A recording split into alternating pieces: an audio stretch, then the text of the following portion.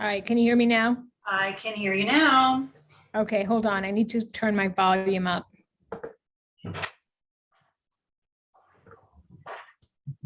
right, I think that's better. Is that better? Can you hear me? Yes, I can hear you fine. Okay, and I can hear you. Wonderful. All right, we're in business and we're live. So welcome, welcome, welcome. I feel like I've been running around all day since last night, actually, just like nonstop crazy. I did get some sleep in, but that was Very hours small ago. amount. Very small amount. How are you doing? I'm good. I am very, very good. I am, oh my, it's like, I feel like I'm just going from this device to the computer to, I'm all over the place. And I'm going to apologize in advance for that beeping noise. It's our security system. So if, unfortunately, that's going to be heard, but we're ending the school day very shortly. So it'll end fairly soon. All righty. I'm just trying to get onto let me just see something here. Very strange. Okay. All right, so it's 6 o'clock. I'm pulling up the Hudson Gives site. I just want to see where we are. And I just got to the office myself, so I am in a different setting as well. So this is a little new. Let me just see where we are with the fundraising. I know that we are over or more than $400,000. So I see 420. Oh, right. Kim are we ready for Kim? Yes, I gave her the link, so hopefully she will be. Here she is. Joining us soon. And here she is. All right, so I want to welcome everybody to our evening live stream for Hudson Gives. I'm Maria Nieves, President and CEO of the Hudson County Chamber of Commerce. And I have with me a co-chair of our Hudson Gives Steering Committee, Jennifer Hughes, who is with the Friends of the Learning Community. Oh my gosh. Charter school. I knew it. Oh my gosh. Friends of the Learning Community Charter School. I knew there was another C and I'm like all over the place. And we also have Kim Carrero, who's going to introduce herself in a second and her nonprofit. Jennifer, I'm going to just turn it over to you and Kim. I have some prizes I want to award. So I'm going to actually go dark, but I'm right here. I will be listening. All right. Excellent. So Kim, why don't you introduce yourself and just tell us a little bit about your organization that you're representing here today. Oh, you're on mute, hon. Mute. Whoops. First of all, I just want to say thank you to you, Anne Maria, for all that you have done to help us along the way. I'm tired. I don't know if you must be exhausted. Oh, I said it's all exhilaration at this point. I feel like I'm running on like the collective energy of all these people, in Hudson County right now. So this is so much fun, and it's such a great opportunity to make money for the things that we support. And so we are here today because I am one of the co-leaders of the Native Plant Society of Hudson County. The Native Plant Society is a statewide nonprofit across the whole state of New Jersey. We have chapters in every county, and we have almost 12 chapters throughout the state. But we handle a lot of geographical area. But we are working today to support 10 different green spaces. So we have a couple of schools. We're trying to put native plants in Dickinson High School. PS5 downtown has a beautiful garden for youth, but they need some plants. And we have other parks like Triangle Park over in Greenville, and there's a park in Hoboken that we want to support with native plants. So there are people working in all of these different parks that we're supporting, and they don't have the funds to purchase native plants or any kind of plants for their gardens. So we thought, well, this is a great opportunity for us to take the lead. Yeah, and so And talk do- a little bit about that, because if someone's not necessarily familiar, they're a hobbyist gardener, they go to Lowe's and just buy some begonias. Talk a little bit about, the importance of native plants and why that's such an important thing to do, not only in your own home garden, but also when you're talking about an organization like you, which is looking to kind of spread this further, to other organizations. Sure. And I just noticed that we hit our $4,000 mark, and that is huge. That's so exciting. Congratulations. Yeah, I'm really excited about that. So native plants are plants that are native to where we live. They've evolved here for hundreds of years. They're adapted to our soil. They attract native pollinators and the native bugs. They are a food source for our insects, and our bird population, everything is declining to a degree that is really worrisome.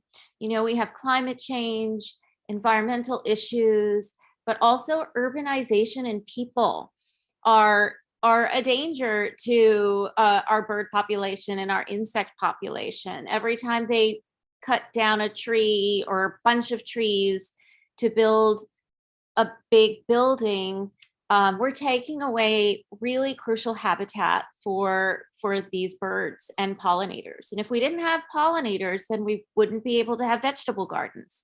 It's just that simple. Well, I think it's interesting because I think people kind of understand that in like either an abstract way or in a like, okay, I'm going to think about farms, like regular farmers or beekeepers. But it sounds like this is something that's important to be aware of, even in, in an urban environment, right? This is something that we need to be concerned about, even in some place like Jersey City, right? It is. And it's so possible. If we all just added some of these native plants to our already existing gardens, we would be doing so much for the environment, because native plants, they're food for the birds and the butterflies and the pollinators, but they're also they help air quality. They if we have a big flood or rainstorm, they help storm water runoff. They help with pollution because their roots are so deep. They go 2 or 3 feet into the ground.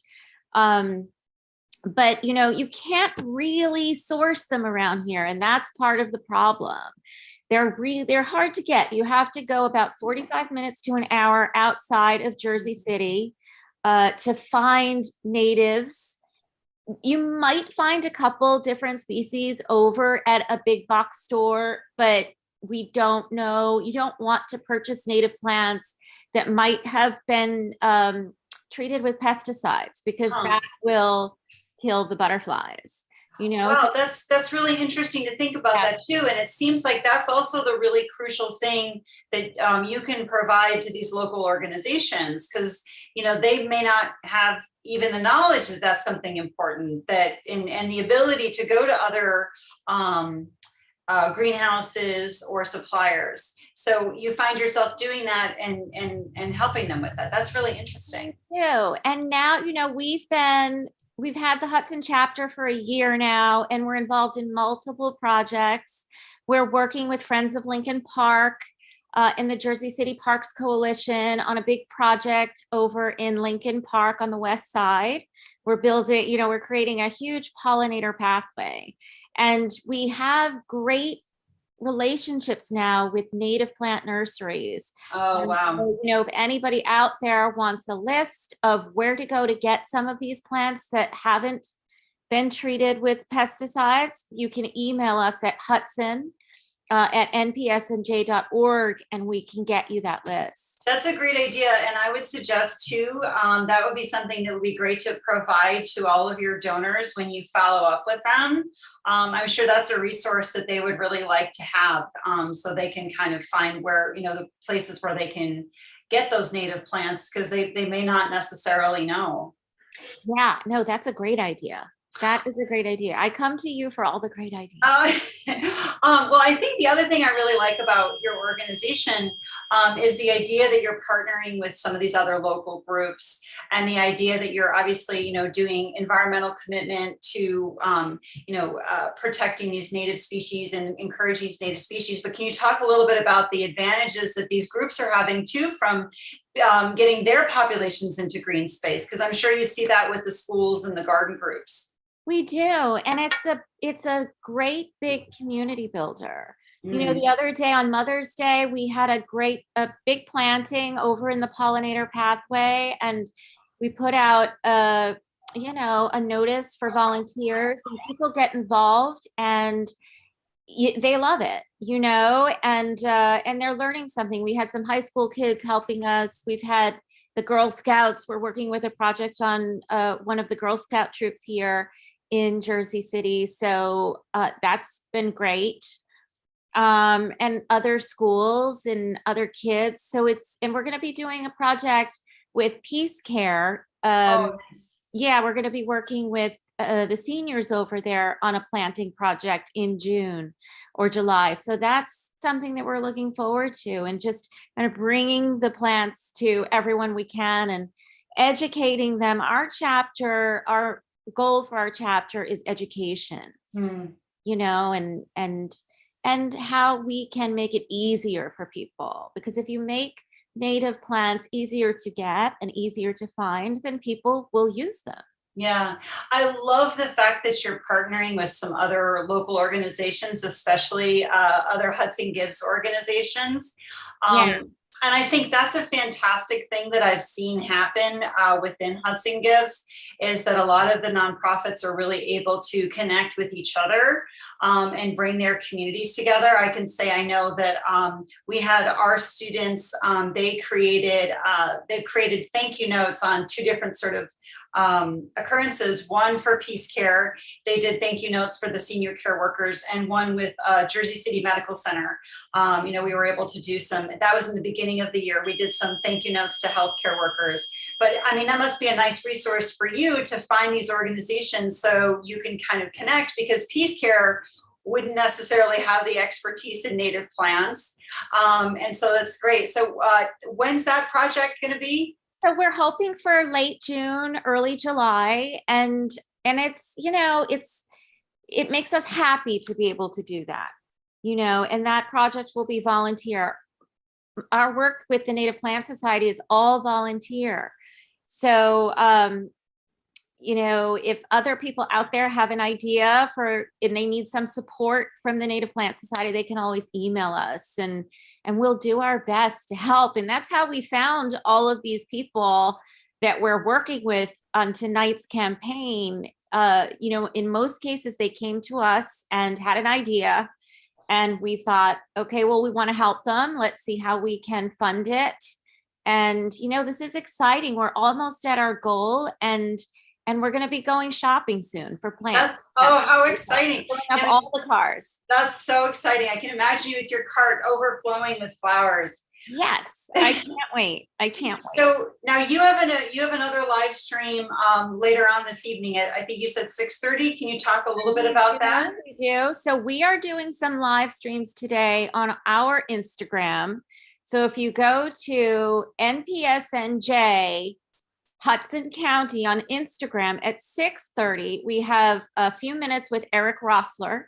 He's with Rossler's Nursery in Allendale, New Jersey, and he's going to talk to us about his favorite native plants. Oh, nice. And he's going to be giving away a great coupon for people that come over and tune in. Oh, nice. So that's exciting.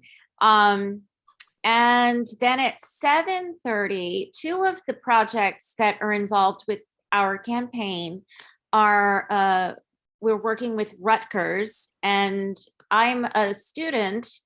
Three of us in the Native Plant Society are students with Rutgers Environmental Steward Program.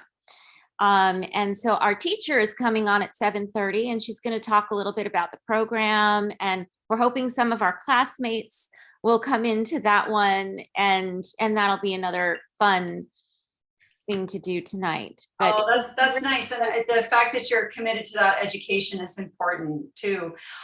So what's your favorite or one of your favorite native plants that people may not know about, and why do you like it so much? well, I think I have developed a bit of an addiction to, just adding, they're so beautiful.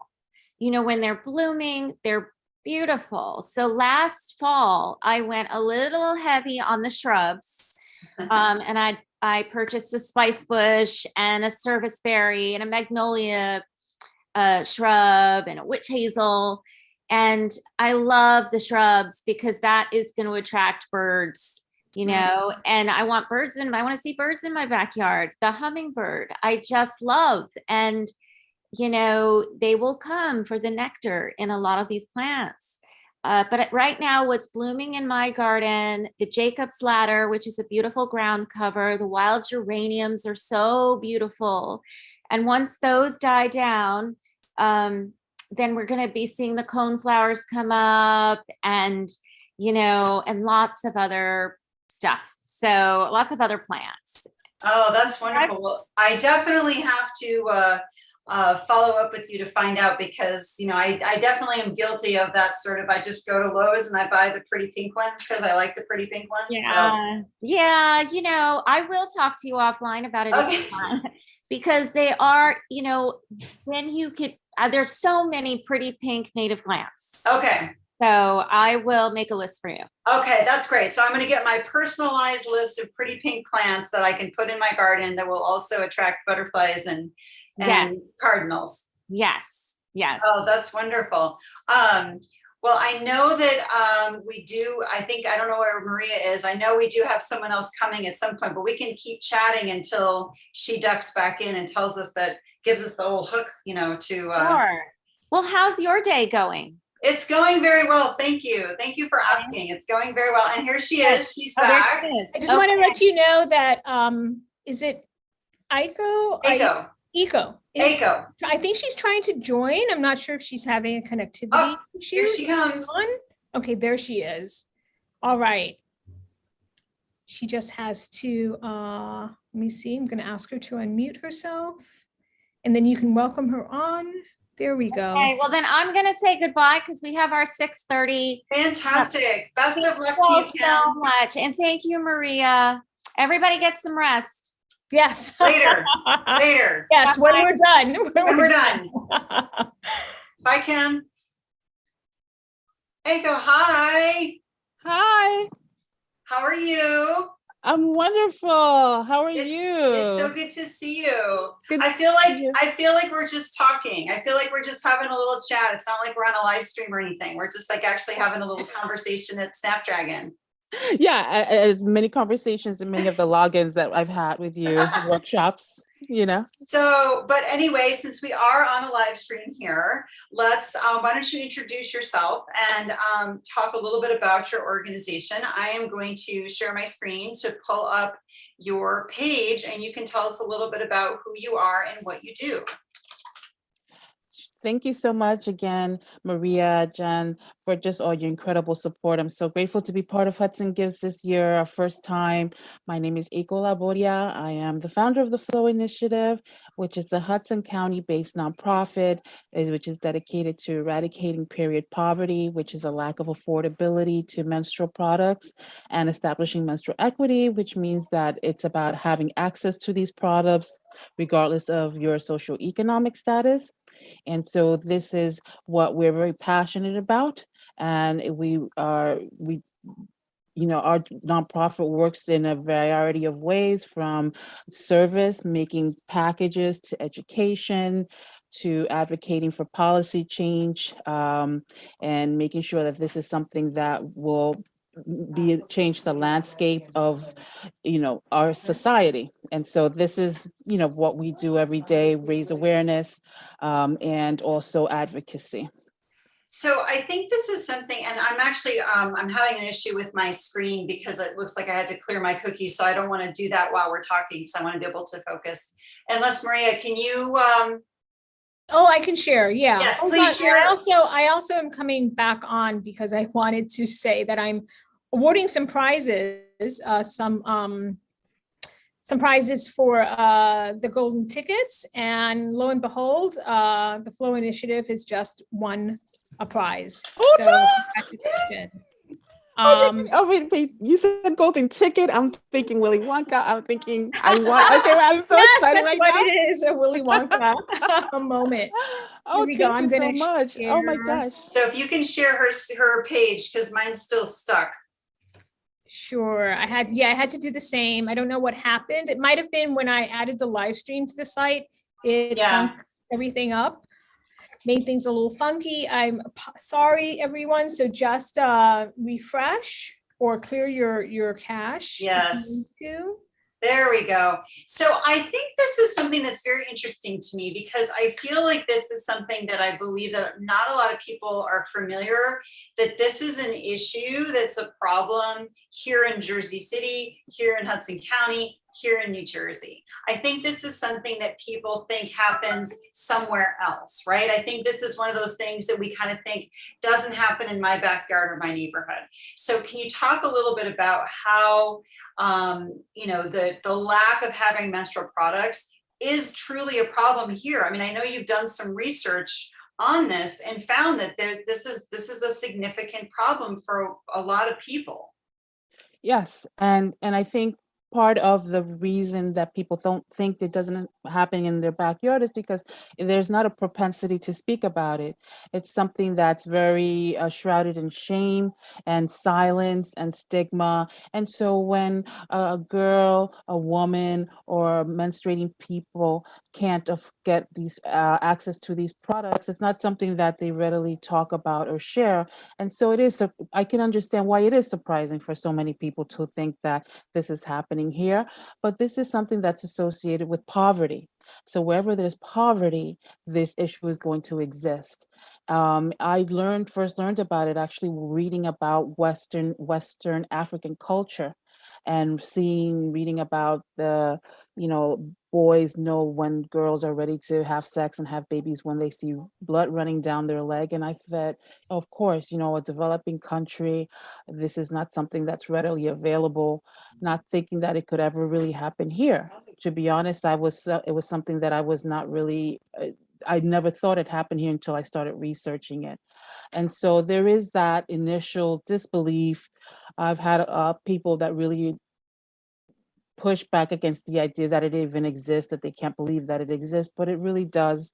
And you'd be surprised how the methods people use to manage their periods, from newspapers, socks, rags, homeless people will often sit in a corner, not get up until their periods are over. And then and this just covers the actual part of menstruation, which is not including, the pain associated with it that many people suffer from, from cramps to backaches to headaches. There's a whole plethora of things that happen to our bodies besides the bleeding aspect of it. And so that's why platforms just like this are so important. Just speaking about it, raising awareness about it is really has been our greatest tool in being able to create so much advancement for this in Hudson County. And this is an issue that you've seen happen where girls can't go to school, women can't go to work, right? Because they do not have the products that they need. And that's something that because clearly when I looked at your, what you've been able to hand out, I mean, like you told me the other day, I mean, like thousands, right? I mean, thousands of packs of products to people so they can participate in life. Yeah. One of our surveys showed that 28% of the students that we surveyed in Jersey City have missed school, where the national average is 20%. I want to I want to repeat that one more time. 28% of Yes. students Yes. in Jersey City, where we are right now, said they missed school because they did not have products to deal with their period and be able to go to school. Yes. Right. So and then you said the national average is 20. So we're It's clearly 20. even having more of an issue for this than the national average. So this is definitely something, like, you literally know someone in your neighborhood, on your block, you know, that you see at the supermarket, that you see at the bodega, that you see at the pizza place, who has had this happen to them. Yes, without question. And how would we know otherwise that they have a rag and not a sanitary napkin or any type of menstrual product? We it's not something, right, that is visible. And so Right. and that's why it's hidden so deeply in our culture.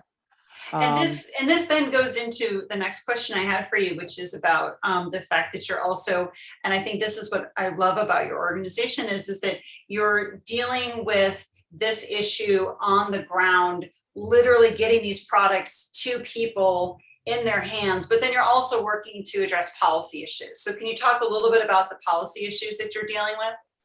Yes, so thank you for that question. Absolute service is one part of it, but once I began getting involved in this, I knew that real change had to be systematic and it had to be legislative, because if we didn't have that, then it would be just a perpetual donating of products. It would sort Right. of end, and that wasn't my goal. My goal was real change.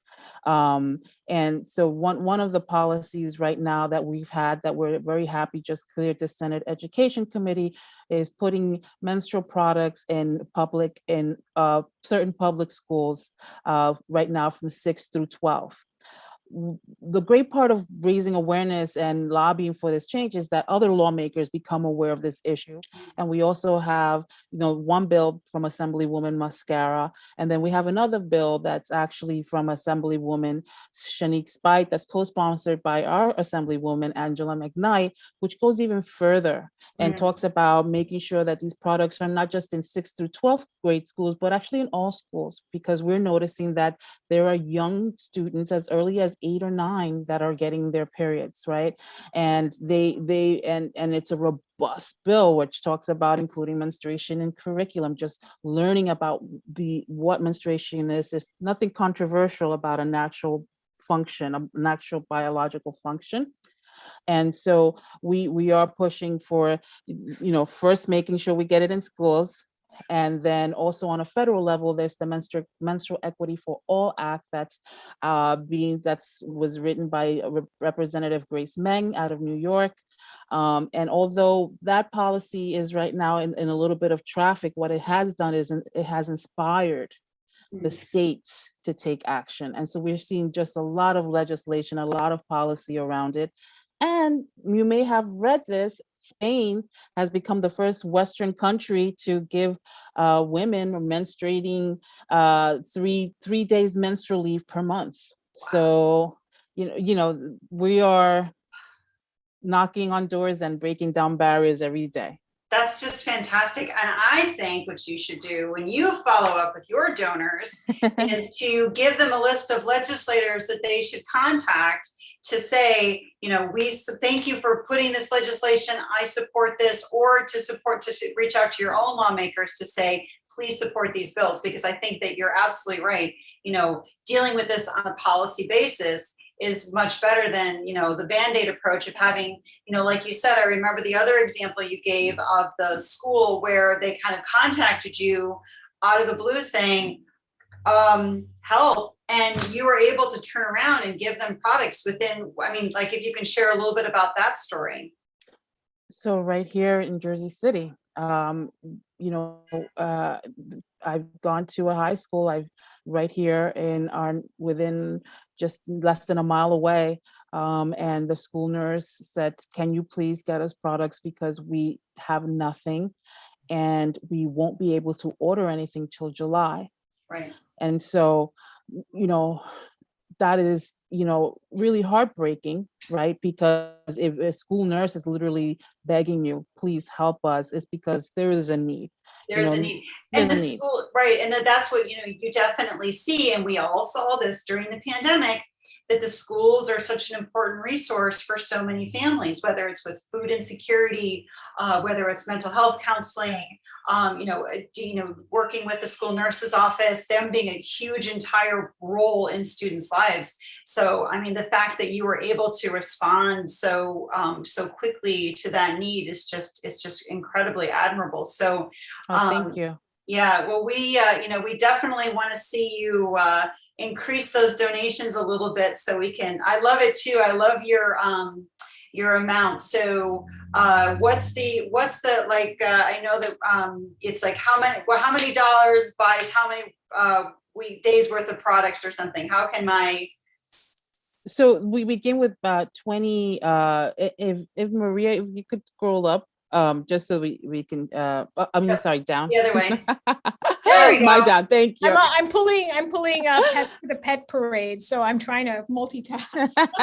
Thank you so much, Maria. So right here, you see that $20 will give us 5 period packs, and what that consists of is enough product to last an entire menstrual cycle. That, of course, is always dependent on our donations and where they are.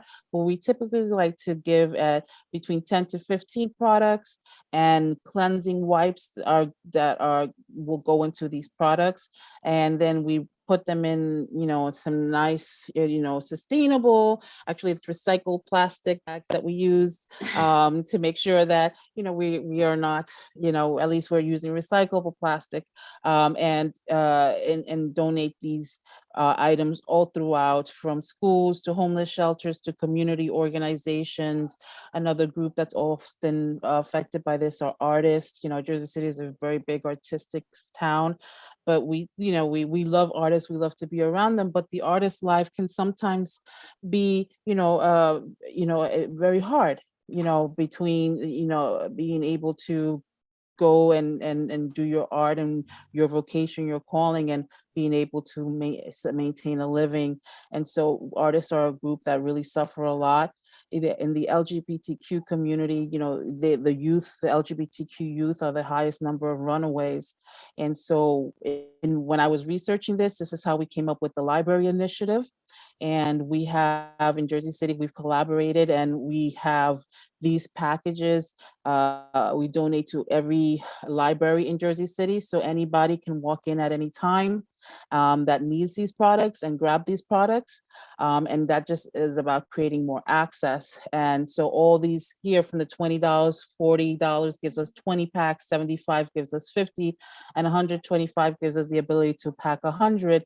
They are going definitely right into the hands of people that need them. We're 100% volunteer based, and everything that's raised goes right into the people that need it the most. Well, it's just fantastic. And I think it's also, this goes to the policy issue as well. But again, I think another thing that maybe people don't understand is that products like period products are not covered by other forms of assistance. So it's not something that people get assistance for. And we all know they're expensive. So they're not cheap. Yes, absolutely. And I have been at a supermarket line, or I've been in a bodega where someone has grabbed, is checking out, and they just don't have enough. And if they have period products, that's the first thing they put back. I've seen that many times in my life, because a mother is not going to put back baby food over her period products. She's going to put back the period products. And same thing for someone like a homeless person. If they've gotten enough to get a meal or get something, they're going to want to be able to eat and manage their periods differently. And obviously, as a society, we don't want to live in a world where people have to choose between those things, because that is not in respect of human dignity. So, I'm just so thankful for the work that you do. And I'm so glad that Hudson Gives can be a way to help boost this and, amplify your message even further. And hopefully you're going to keep you're still texting and tweeting and Facebooking and Instagramming. Also, I just have to say, you have the best Instagram I love your Instagram. It is Thank just, you. it is like, it's just the best. Just everybody go to your Instagram and follow it immediately because it Mhm. will just make your day. And it's just wonderful. And it's educational, it's informative, and I love it. It's fantastic. So, Thank you so much. Yes, we're at the Flow Initiative in Instagram and at the Flow Initiative Foundation on Facebook. And a lot of this is done by me, and I take a lot of love and passion in doing it. I really do. And so I'm just grateful again to you and to Hudson Gibbs, to Ms. Nieves for being such an incredible supporter. And for you, Jennifer, for taking all the time you did to answer all the questions and just getting me to this point. It's just really been just an incredible experience. And I hope everyone knows how incredible you all are as a team. thank you. Well, I know it's been really rewarding to help everyone. So, well, Maria, can you give us a little update on our pets here? How are we doing? We got how much more time do we have on the pets? There are a lot of pets. Oh my gosh. I also want to thank you. And I'm going to mess up your name. It's okay. Aiko?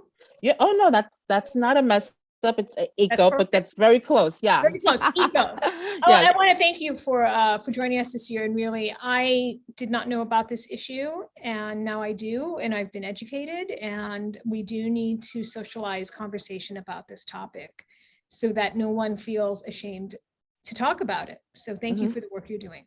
Thank you And so I want much. to add one more thing about Ego is that she was also the Women of Action for Ward B with me. We were co-Women of Action. So yes.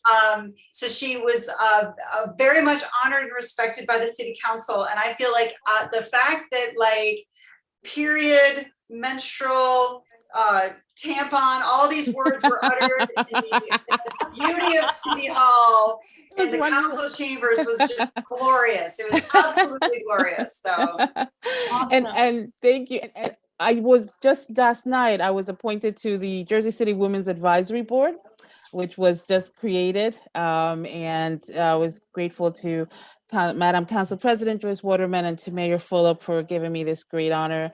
And this role, I'll be churning ahead for all women and girls. And I'm so excited about that as well. And I will keep you all posted. Thank you. All right, Jennifer, lots of pets. All right. Yeah, I was going to say, I got to get home. I got to take a picture of my dog and get him up there. How much more time do I have? I think you're out of it, my friend. No. Did you post the rabbit? Like I did. You did. Okay. I did post the rabbit. But did. unfortunately, you did miss out. Your dog did. Okay, I missed out on the dog, but I did get the rabbit. I have a rabbit too, Fluffy. Aw. Well, here I'll just show you really fast. So, you have the loop. What are they called? The loop. Oh, okay. So that's a real rabbit. I saw his picture, and I thought that is a real rabbit. A fake. Mhm. A fake No. rabbit. No, that's a real. Oh, I passed him, and I didn't. What's his name? Benny. Benny. Benny my. the bunny. Benny the bunny. I have to go back and find Benny. Benny the bunny. I think there's what's the loop haired or long? I don't know, but he's long eared. He is the pre-K class pet, and right now you can see he's sitting in the calm down corner. So if anybody needs to go into the calm down corner with Benny, they can go. I can guarantee you that his fur is the softest thing I have ever felt in my entire life. So, the LCCS has it going on, huh? Look at that. You get a bunny on the calm down. I know, you got to come down to the bunny, man. It's like the bunny, and also the woman who owns the bunny comes and does our aftercare program. So at the end of the day, I'll kind of go in there and just get some bunny love to kind of get myself through the rest of the day. I found Benny's post. Yes. There was a fake dog on some sort of like I think it was a joke kind of post for the Hoboken Public Library Foundation, but I thought it was a real dog at first, and then I realized it was a toy dog. So I thought your bunny, who I saw next, was actual bunny. No, actual, and because he does look so like inanimate. I mean, he's so calm. Well, I can tell you Oh my before gosh. I went and tried to get that picture, and I could not. And he actually behaved for his mom, and he did not behave for me. But he was like flopping all over the room when I was trying to take pictures. So And how do you spell Benny? Benny? Benny the bunny. Benny the bunny. Right. Is it Benny the D-A or just the? I think it is the The, okay. yes. But that was our second entry because we also have a school dog who I got and that. I we got got that. Ricky. We Yes, have Ricky. I do have him. Absolutely. I've got him in the mix. So I'm gonna add Benny right now. good. I'm glad that he gets added. And I am I'm just making sure I'm as comprehensive in my search here and I don't miss anyone's pets. You know, I have two pugs, as everybody knows, and I'm devastated if my pets did not get into the pet parade, if that was my intention. So, Well, I'll show you Ricky really fast. And then, the wonderful thing about Ricky is that he appears on our Meet Our Administrators page. So you can see there's our head of school, and then we have Ricky. We're trying to decide whether we put him before the assistant head of school or after the assistant head of school, but you can see he's that actually on the staff. he's on staff. Oh, he is. Wow. Wow. His education is at Petco Canine Good Citizen University. Okay. Um, I know you're not trying to win us over here. put my thumb on the scale. You're not. Yeah. I don't want anybody to think No. going on here. It's gonna be, Phoebus is a really hard act to follow, though. I feel like that was tough, man. It's hard to follow a fish. It really is. Very hard to follow a I good don't looking know what else fish. to say. It just really is. This- So. Especially if it has a bow tie on, right? Well, the fish was also orange. and If it's blue. a fish from like a Dr. Seuss story, yes, that is for sure. That would That's be exactly what I was seeing in my head. a hands down winner. All right, so we have another school coming up. Do you know the Learning Suite, Jennifer, at all? Do you know? That's the Bergen Montessori, right? Yes, Bergen Lafayette Montessori School, correct. I do know the owner and founder a little bit from the neighborhood. But yeah, I mean, I think it's going to be exciting to see what she talks about. I will have to peel off because I have to do something before 7. But I think the amazing thing about her organization is that located right in the heart of Greenville, decided like where she wanted to put a school. And was like, I'm sure she'll talk about this, but I think the fact that bringing schools, alternatives for education into other parts of Jersey City beyond downtown is just phenomenal. And I think she really showed that it's a brilliant business decision. And, she's providing this incredible service to parents and families. So I love it. And they're doing really well with their fundraising. I got to see where they are. Yeah. Bergen Lafayette is such a beautiful little enclave It in Jersey is. City. It Right, is. it's like Bergen so- I should say Mhm. they're on the border between Bergen Lafayette and Greenville. So you're right. Because you've lived here longer than me. So, Oh, have I? Oh, okay. but I'm close. I'm close. Yeah, I think it's like about a year or so. Not too A much. year or so. Yeah. Maria, we realized when we met the other day, we literally live like around the block from each other. Oh, really? Oh, Yes. that's And funny. that's yeah. Funny. Like literally, I'm like, oh, really? I'm like over here. She's like, oh, I know. so we can go here. I'm like, I yeah. know. And then we had the funny talk about remember when that store was there and that Yeah. restaurant was there and then that Yeah. one got replaced by that one. And yeah, Yeah, we went down memory lane, that's for sure. exactly. But I have to ask you, Maria, what was my golden ticket? It's $150. No. Yeah. So I added it to your page, right? So we have a $20,000 prize pool. Mhm. It's real, actual, cold, hard cash that Thank is you, Oh my Goya. gosh. supported by our sponsors. And Goya is our presenting sponsor. So they gave us a nice sponsorship and we were able to do $20,000. And so, yeah, that we are giving away various prizes today. Oh, So, thank you, Gloria. Yeah, absolutely. So it's on your page, so you should see that in your total. And thank you for joining us this evening, and good luck with the rest of your fundraising. Thank you so much. What a wonderful, wonderful thing. Thank you so much again, both of you. I can't wait to just summarize my experience in a wonderful short story. Excellent. All righty. All right, I'll see you around. Thank you. Thank you. Ready? See you soon, Bye-bye. Jen. Bye. All right, I'm gonna let Miani in. Okay, and I am going to peel off because I have to do some things before 7, but we'll duck in and I'll talk to you later. Yes, absolutely. All right, sounds good. All righty. Okay, bye. Bye. Hi, can you hear us? Can you hear me? Let me change the gallery here. Hi, oh, I got the sunlight coming in. Hold on 1 second. Can you hear me, guys? Yes, we can hear you. Okay, perfect. Well, I just need to fix the shade in my office because I'm getting some sunlight right in here. Hold on 1 second. How do I do that actually?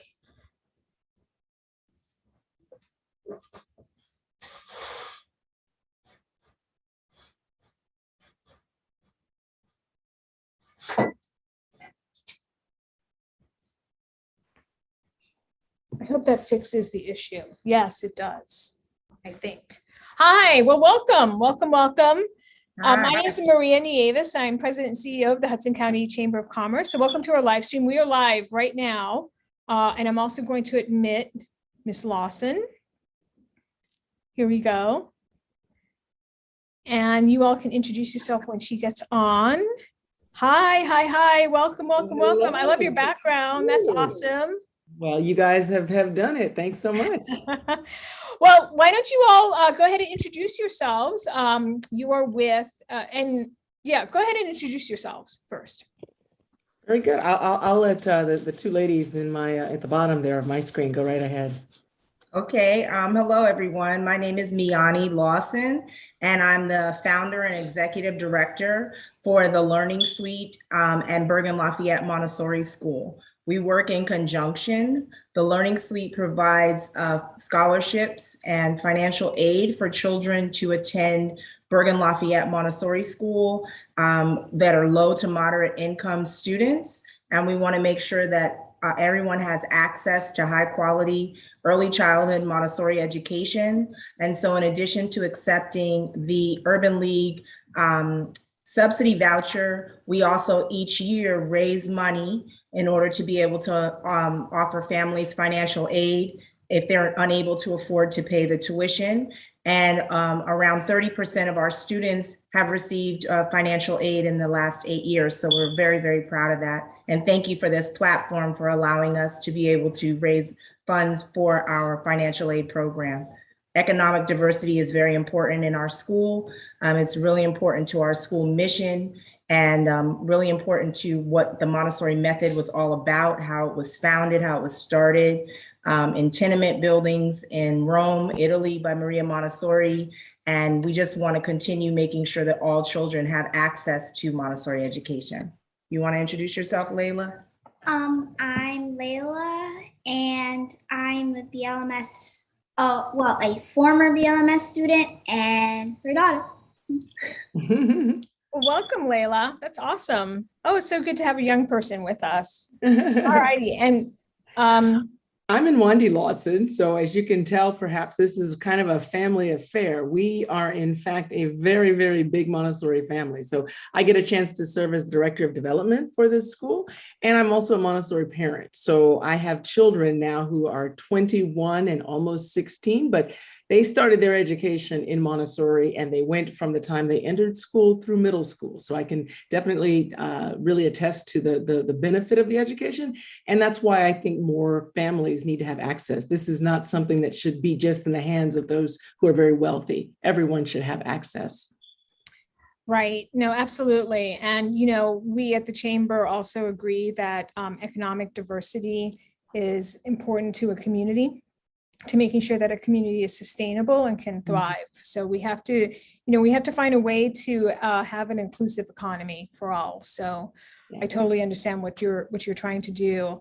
I'm going to try to pull up your page, and it's under the Learning Suite, but it's also called BLMS. Is there a difference we should understand, or not really, or? Well, when I first started the organization, it was called the Learning Suite. It was in my house, in my basement. Oh, really? Oh, my God. And we started out with 6 children. And then it grew to 18 children that would come on different days. And then we outgrew being in my house. And now we are at 324 Communipaw Avenue here in Jersey City. And then when I came, when we brought the school and the organization over to the larger space, we became Bergen Lafayette Montessori School, but we wanted to still keep our component. And so our financial aid component is through the Learning Suite. And that's all of those dollars specifically go toward making sure that we have access for all children to be able to access a high quality Montessori education. So we work together in conjunction, but all monies donated to the Learning Suite go specifically and directly for our scholarship program, 100%. Yeah, I see that you have a number of fundraisers for this all access scholarship. So does that mean students are literally able to attend at no cost, or is it a sliding, like how does that work? So it just depends. We have different families with different economic situations. So we have low to moderate income families that are coming to the school. Many times what they will do is they will receive a subsidy voucher. And so if they receive a subsidy voucher, we've gone down to the Urban League of Hudson County. We've registered our school with the Urban League of Hudson County and said, yes, we will accept the voucher. We know that the voucher does not cover the full tuition of our school. We want economic diversity in our school. And so please send people with the voucher, families with the voucher over to our school. What of course happens is that if the voucher does not cover, which it does not cover the full cost of the tuition, then it's up to us to then raise the additional money so that we can cover the overhead costs and operational costs of the school, and at the same time help families. So it just depends on a family's needs. Some families are paying nothing for their tuition between their voucher and their financial aid. Some families are paying a small amount. It all depends on what a family needs. But what we do is we want to work with families because we want you here. We want everyone here. And our school has so much diversity in every way. We have, obviously the racial and ethnic diversity of Jersey City is here. We also have the ability diversity. We don't screen any children to come to this school. We want everyone here, regardless of whatever classification your child may have. We also have, again, economic diversity. So we have some families in our school where they are economically, they have more economically, and they're able to cover their children's entire tuition. And that's wonderful. We want families here in that way as well. And then we want families that are not able to do that. And everybody is equal here. And if you want to be here and you want your child to be here, we find ways to make sure that you can be here. And what is the cost for a child? It depends, because we have programs between infant and toddler and primary. So primary is for children ages 3, 4, 5, turning 6. So it's basically pre-K 3, pre-K 4, and kindergarten. And so, the cost can range anywhere from $24,000 to $13,000 or $14,000. It goes down as children get older. But our goal with our financial aid program is whenever you bring your child in, we want to support you all the way through. So if your child comes in the infant program and you want your child to remain in our school all the way through kindergarten, which we love because then we can see the fruits of all those years of wonderful Montessori education, then we are committed to having the financial aid for that family all the way through the program. And I ask because, you know, sometimes people may not really understand just how much it does cost to be able to provide this level and high quality education for all. And that in fact, for younger children, it can be more expensive. So I think it's educational. People understand that. How many scholarships do you typically provide, or what percentage of your students are accessing some level of a scholarship funding? Around 30%. Okay, I think you may have said that, and I'm sorry. No problem. Excellent. So Layla, do you want to tell us why folks should make a donation, you know, through Hudson Gives to BLMS? What's so special about it? Well, I've been going to this school since I was 3 years old. Wow. So a pretty long time. And it's always been really nice. I learned a lot of of the skills and everything that I know now just from going to BLMS. And it's been really amazing. I remember we used to take a lot of field trips and we used to do a lot of things outdoors. That's one thing I really enjoyed because I'm kind of an outdoorsy person. I like doing stuff outside. And I made a lot of friends that I still have right now. I've been friends with since I was like 4 or 5 years old. And it's been really nice. I feel like that anybody who goes to school will really enjoy it. Excellent. Oh, thank you for sharing. Why is it so important to be part of the community that you're in, which is the Bergen Lafayette section of Jersey City? Either of you want to share? Sure. You know, I've lived here on Bergen Hill. I've lived here for 21 years. It's been my home, and I've been an educator for almost 25 years. And so, you know, it's basically, I feel as though we have to be very community oriented. If not us, then who? You know, who is going to educate our children if not us? And so there were no Montessori schools in our area. And the Montessori method is a very sound method of education. It not only helps children in terms of their academics, but the social, emotional component of it that's just built into the philosophy every day is wonderful. I mean, it's amazing to me to see how the children practice grace and courtesy because it's modeled for them every single day, and it's part of the curriculum, so you can't like overlook it, as well as gross motor. That's part of the curriculum. You know, approaches to learning. How do the children, you know, want to learn? So in a Montessori classroom, there's so much exploration that goes on, and I just feel like it has to be available in our neighborhood too. You know, it's for everyone. And I've seen wonderful things happen with children where maybe, you know, their parents did not know about Montessori, but the school happened to be in their neighborhood.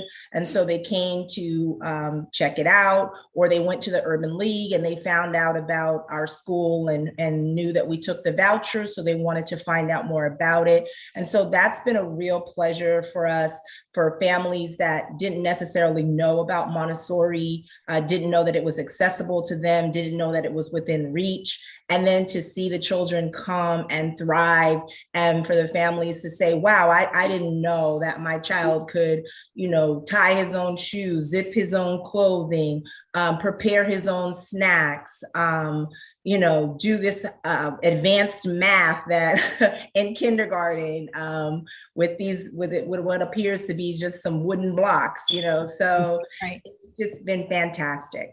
Yeah, and you know, you mentioned the social and emotional aspect of the curriculum, which, you know, I read the New York Times on my phone every day, and it seems that every day there is a new article about just how much stress, anxiety, and depression there is among young people in this country. So I think we sometimes do overlook that is a critical aspect of development, identifying our emotions and learning how to deal with them and process them. So, so important, so critical, especially now, it seems, when there is an epidemic like there is among young people of mental health issues. So Definitely. And part of that is, I mean, one of the aspects of Montessori curriculum is nature and having the children go outside. Maria Montessori said, let the children go outside, let them have the grass, the wet grass under their feet, let them lay under the trees, And so we worked in 2016, we raised $21,000 and we installed a playground. We used to have a concrete parking lot in the front, and we raised $21,000, and you would not know that was a parking lot now. It looks like a beautiful woodland garden for our children, and they're out there gardening, sometimes pulling up they think they're pulling up the weeds, but they're the flowers.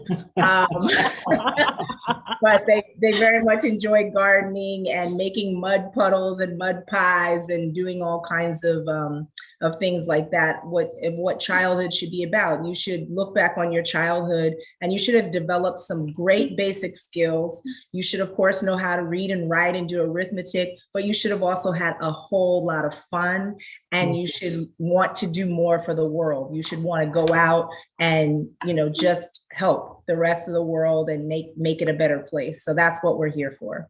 No, absolutely. And Layla talked a little bit about the outdoorsy aspects of the experience.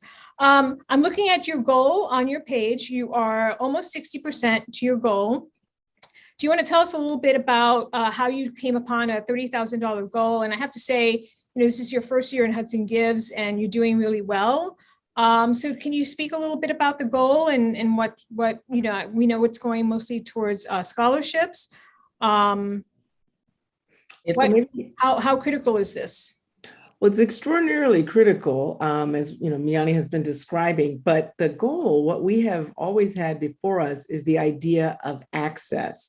And so year after year, attempting to expand that access.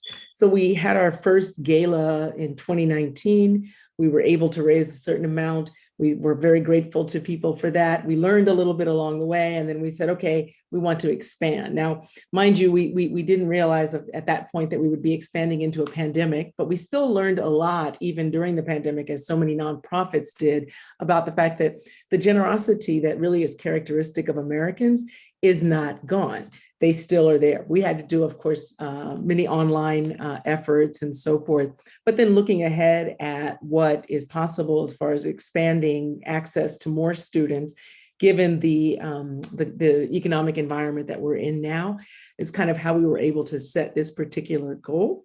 It would be one that definitely would be necessary for us to hit. If for some reason we were not, that would mean obviously that we couldn't expand access, that you begin then shrinking or reducing your access. So for us, it's always about, can we get more and more families engaged? And we really do appreciate what the Chamber of Commerce is offering, especially at a time like this, when you're providing to new organizations like ourselves, a lot of training and tools, and that enables us to be able to reach out to a much broader audience than we could otherwise. So thank you so much. Oh, of course, of course. Thank you for joining us. And everyone out there who may be watching our live stream, it is the Learning Suite. They are raising $30,000 through Hudson Gives. And it is a great cause. Please find a way to support them.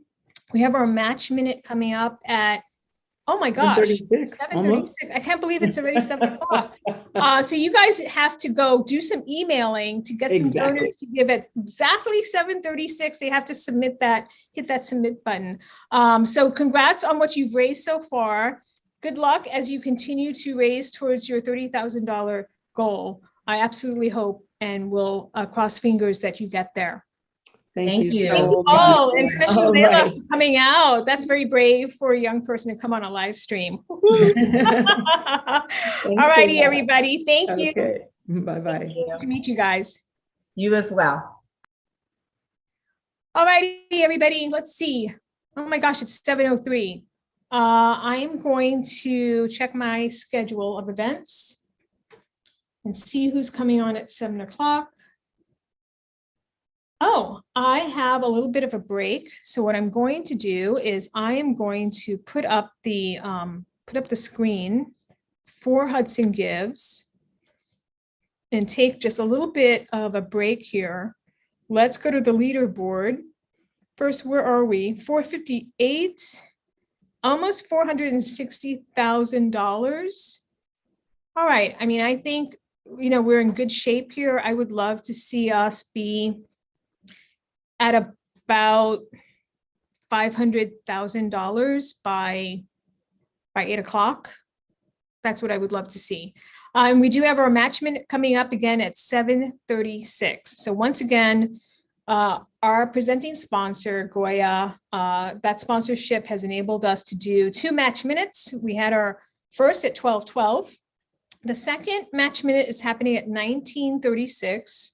That's military time for 7:36. You might wonder, 1936, what's that about? 1936 is the year Goya was founded.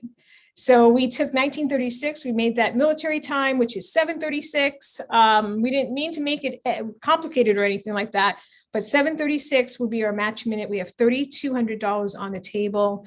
Every donation to any of the organizations participating today will be able to get a up to $25 of that donation matched. So if you make a donation for $5 and you get it in on time, $5 is matched. If you make a donation of $100, up to $25 can be matched. Again, you have to get it in that minute between 7:36, exactly at 7:36, the clock starts to tick, and that money will start to be awarded and matched as the donations come in. First come, first serve. It's done automatically.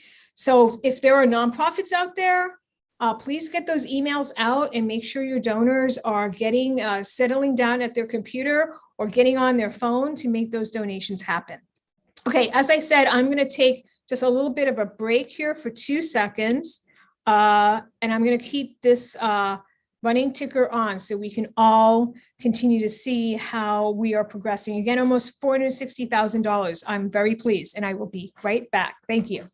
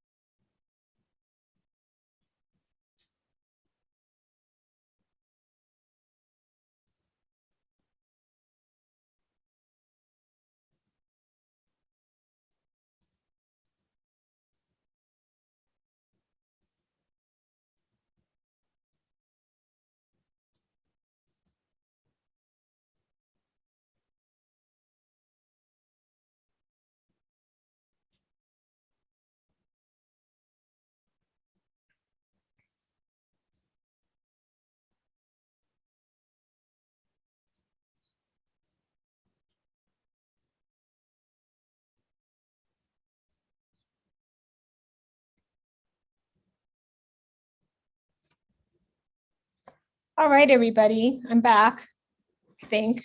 All right, and I think we have Nimbus Dance joining us. Hi. Hi, Maria. Hi, how are you? Hi, we're back. Yes, you Welcome. are. Welcome to Nimbus. Thank This you. is our new art center. We've been open since November of 2021. We would like to give everyone a tour who's never visited Nimbus before. Like to see? Excellent. You ready? Let's go. Okay, Oh, let me introduce Justin. Okay, great. This is Justin, Hello. our executive director, Hi, former Justin. dancer. He came up through the company. He's very well versed with Nimbus. How are you we're gonna doing? give you a tour. Awesome. All right, come on with us. Let's go up to the gallery. Here's our front desk. This is Harumi. She is our school director.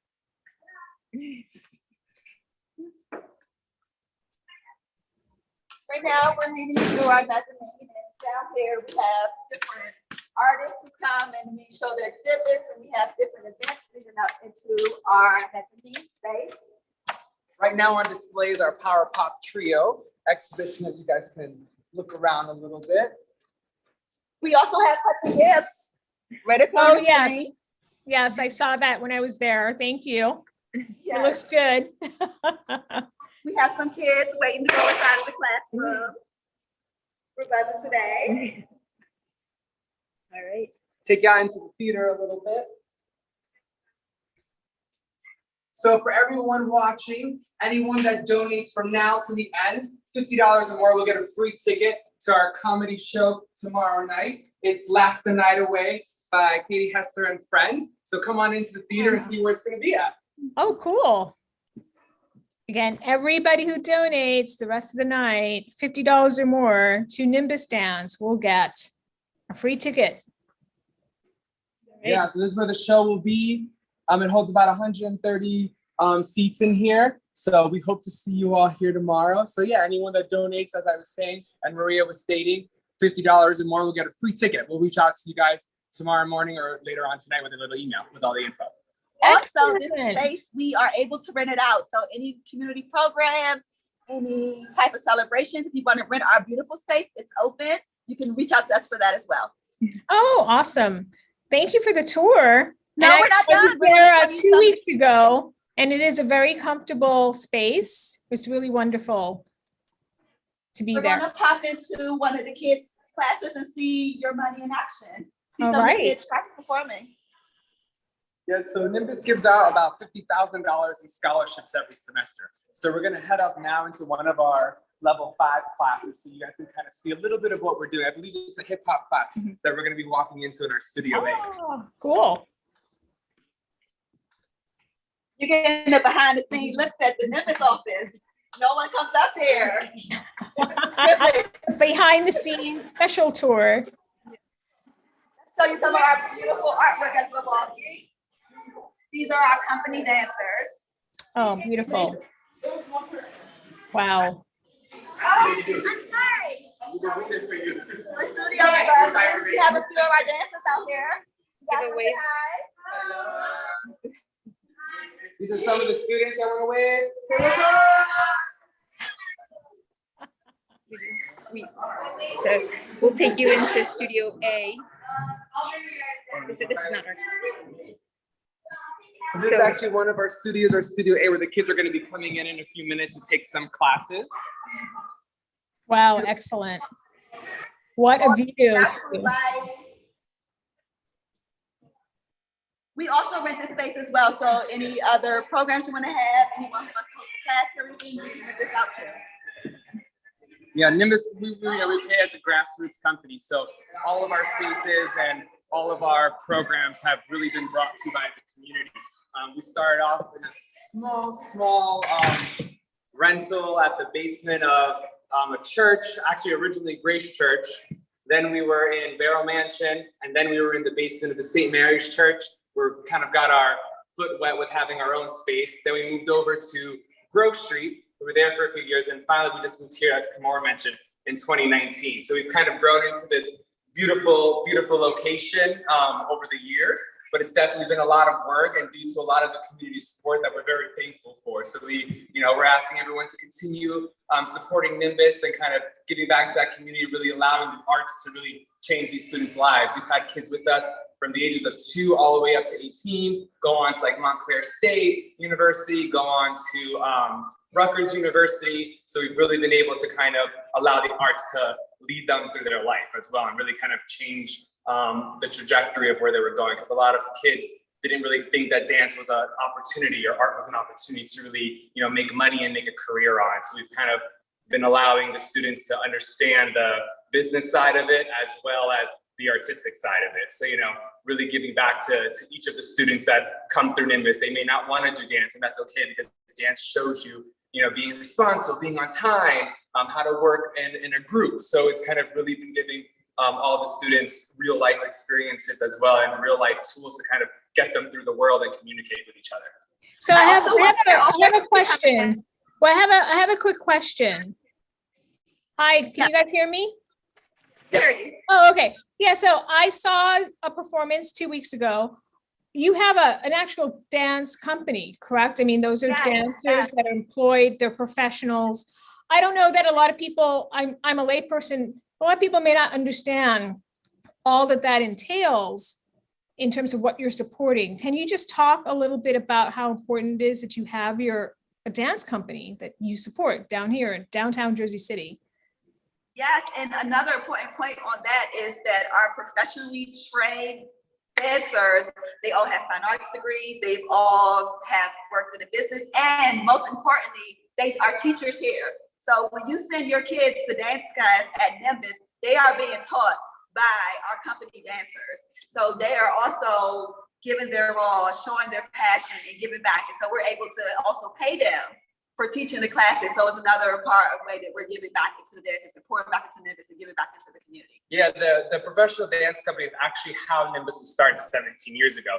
So it was started with a small group of dancers from different dance companies that really wanted to bring together high-level artistry with community engagement and kind of meld these two different worlds. Because usually when you go see a show, you sit there, there's what we call the fourth wall, where there's like audience and there's performers. And Nimbus was kind of created to kind of break that fourth wall and really interact with our community and really act with our audience. So people auditioned from all over the world. I'm from Florida, and I auditioned for the company as well. Got into the company in 2013 and decided to change my life and kind of fly over here.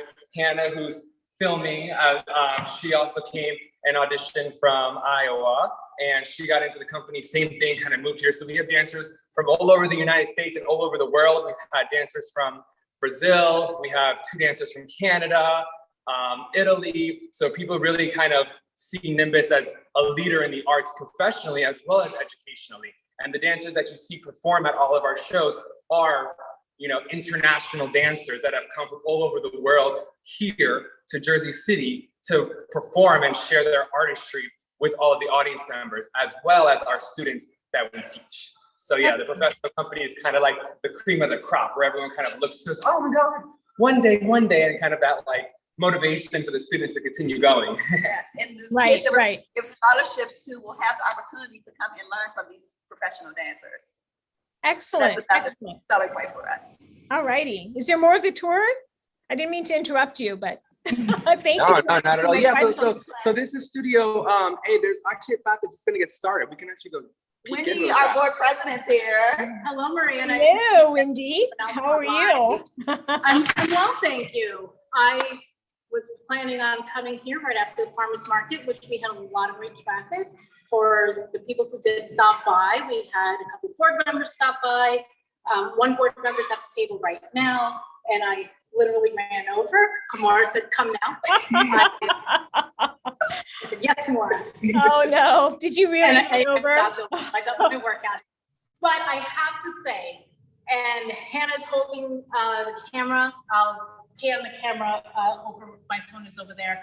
But the tour, I was watching the tour. The work that Sam, Justin, Kamora, Hannah, and all of the company dancers is unbelievable. And Maria, I know that you got to see it recently, and I'm really hoping that everyone else will not only come, but see the work and support it so we can continue. So, Let's show Hannah real quick. Hannah, turn it on yourself. Oh, no. Yes. Really quick. This is Hannah. She's Hi, recorded, but Hannah makes everything work here. Hannah is our girl. We love Hannah. Good to meet you, Hannah.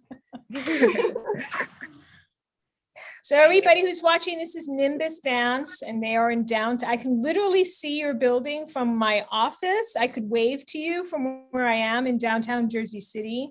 It's really important to support the arts. They are such an economic driver. Go ahead, Now we're guys. gonna go in and check out our Studio CD, one of our classes. Starting with a little warm up, get that body warm. Oh, so cute.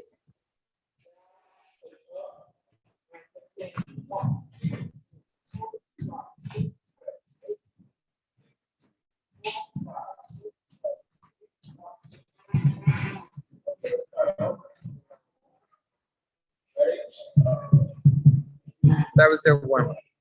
Oh, excellent. Looks like a tough warm up, actually.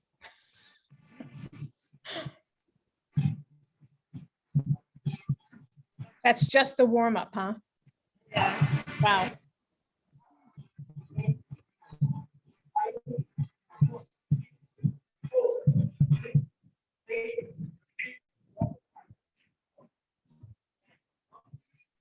So that's our level 3 classes. Nimbus, we have classes from 2 years old all the way up to 18. So we have like 2-year-old, kind of like a creative movement. And then we start from level 1, 2, 3, 4, all the way up to 5. And this is about our level 3, 4 you just saw now.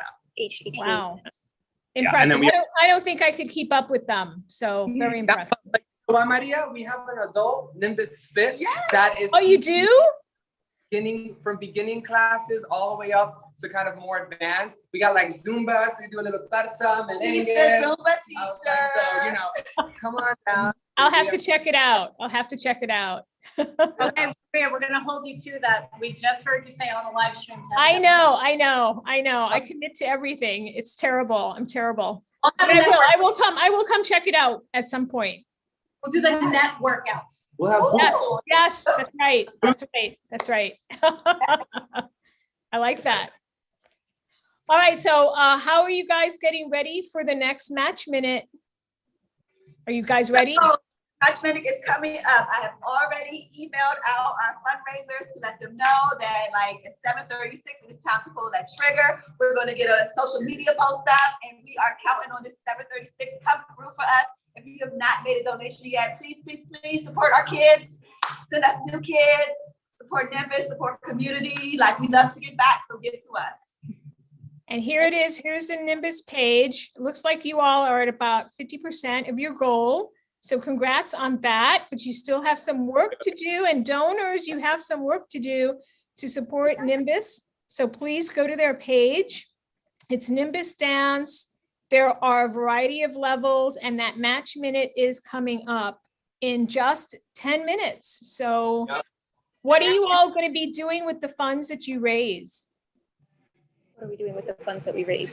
Scholarships, the funds that we are raising, we're going to provide scholarships for kids in Jersey City and Hudson County. Yeah, that'll go all to our scholarship fund. So as I was mentioning, we give about $40,000 of scholarship every semester. So Hudson Gives is kind of one of those, one of the mini fundraisers that help support the scholarship fund that we're offering. And as I mentioned, $50 or more, you get a free ticket to tomorrow's comedy show, y'all. So come on, show up.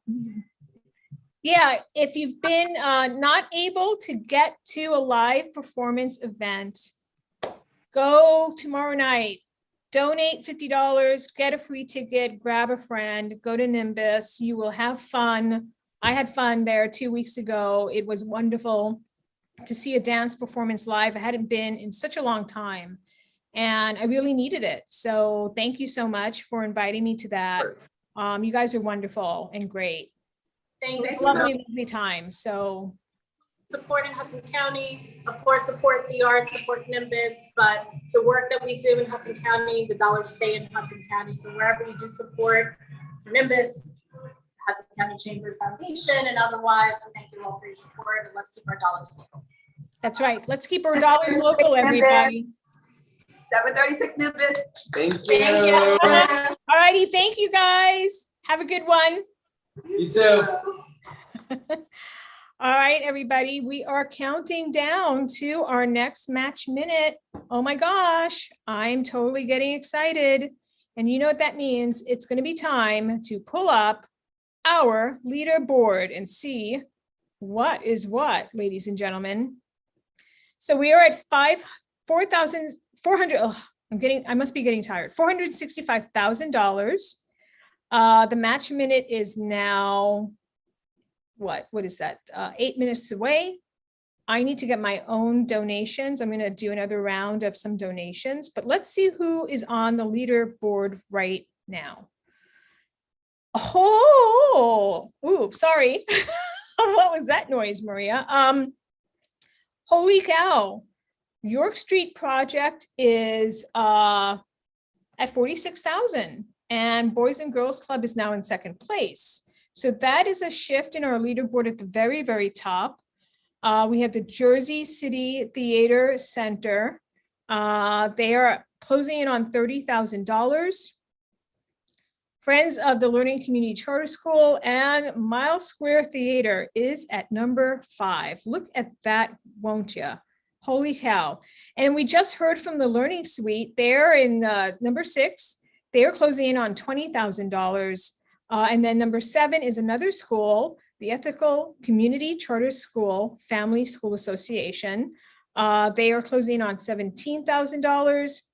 Historic Downtown Special Improvement District, which hosted us at their Farmers Market Live this evening. So a shout out to them at number 8.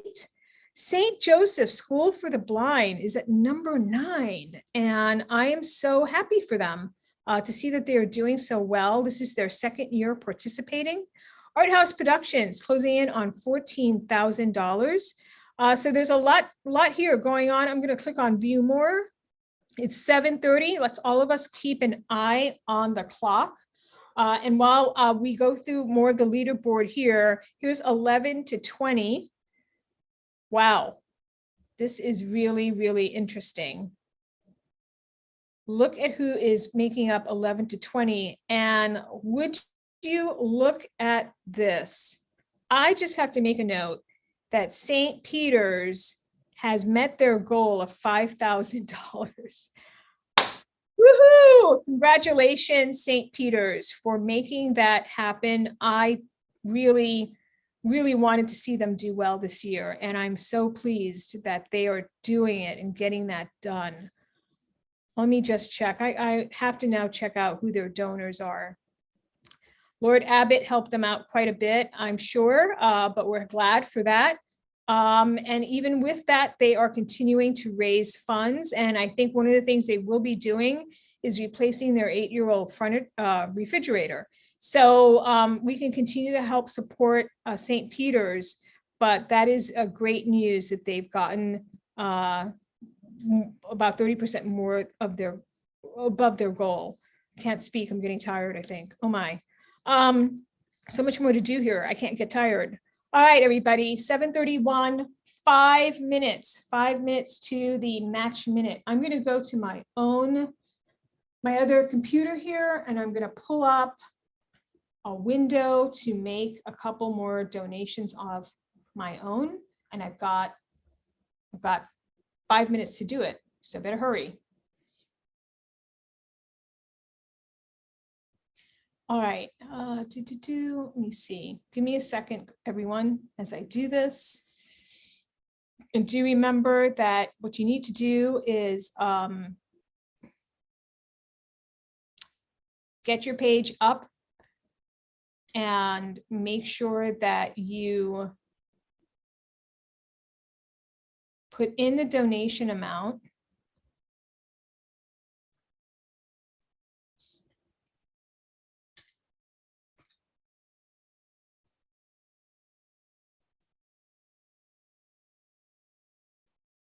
And I personally like to do different types of donations to smaller organizations in particular. So I'm going to be looking for some foundations and organizations that maybe need some boosting this evening in their fundraising. Hey, Michelle, welcome. Can you hear me? I think you're on mute. Sorry. No worries. Whoops. All right. I'm just going through the leaderboard here, checking out who's doing what, who's where on the leaderboard, and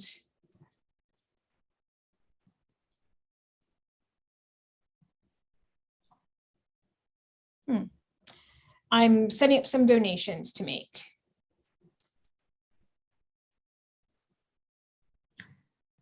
For that match minute that's coming up. Oh, that's weird. Wait, Oh, do you have a background on? so I was trying to do this, but not, yeah, I'm sorry. Yeah, that the background thing can be very funky on Zoom. I was able to get it to work for me 1 year. Oh, look at that.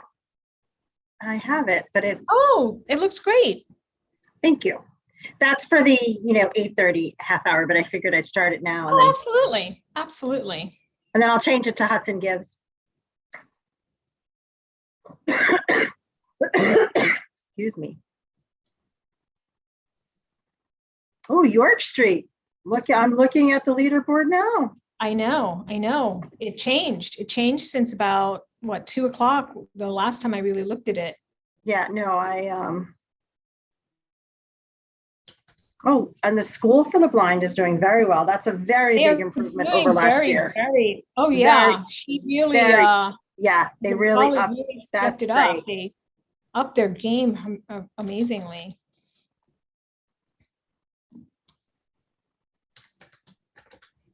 What time is it? Oops. Oh my. I'm gonna miss out on my match. What am I doing? Hurry up, Maria. Okay.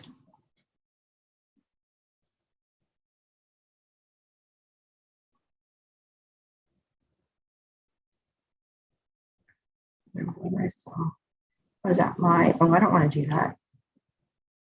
Didn't share my screen, did I? No. Okay, all right, good. No, I was like, what am I doing?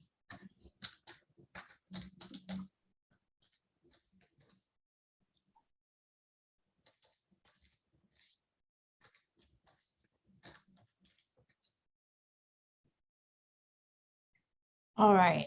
I think I'm ready to hit Oh some. yeah, I'm gonna miss. 7:36 it is. Oh my. Yeah, it is 7:36. Oh, darn. I may have missed it again. That's okay. Ah.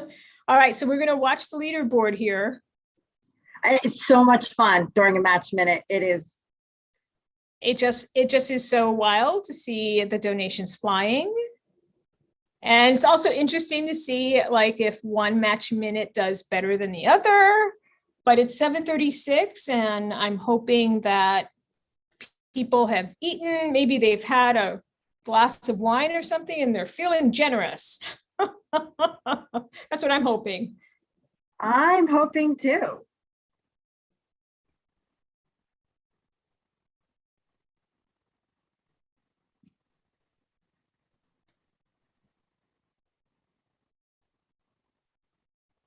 All right.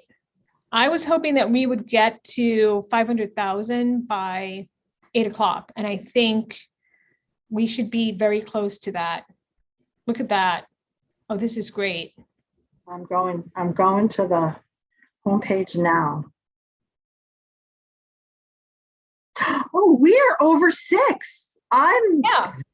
You didn't know that? Yeah. I haven't looked at it. Honestly, oh good. I haven't looked at it. And oh, that's great. I'm thrilled actually. I This is think awesome. your goal is 10,000. So you are well, I think you were closing in, it looked like you were closing in on 7,000 shortly or something. Yeah, which we were at 7 last year. So that's Okay, really so good. you should. And I am certainly- waiting for a confirmation of a donation. Okay, cool. So yeah. Cool. Yeah, I'm excited to see some of the organizations that have been doing this for many years, or, well, not many years, because this is only our 4th year, to be doing a lot better. Oh my gosh, 486,000. Wow.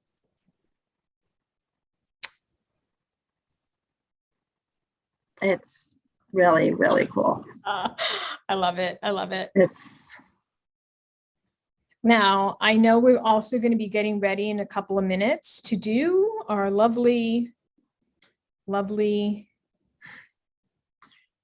you sent me the questions. Yes, I did. you Were did. they okay?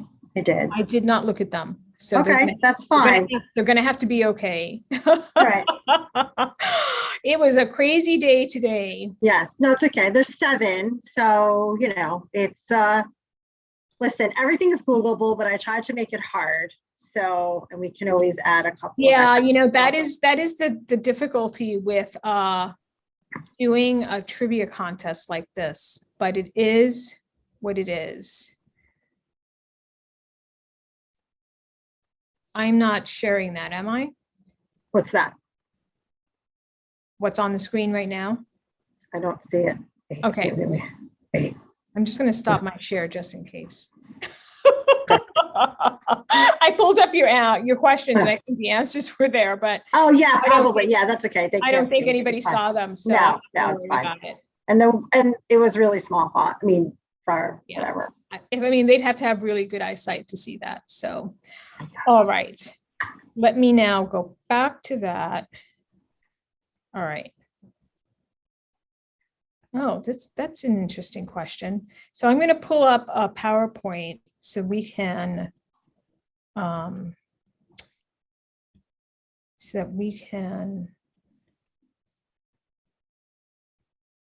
pull up the questions on a PowerPoint. Right. Wow. I'm Almost 490, almost 490. Yes, yes, yes. All right, everybody. We are gonna be, yeah, this is great.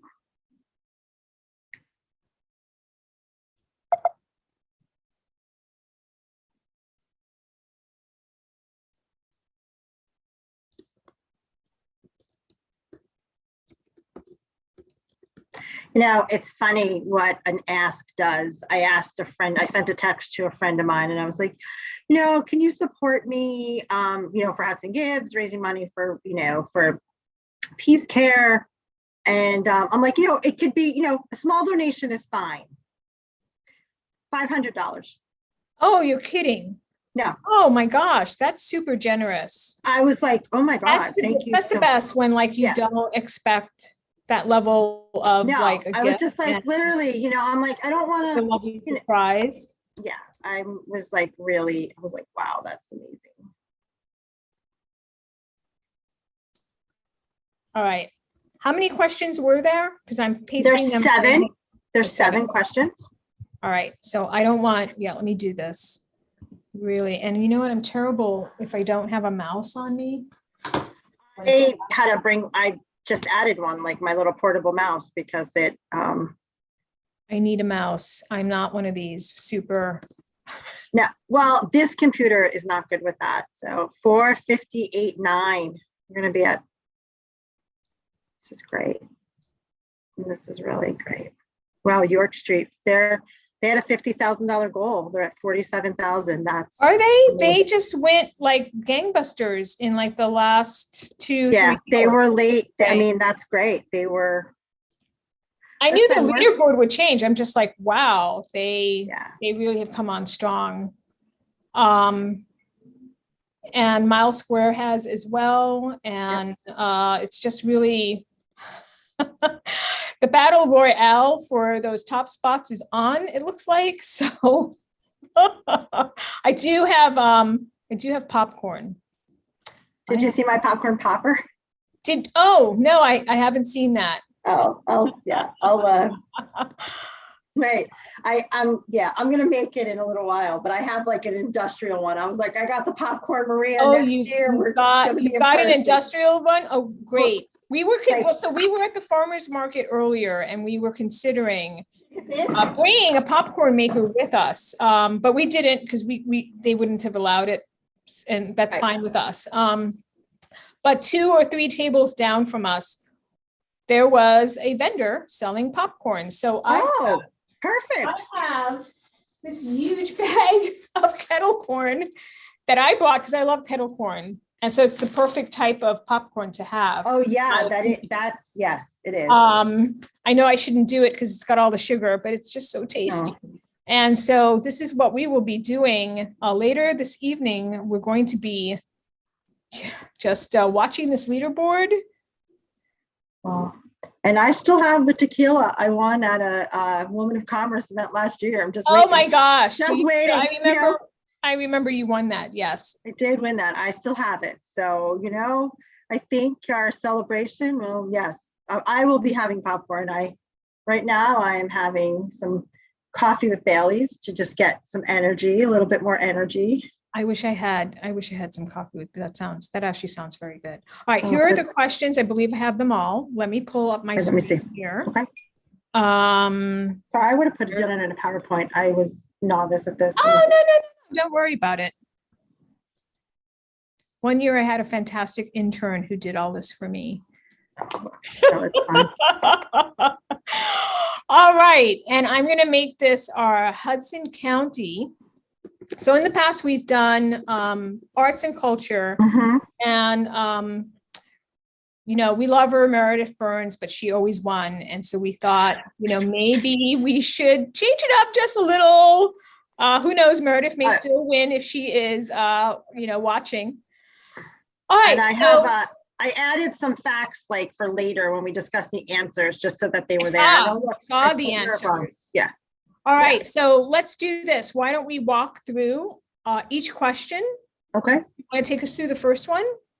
Oh, and by the way, we are almost at 494, almost at 495,000.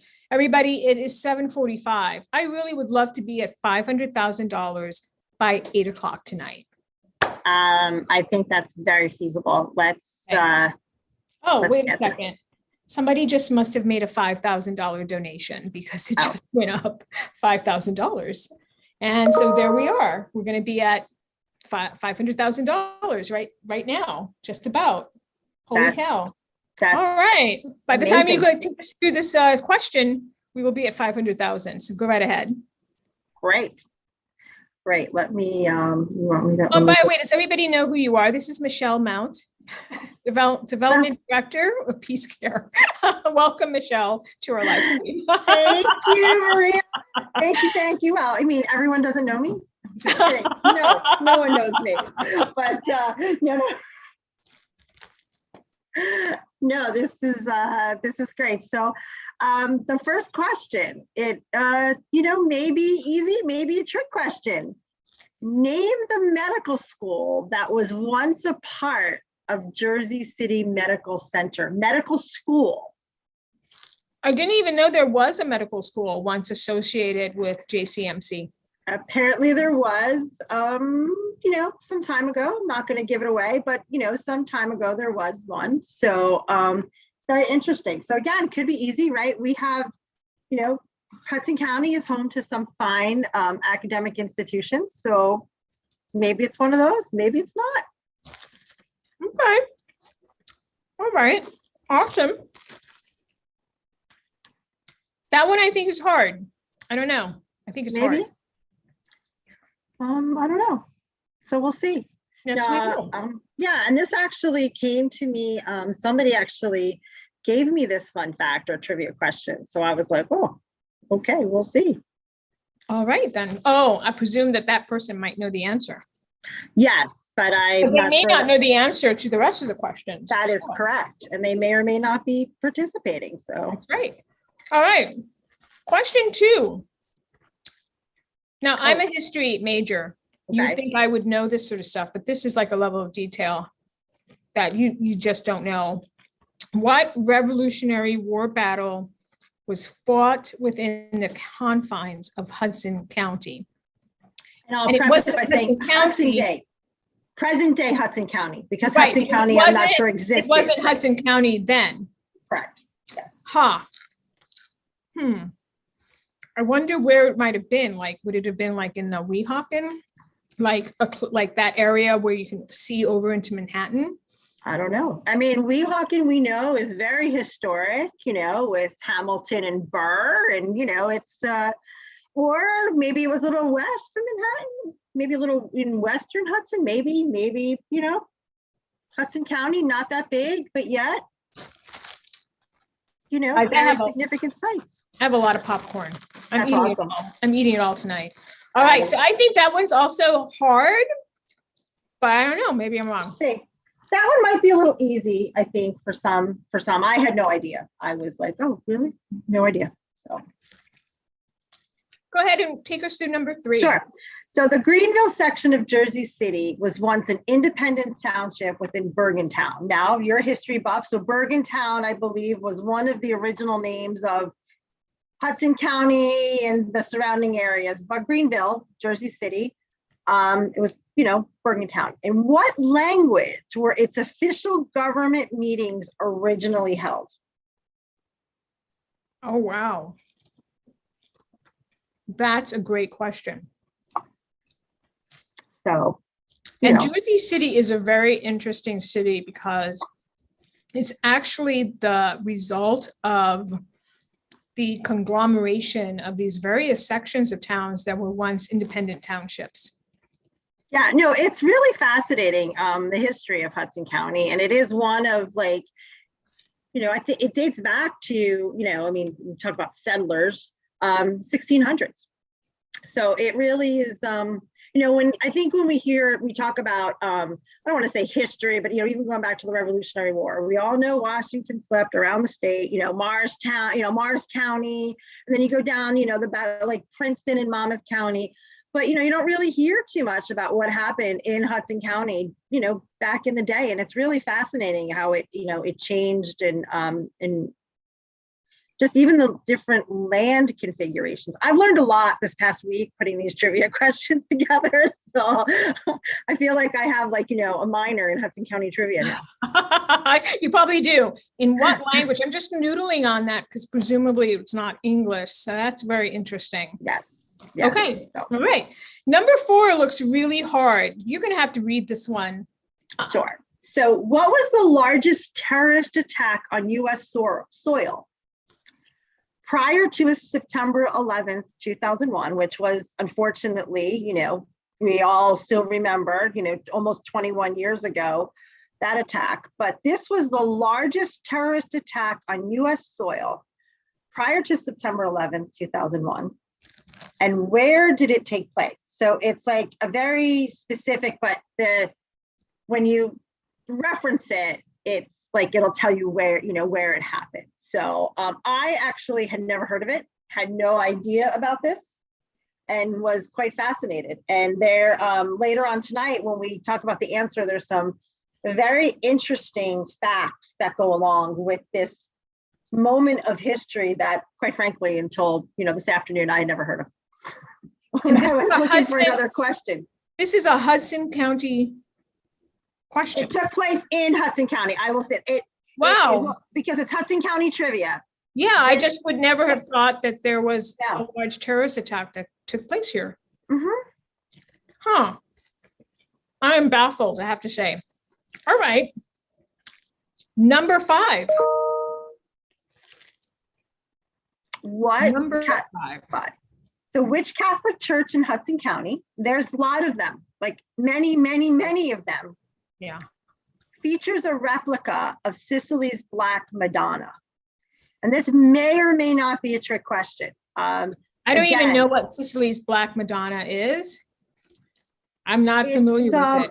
It's a thing. And then I found out not that long ago, you know, I'm gonna insert my own family Hudson County history here. Mm-hmm. But I learned a few years ago that my great-grandfather on my mother's side was a jeweler. They were from Hoboken, and he actually laid the gem work into her crown, into the crown of the statue. Yeah, no idea. No idea.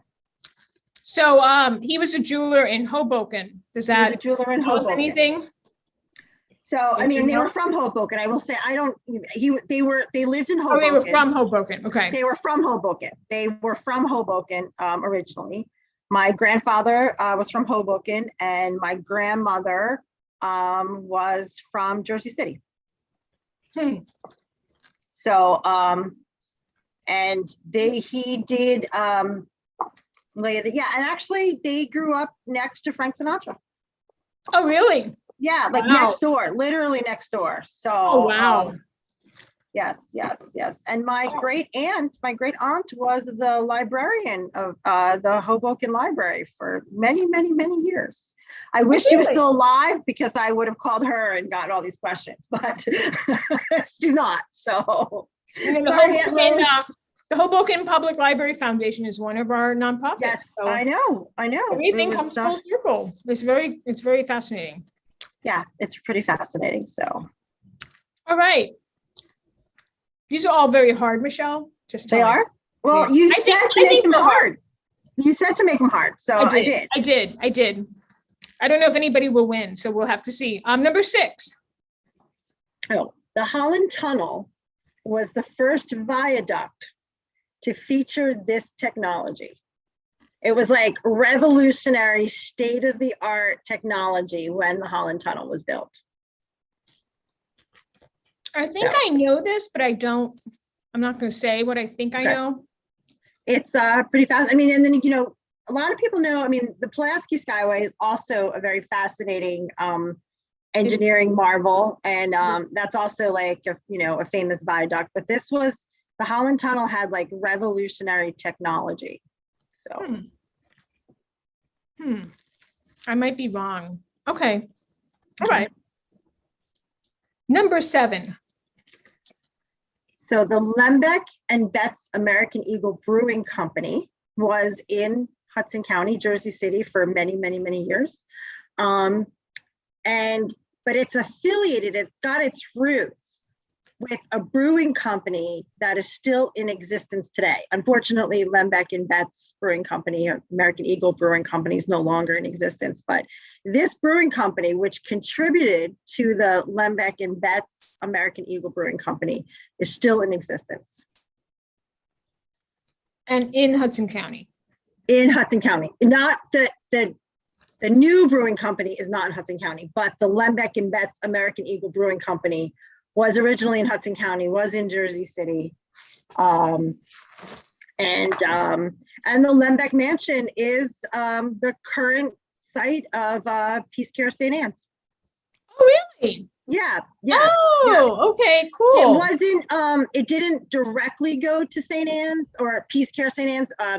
The Sisters of St. Joseph of Peace, who are our founders, did not, I don't want to say take control, or didn't, they were given this, they were given the Lembeck Mansion by another group of sisters who ran St. Anne's Home for the Aged for several years. But the Lembeck family, actually Mrs. Lembeck, gifted the Lembeck Mansion, and they turned it into one of the first nursing homes in Jersey City or in Hudson County. All right. That's really, I always love finding out, like, because you do have a very interesting looking building. We're talking about the building on Pavonia, correct? No, we're talking about the one in Greenville where like Lembeck Avenue. Oh, you know what? I've never been there actually. Yeah. So actually, I'm gonna have to drive by just to. Well, I think maybe we could arrange a tour. In fact, I believe the existing mansion is now used as a convent. As the convent. So we have some sisters that reside on our campus. So that building, Peace Care St. Anne's, which is located on Lembeck and Old Bergen Road, actually has 3 buildings there. One is our Adult Medical Day Care Center, which is a relatively new building. Then the convent, which is, I believe, the original Lembeck Mansion. And then we have St. Anne's, Peace Care St. Anne's, originally St. Anne's Home for the Aged, which is actually a couple of buildings put together. Like it was an original building and then an extension. We just had the windows replaced in conjunction with a grant from the community development block grant from the city of Jersey City. So. Oh, cool. Yeah. All right. Well, I want to thank you for making up those questions. I No want to let problem. everybody know, if you're out there watching, that to enter the trivia contest, All you have to do is email the answers to all 7 questions to foundation@hudsonchamber.org. The first person to answer all questions correctly, this is how we normally do it, is our winner.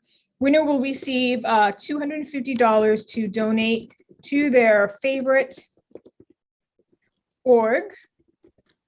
And usually we do, we do $250 and they can give it to one org, but it did occur to me that we could have them split it up. They could, split it up any sort of number of ways they want. I'd be happy to do that too. Well, that would be great. We have, 102 organizations, over 100 organizations. So we're all about spreading the wealth. So Spread the wealth a little bit. I think that's great. So let's just pull up the questions one more time, because I do think that we have some time. Mhm. I don't believe that you guys are on until 8:30, right? No, we're not, 8:30 is when we come on. So Oh, we've got a whole half hour here, which is good because I've also got to pull some pets for the pet parade. There are a lot of pets in the pet parade. there were a ton of Oh my pets, God. adorable pets. I mean, I think they were- I have created a monster pet parade. I don't know. I mean, I we may might have to have actually go- my own live stream for the pet parade, an hour long, just for that. I'm thinking we have to do categories. I'm thinking we might have to go into like dogs, cats, birds, goats, I think that's a great idea. We may have to like start this leading up to it, submit If someone even has earlier. actually submitted a goat, I heard. that may have to, that just would take the cake. I need some water. Yes, Hold on. we can't have you choking. No, not on the popcorn, which might happen. No, not at all. All right, so number 1, name the medical school that was once a part of the Jersey City Medical Center. That's number 1. Number 2, what Revolutionary War battle was fought within the confines of Hudson County? And it should say present day Hudson County. I don't want to confuse anyone. That's right, Present that's day right. Hudson You County. know what, I will add that here. Thank and you. people will Sorry, hopefully forgive us for on the fly. So if you answered these questions before I just made that change, you can resubmit, no worries. The Greenville section of Jersey City was once an independent township within Bergen Town. In what language were its official government meetings originally held? All right, what was the largest terrorist attack on US soil prior to September 11, 2001, and where did it take place? Number 5, which Catholic church in Hudson County features a replica of Sicily's Black Madonna? Number 6, the Holland Tunnel was the first viaduct to feature this technology. And number 7, the Lembeck and Betts American Eagle Brewing Company is affiliated with which brewing company still in existence? It is fascinating what a polyglot sort of nation we live in. Just reading these questions, you get a sense of like all the different peoples who have come to this country. It's amazing. No, it really, really is. And like Hudson County, had its place in the Underground Railroad. And, when you think did about- it really? I it didn't know that. Yeah, it really did. In fact, I didn't think the Underground Railroad came this far north. No, it did. And in fact, they used like the Belleville Turnpike, to run between Newark and Jersey City, like the Underground Railroad. It was just yeah, that was really cool. And then, we drive around Hudson County and I wouldn't say it's like I think we also often lament, at least I do, about how crowded it is. But when you think about when many of these roads were built, they were not built for what, the traffic flow we have now. And I learned that Plank Road, there's Patterson Plank Road and this Plank Road, it was because literally the roads were made of plank. Oh, you're kidding. No. Oh my gosh. I kept thinking Plank was someone's name. I was like, who's Patterson Plank? What kind of Yeah. name is that? Oh, So that's it what was that like, is. it was the Patterson, like, yeah, because it was playing. But Oh my there's no gosh. question specifically about the Lincoln Highway, but I did do a lot of reading about it. But the Lincoln Highway started in Times Square. And it was the first, I guess, transcontinental road, true interstate road that ran from Times Square in New York through to Lincoln Park in San Francisco. But the Lincoln statue in Lincoln Park, in Jersey City's Lincoln Park, really commemorates the Lincoln Highway. And Whoa. how political it was, how some states did not get part of the Lincoln Highway because, you know, politics hasn't changed in 200 years or 100 years. We're still there, you know, people are still, they've always been petty, but it was pretty Well, cool. you And know, they also used to be violent. Like there's been gunfire in the House of Congress, which we saw some violence obviously last year that was really bad. But I think sometimes we do forget that it's not always been genteel politics in this country. So, I mean, think about, like, I guess I'm kind of fascinated by the Hamilton-Burr duel. Like, it was the vice president of the United States. They had a duel in Weehawken. In Weehawken. Yeah. And they couldn't do it in New York because of some laws or whatever, but a duel. Like, think about that now.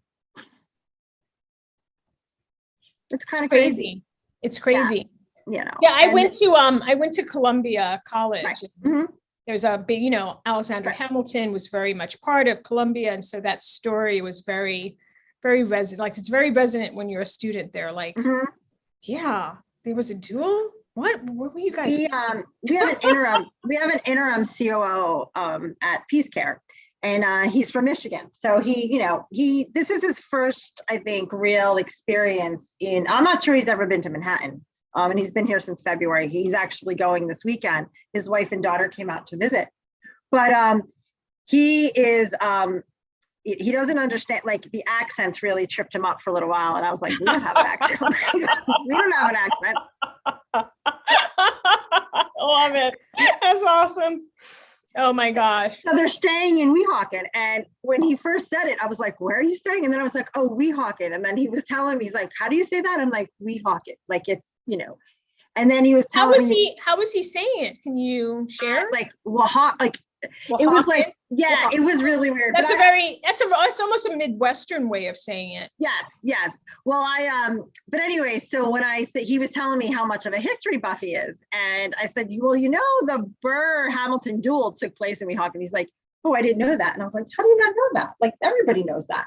But it reminds me of another Midwestern friend I had when I was in college. And she and I drove I went to Lehigh University in Pennsylvania, and she and I were driving to a wedding in Maine.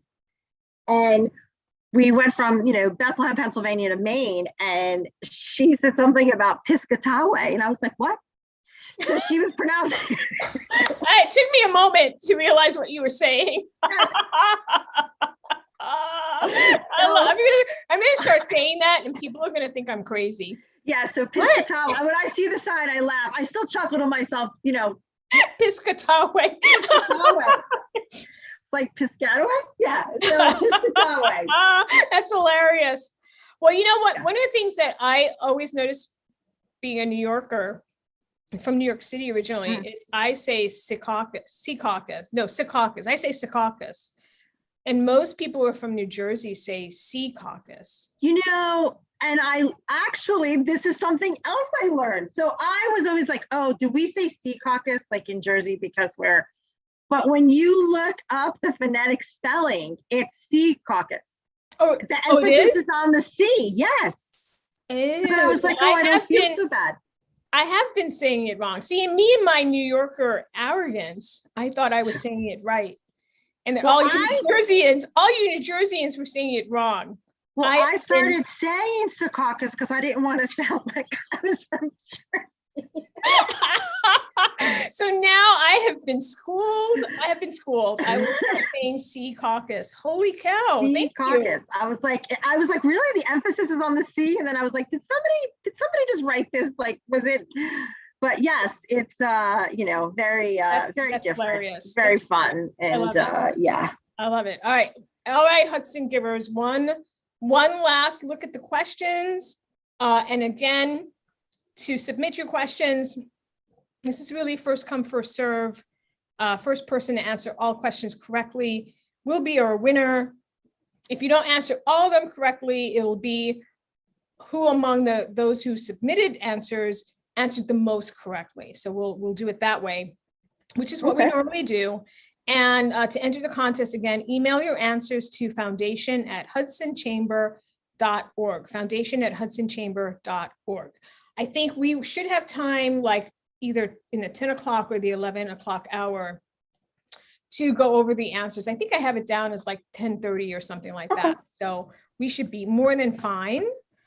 And what I'm going to do now is I'm so excited to see where we are. Yes. Where are we with our, oops, I need to pull up. Well, this is, what is this? Okay. I think I'm going to go to a different screen because I think this one's stuck.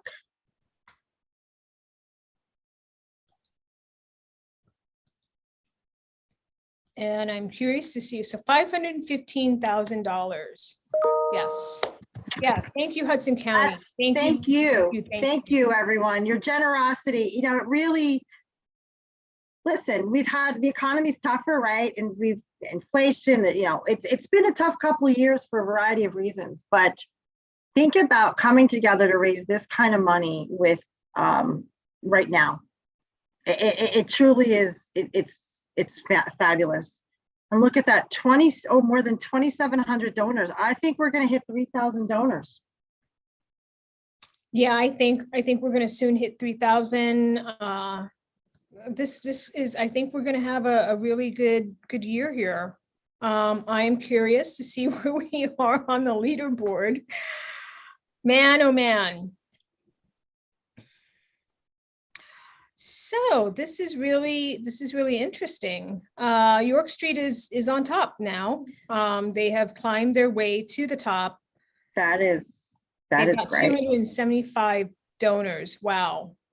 That's Boys and Girls Club is still in there, battling it out at 45, almost 45,000. That is. That's going to be like a Burr Hamilton duel to the end, without the minus, without the gun.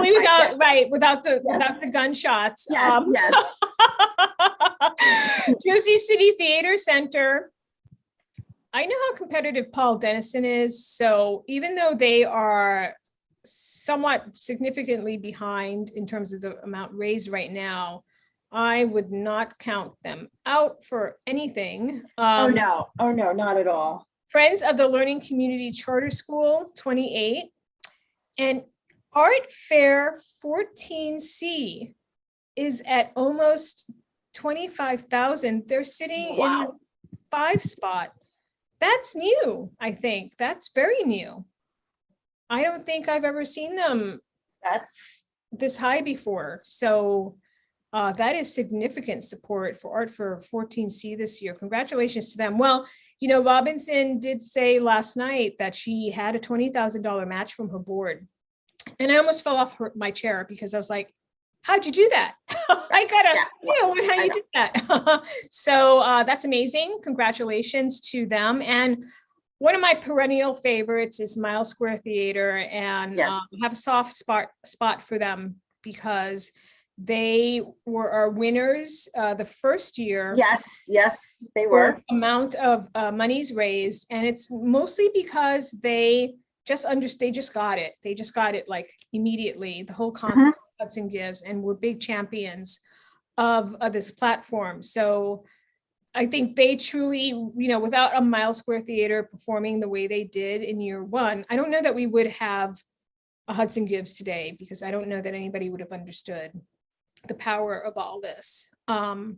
So I hope they continue to raise funds towards their goal. I know they're trying to raise $40,000 this year.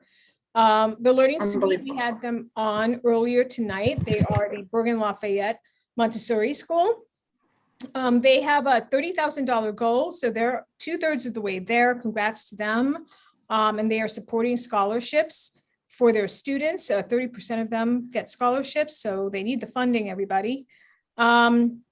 Ethical Community Charter Schools at 9, and then St. Joseph's. This is great result for St. Joseph's. I am so proud of them. I Can't really am. result, but I'm really pleased to see where they are. And Wow. where they came from. This is only their second year, Maria. I I believe. know last year they were learning it, and Yes. so they've really learned quite a bit and are applying it so well. I'm so pleased for them. Yeah, I'm really, I think it's phenomenal. I think it's great, and it's very well deserved. Mickey is their director of development, and she's been working really hard. And it's sometimes I think that some of the challenges that nonprofits have is changing a mindset. Well, we've always done it this way, and I believe they have an in-person event coming up relatively soon. And I think York Street does too as well. Yeah, they do. And it's a real challenge to get people to, realize how you can incorporate Hudson Gives into making it an auxiliary of, I'm a part of that fundraising effort. So we have two 50/50s coming up, one at St. Anne's and one at St. Joseph's, and that's really hard. But as I was trying to explain to people, yes, people can win money, and I get that. I was like, but remember, we fundraise Hudson Gives, we get 100% of those donations. When we sell raffle tickets, which is great, we're only getting 50 cents on the dollar because the other 50 cents is the prize money, and that's fabulous too. But money raised today, the real winners are our residents and the activities that they're going to get. So, and just like all the beneficiaries of these nonprofits, these fabulous nonprofits in Hudson County, it's 100% is coming back to the charity, back to the nonprofit. That's right. That's right. You work hard to sell a raffle ticket, but you're not really getting the full, 100% benefit of that, the dollars that are coming in. And I like to think of it as, you're extracting value from someone. I want to make sure when I extract that value, I'm getting the most bang for my buck, and that they are too. But yeah, to your point, and this was what I was talking about a little bit last night at our kickoff. I know that there's great benefit in having the in-person events, and people love them, and I get that. But I do think there's great benefit to also being able to build community through an event like this. So, and I didn't think I realized it really until maybe this year. I don't know why, but it really struck me last night that a Hudson Gives can be another way of building community among those who support your nonprofit. Really, and how fortuitous though was it that you implemented this event? The first year was 2019, and that was the last year of normal, right? Crazy. 2019.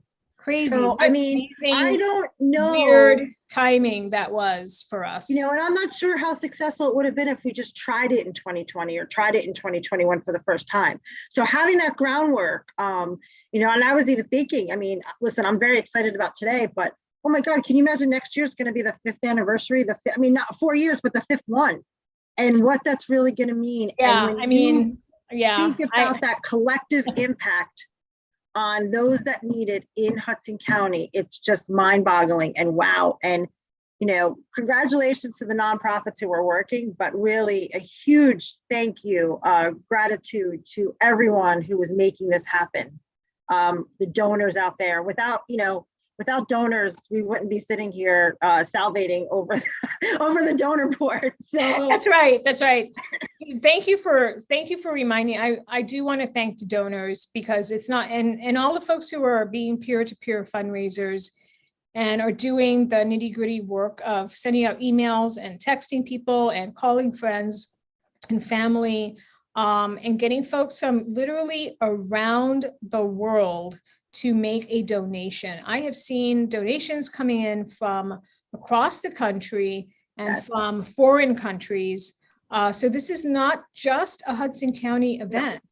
I think people also should recognize that the roots here and the networks here go far and wide. And there's a lot of support out there to be tapped into. And so thank you to all those donors and peer-to-peer fundraisers. And This is great. These are great results here. I'm looking at, which one was it I was looking at? Let's Save Ma is a new Yeah, nonprofit, and they've got over $6,100 that they've raised. Wow. Wow. This is their first year. That's amazing. And I saw another I wanted to call out. Gosh, where is it? Oh, the Youth Foundation of Jersey City. Oh, Last year, I think maybe they made, I couldn't even say what they made last year, but this result for them this year is much improved. So if they participate next year again, I think they could grow their network and their fundraising. Barrow Mansion is a first timer. So good for them that they're almost reaching 4,000. There are a lot of folks here to support. So I want to ask everybody to get on the Hudson Gives site. Let's get some support for these nonprofits. I'm going to let Mickey in here. She's early. Oh, she's very early. That's okay. $517,000, almost $518,000. yeah, we'll be at 525 within a couple of minutes. So, Yeah, this will be great. If by 8:30 we can be at 525, I think we'll be in amazing shape. yeah, Yeah, I think. and everybody it's- out there, again, thank you. What I want to do is I want to see if I can actually, I'm going to stop my share for a minute. I want to see if I can pull up my slides that have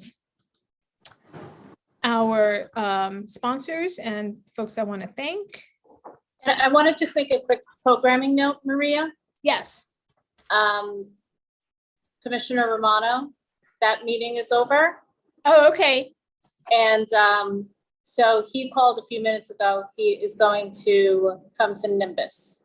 Oh, okay. Very good. Very good.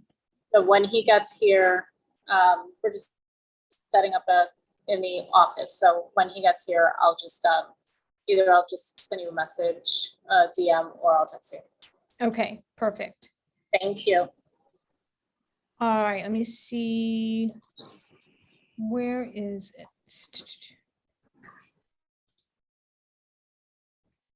Hudson Gives. And in a few minutes, we're going to hear from York Street and St. Joseph's, and spend some time with you as well at Peace Care, talking about all of your various efforts. Let me just pull up, where are my slides from yesterday? Still looking. Nope. Well, I think York Street might hit their goal of 50,000 before they get on the air. They're at 49. Oh, was there goal 50? Oh, I wow. believe so. Let me check. Let me double check. Oh no, 65. I think she pushed it. So Oh, it's 65. She might have pushed Oh. that. For some reason, I thought I saw 50, but she pushed it to 65. And I love that about Christine because she keeps pushing the goalpost. So good for her. Christine is very, she's very savvy. Very savvy. Very, very savvy. All right. So what I'm going to do for a second is, let me just see something here.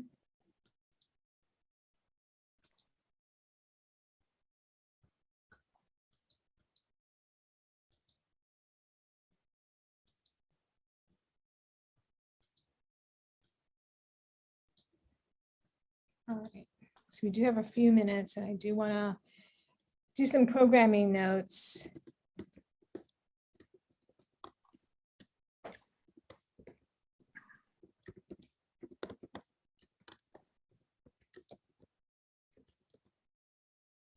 All right.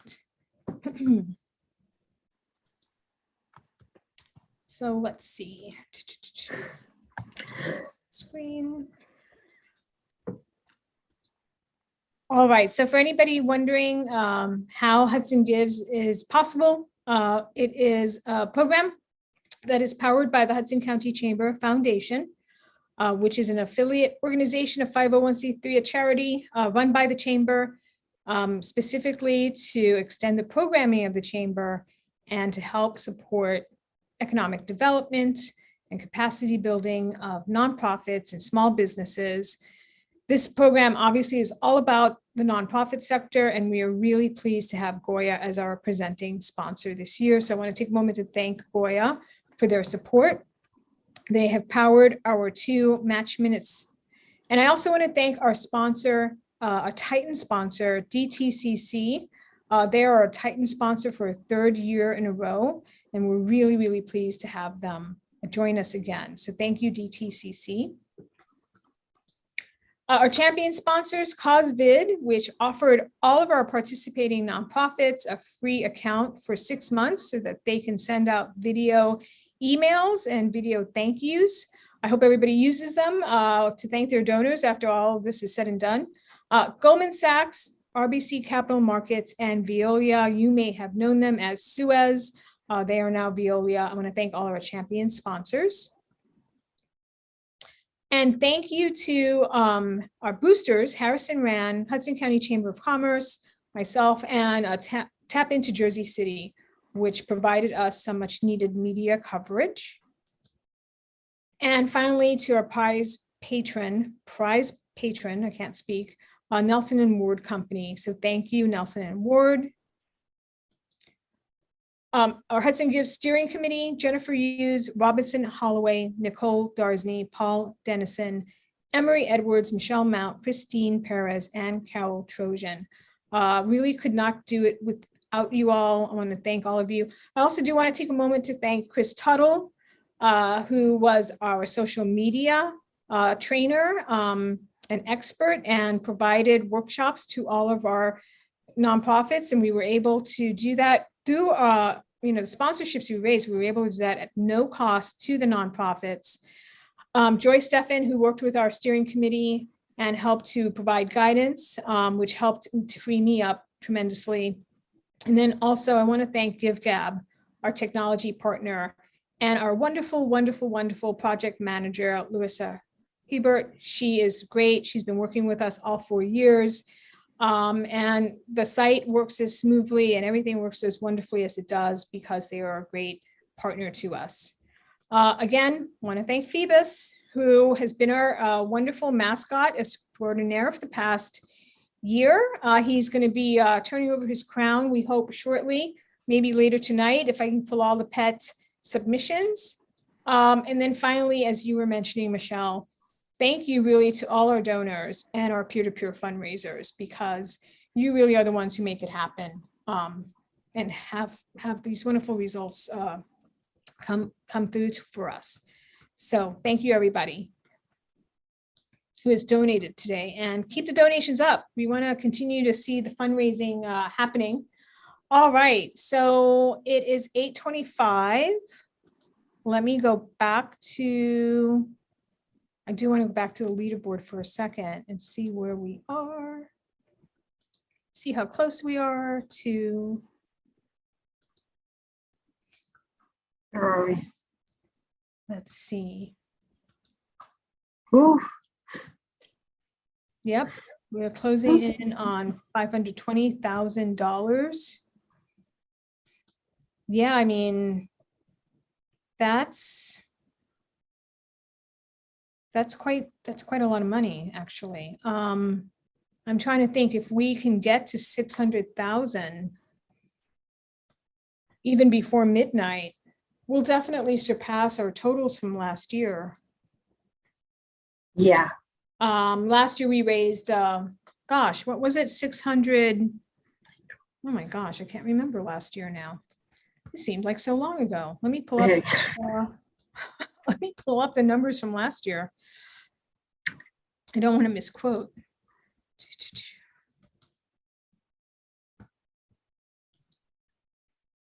Okay, right. We raised last year $652,000. Okay. So right now we're sitting at about 130,000 shy of that mark, with still 3.5 hours left to go. So I think it's quite possible, we could get to $600,000 before the end of the evening. Oh, I think Before it all closes up at, I know I have some more prizes to award, so that will help tremendously. as I go in and start doing that. Yeah, I'm excited. This is great. I'm going to open up that bottle of wine I have. Good. I may have to sleep in my office, but you know, that's okay. Oh, I I'll can get that send an wine Uber glass. for you. Yeah, I think I may have to do that. I'll take an Uber back home and then in the morning get my car. Yeah, it's like, call me. I'll come get you in the morning. It's fine. I'll bring you in. Oh, it'll be worth it. Absolutely. It'll be worth it. So.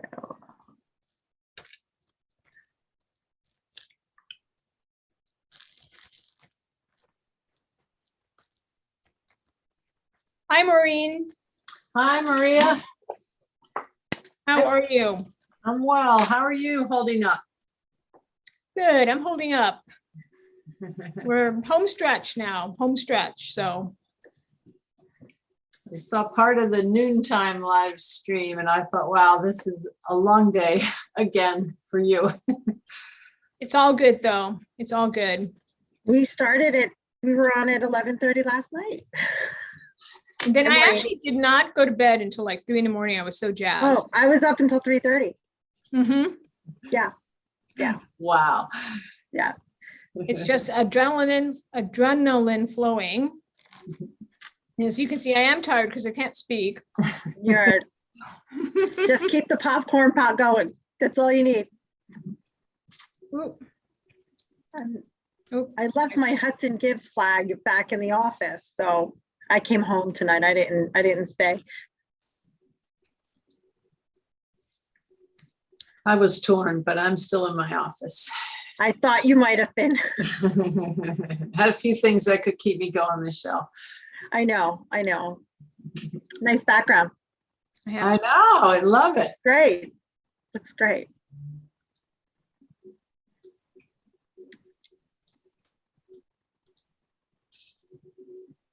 All right, we're waiting for Christine, correct? Oh, here we go. Here's Christine. And Mickey too. She was here. Where did she go? And she wouldn't be coming in under Cameron Hadley, would she? No, that would be, I believe, Christine. Christine's colleague. Ah, gotcha.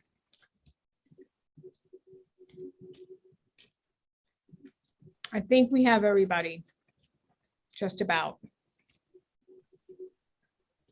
Oh, I see you all have all of your logos on the background. Yes. Very nice. Thanks to Cameron. Very nice. Hey, everybody. Hi, Christine. Hey. I know. All right. Are you like happy? Are you dancing a jig? You must. I was like, look, you guys have been doing such a great job, like bringing the energy. And, I feel like, what we can do is come in and provide a little bit of, whatever. I have my right? popcorn out.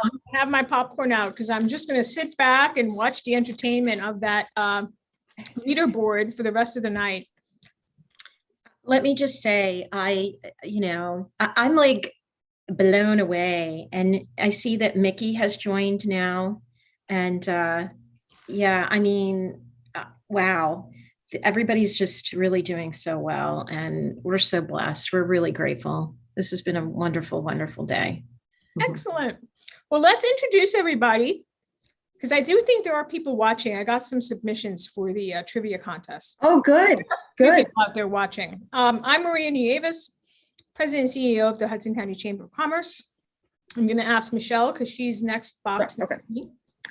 Hello, everyone. I'm Michelle Mound. I am the Director of Development and Communications for Peace Care. Maureen Donahue, Executive Director of Peace Ministries. Welcome. Christine. Hi, Christine Perez, the Director of Development for York Street Project. Welcome, Christine. And Mickey. Hi, I'm Mickey Violi, and I am the Director of Community and Donor Relations for St. Joseph School for the Blind. Excellent, excellent. Well, welcome, ladies, you powerhouses of Hudson County. All right, tell us, Christine, what you were raising money for this year. What's going on at York Street? Yeah, so I mean, we're at this point, obviously, you know, I hate to even mention the COVID word. I know. But It's a yeah. bad So evil word. yeah. So, you know, basically here's the deal. The population that we serve are essentially homeless families for all of Hudson County, but definitely here in Jersey City where we're located. These are individuals that are kind of, you know, it's going to be the most difficult for them to spring back, if you will, right? So this is who we are serving. So we're still feeling, we're seeing a lot of movement here, and obviously we're doing the best that we can to fortify our families on a path to self-sufficiency. But the need is great. The need is great now. So the idea that, you know, this would be a 2-year interim, or for most of us, we figured out our new normal, right? Our families are definitely still very much struggling. And so they're just starting to get back on their feet. So what we're fundraising for, you know, it doesn't sound really very sexy, but we're filling in on what is it that our families need. And yeah, that's where we're at. I do think, honestly, we're starting to see some really great movement, some awesomeness as far as like jobs and things starting to loosen up. So there is good news. I don't want to be all doom and gloom, but it's going to be a long haul for the families we serve. Yeah, and I think that's important to sort of highlight that it doesn't have to be doom and gloom, but it's not going to turn around tomorrow. So Right. we do have to raise these funds and support folks and meet them where they are, really. And it isn't sexy, but somebody's got to do it. And so thank you all for doing that work at York Street. Mickey, tell Yes. us about, you know, your fundraising at St. Joseph's School for the Blind. And I also want to say congratulations. I know that you're doing much more fundraising. You Yes. seem to have hit your mark this year, or hit your stride. Is that the phrase? So tell us Yes, about originally what's going on. we wanted to get to the $10,000 point, but we've passed that. And I have to tell you, Maria, that thanks to Christine and Michelle, over the past year, they've been mentoring me, and they've been, you know, sharing ideas. I'm very fortunate that they've haven't been holding everything close to the vest and not sharing. You know, they've been giving me hints. And the one thing that I realize is that, you know, I can't do everything myself. So hopefully next year I'll recruit some people to help with this, because it definitely is not a one-person job. But you know, they emphasize getting the board involved, and which I have, and they seem to be doing well. So, you know, I think we're close to what our next target is. And it's just been a learning experience, and I'm learning more this year too, that things that I have to do for next year. So I'm really thankful that we're working together as a team. And, you know, not that everybody isn't out on their own doing whatever. So. Well, you know, our tagline for Hudson Gives is #Together We Thrive. Together We Thrive. And it's I true. think that you all are epitomizing and really showing us and leading by example that you can't do it in a silo.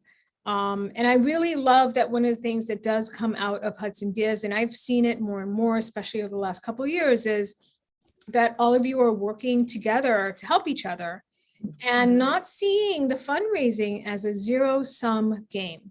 As in, Right. if I earn $1, you know, I've got to hold on to that because I can't, you know, there's only $1 out there to be earned. That's just not true. I like to think the universe is abundant.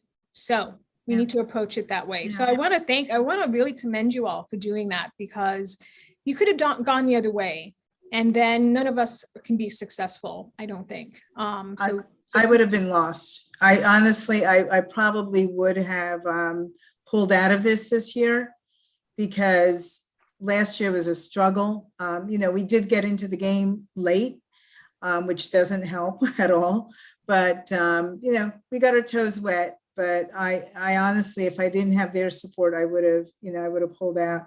And I have to also say, Jennifer Hughes and Robinson were also very helpful. Jennifer just like reaches out to me without my even asking.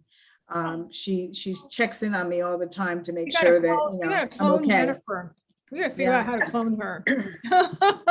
So it's been a really good experience, and it's also been good. It's good learning for other events that we'll have down the road with St. Joseph's. Excellent. Just really quickly, Mickey, because I want to move on to Peace Care, but what is the mission? Just very succinctly, what is the mission at St. Joseph's? Well, the mission is to help our children and adults become more independent, to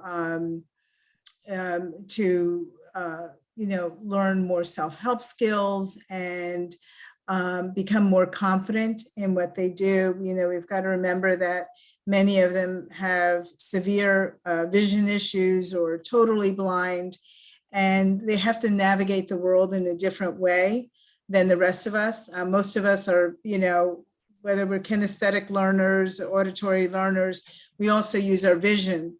It's a big part of it. And I think you can see from the video that I sent that, it's a different world, and, helping our students and our adults and even the babies, becoming self-aware of their bodies and how to navigate the world is very important, because in the end, we want them to be as independent as possible. Excellent. Thank you. All right. Peace Care. What's going on, Peace Care? Well, lots. Christine mentioned the C word, and we have spent 2 years trying to keep it out. We're not always successful, but our residents have felt the impact inside. And really, through Hudson Gives, we've been able to raise some much needed money for activities, as I like to say, the little extras that our residents can't afford. And everything that we raise goes into activities. So this year, our big focus is on trying to get elder grow gardens into both Peace Care St. Anne's and Peace Care St. Joseph's. So these gardens are really cool. I saw them at another skilled nursing facility, and I'll tell you, as soon as I walked in, I was very, very impressed with it. You'd see that $500 donation there. It provides a year of maintenance for this elder grow garden, and it's a therapeutic horticulture program that not only provides some fresh flowers, fresh plants, fresh herbs for the residents, but they take an active role in watching the different plants grow, watering it when they can. And the best part is, as part of the program, an educator comes in twice a month to work with the residents. Now, we have amazing activities teams at both homes, but there's nothing like having someone from the outside come in. You have on the screen, as we had an Elvis impersonator, but they just love outside entertainment, outside things to do. So everything that we do right now is going to, as I like to say, bring a smile to our residents' faces and really make a difference in someone's life. Excellent. Maureen, welcome. It's been a while. I think you were on last year. I was. So welcome back. What do you want to, we can have an open conversation here. Just jump right in and tell us from your perspective, what's really, so critical for you all right now. Thanks, Maria. I think what I was reflecting on before we came on was your theme for this year, Together We Thrive. And as you said before, and Mickey, and thanking her counterparts at our other ministries, really does exemplify a value that we hold dear, which is collaboration.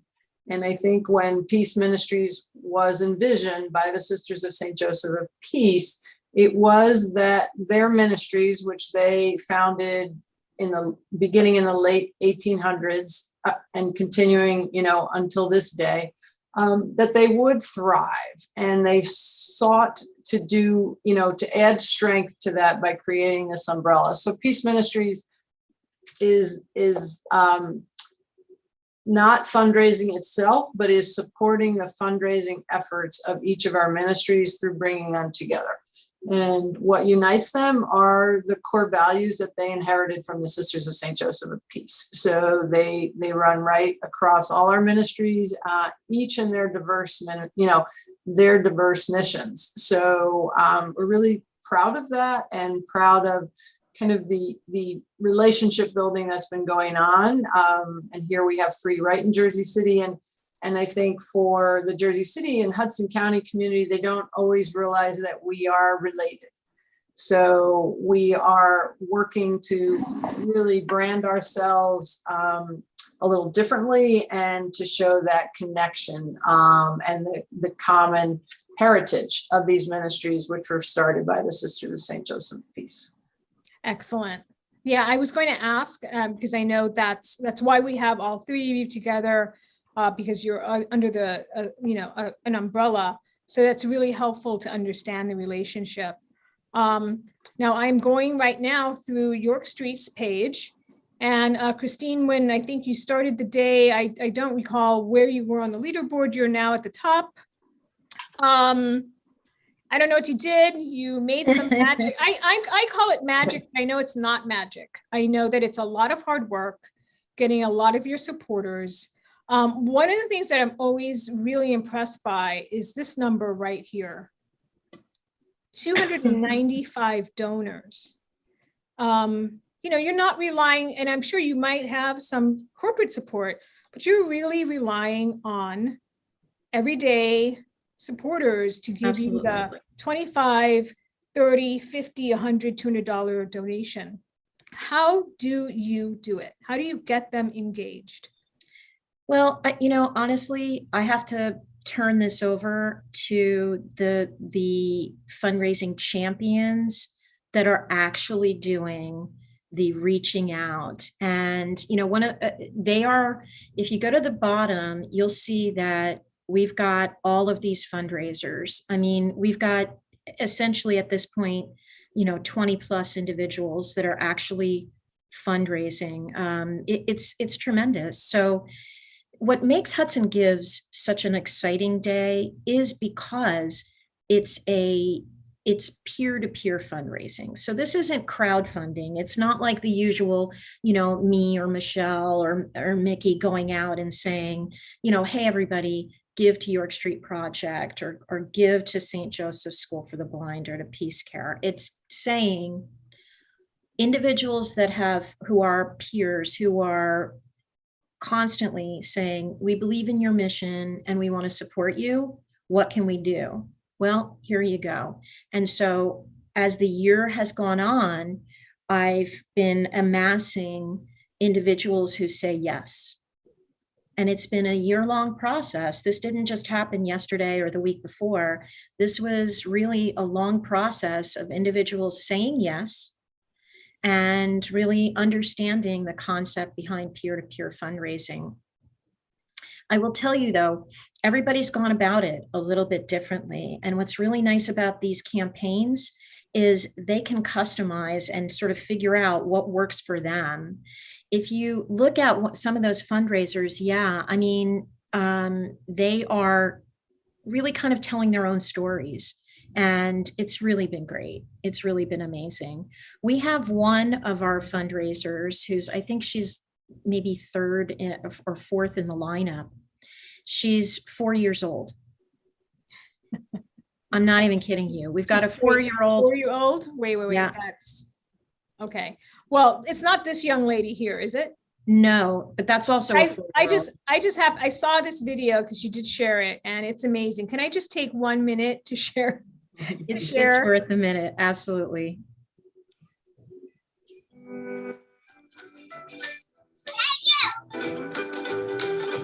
Down here. Today at Hudson Gives and we need your help. In 1 minute, we want you to make a gift. Toya is matching gifts of $25. Your gift will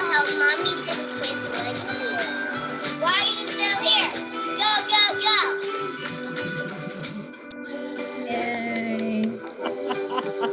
That's awesome. That's just so cute. Oh my gosh, she's adorable and I just love it. Hey, you down here. I mean, Yeah. I mean, look, we've got some really great talent, and honestly, yeah, Winnie and Katie Moore. I mean, this kid is tremendous. She basically she decided that one of the ways she was going to help raise funds was to dress up like a unicorn and let people have their picture taken with Winnie the unicorn. And then from that, she's going to give that money to York Street Project. And well, the proof's in the pudding. I mean, look at this. This kid's raised almost $2,000. Today I was saying that I was going to dress up a unicorn because I want to make more money for the people who don't have any, who don't have a life, who don't have food, who don't have a bed, and don't have a home, and who live in a small house. So I was dressing up like a unicorn to make more money to get people who don't have a home and live in a place called York Street, and they need money. So I'm gonna dress up like a unicorn to get money. Oh my gosh. Wow. Yeah. Wow. Yeah. Wow. We've had a little bit of everything. I mean, there's some moms groups that are really powerful forces here in Jersey City who've been supporting, and I just got to throw it over to them. I mean, this is the power of, Together We Thrive. I mean, it's individuals, board members, everybody's really doing their part, and it's beautiful. Look, we didn't have a gala this year. It would have been in early March. And, again, it was like too COVID-y and yada, yada. So to be truthful, opportunities like these really help us fill a very critical bucket in our fundraising. And we couldn't be happier with, oh man, look, we crossed over the 50K. Oh, geez. Oh, yes. Yeah. Wow. Oh, Okay. You know that? Yes, So, yes. Congratulations. Thank you. Thanks a lot. You know what? Honestly, the 295 though, that's the deal. Like you said, Maria, it's amazing. It's really amazing. Together we do thrive. Really. Yeah, and it must be just really heartwarming to know that the work you do has really garnered this level of support in the community. And St. Joseph's as well. Look at this. You've got 152 donors. That's incredible. That is incredible, Nikki. Amazing. That is like, wow. Hey, Michelle, here's one for your next, well, I don't want to give away, but for the next trivia, is everyone aware that there's only one single school for the blind in New Jersey? Yes. Is that right? Yes. Yes. And that we've been in existence for 131 years. Oh my gosh, I did not, when you were speaking, it did occur to me that schools for the blind are not very common at all, but I did not realize it was the only one. So I hope that one day you all can come to St. Joseph's to visit, because you'll see why it's very difficult to duplicate what we do. It's very expensive. We actually have something that a public school can't duplicate for, 2 or 3 kids. But it takes a lot of money. Tuition only pays, because our kids come from like 25 different districts, and it pays for about 80% of their tuition. And then the rest has to be through grants and fundraising. So that's why this is so important. Things like an iPad that costs like a few $100s, a couple $100 for a typical person will cost over $1,000 for somebody who's blind. All of this assistive equipment is very expensive because you have to switch over to Braille, you have to connect it to Braille or very large print. So it's very expensive to be blind, to have all the vision issues. And we also have children who have multiple disabilities, who are blind or visually impaired and might have cerebral palsy or might have autism. And so you have to have very talented people to be able to deal with multiple disabilities and yet make it, to make it all come together. We have to have orientation mobility specialists, Braille teachers, and all of that. So all of that is very expensive, and we want to give our kids the best shot at, at life. And like I said, becoming independent, because parents aren't going to be around forever to do for them. So, right. Yeah. So kudos to all of you. Michelle, I also want to call out that you've got 68 donors to Peace Care. That's nothing to sneeze at all. That's really tremendous. And I do want to put in a plug for York Street. Please, they are at 64% of their goal. Let's get them to 100% of their goal. And then, Christine, I noticed that you upped your goal. So was your goal originally 50 and now, and then you upped it in the middle of the day to 65? It was. And yes, we did. It's in the book. I baked it in. I gotta tell you, this is a hard one to figure out, right? We have so many, so many individuals were donating and things like that. So it's a tough one to figure out. I also too, look, we crossed over the 300 mark for donors, individuals donating. And so at this point, I'm just trying to figure out what's the best way to, really anticipate the giving. So, I mean, this is like beyond wildest dream stuff, I couldn't have, wow, just wow. And I mean, it's really impressive. So we, admittedly, we've been really, building this into our strategic plan for my budget, when looking at, how do we want to fundraise this year? And this has been on the radar all year long. So it's really been a concerted effort that a lot of people have been helpful in, and, we're all working towards. So, and yeah. And thank you, Maria, because every year we get a little smarter. You guys are helping us to get a little bit smarter. I mean, no offense, ladies, and I hope you won't take offense to this, but we're not exactly digital natives. I'm not saying, I'm just saying. Okay. No, I can tell. Look, I don't have the background. I used to think I was pretty savvy, but I'm not as savvy as, I don't even know what TikTok is. I don't even know what that, what's that? I don't get it. Let me tell you about, just as an endearing moment, it's making all of us be better. I actually had to talk to multiple board members today who were asking me how they change and put a link on their bio in Instagram. And I think that's awesome. It's forcing all of us to really kind of embrace it. So, right on. Thank you. Excellent. Now, is this the video, Mickey, that you sent? Or yes, it is. So I do have the ability to just play it from, so I'm just gonna. It's 5 minutes. I may not play the entire thing. Doing orientation and mobility, going outside and crossing streets. The specialists that work here, they would teach students how to travel independently, detect the traffic, whether if it's a stoplight or a stop sign. I used to not like to tell people that I'm totally blind, but nowadays I'm not afraid to say it because that's who I am and I'm blessed. During our teachings, it's always like, we're visual learners. And for students that don't, have limited vision or don't have vision at all, a lot of people, I think that they aren't capable of doing a lot of things, but they just need to be given the proper tools and training to accomplish what anybody else can accomplish. And, you know, that's what we hope to do.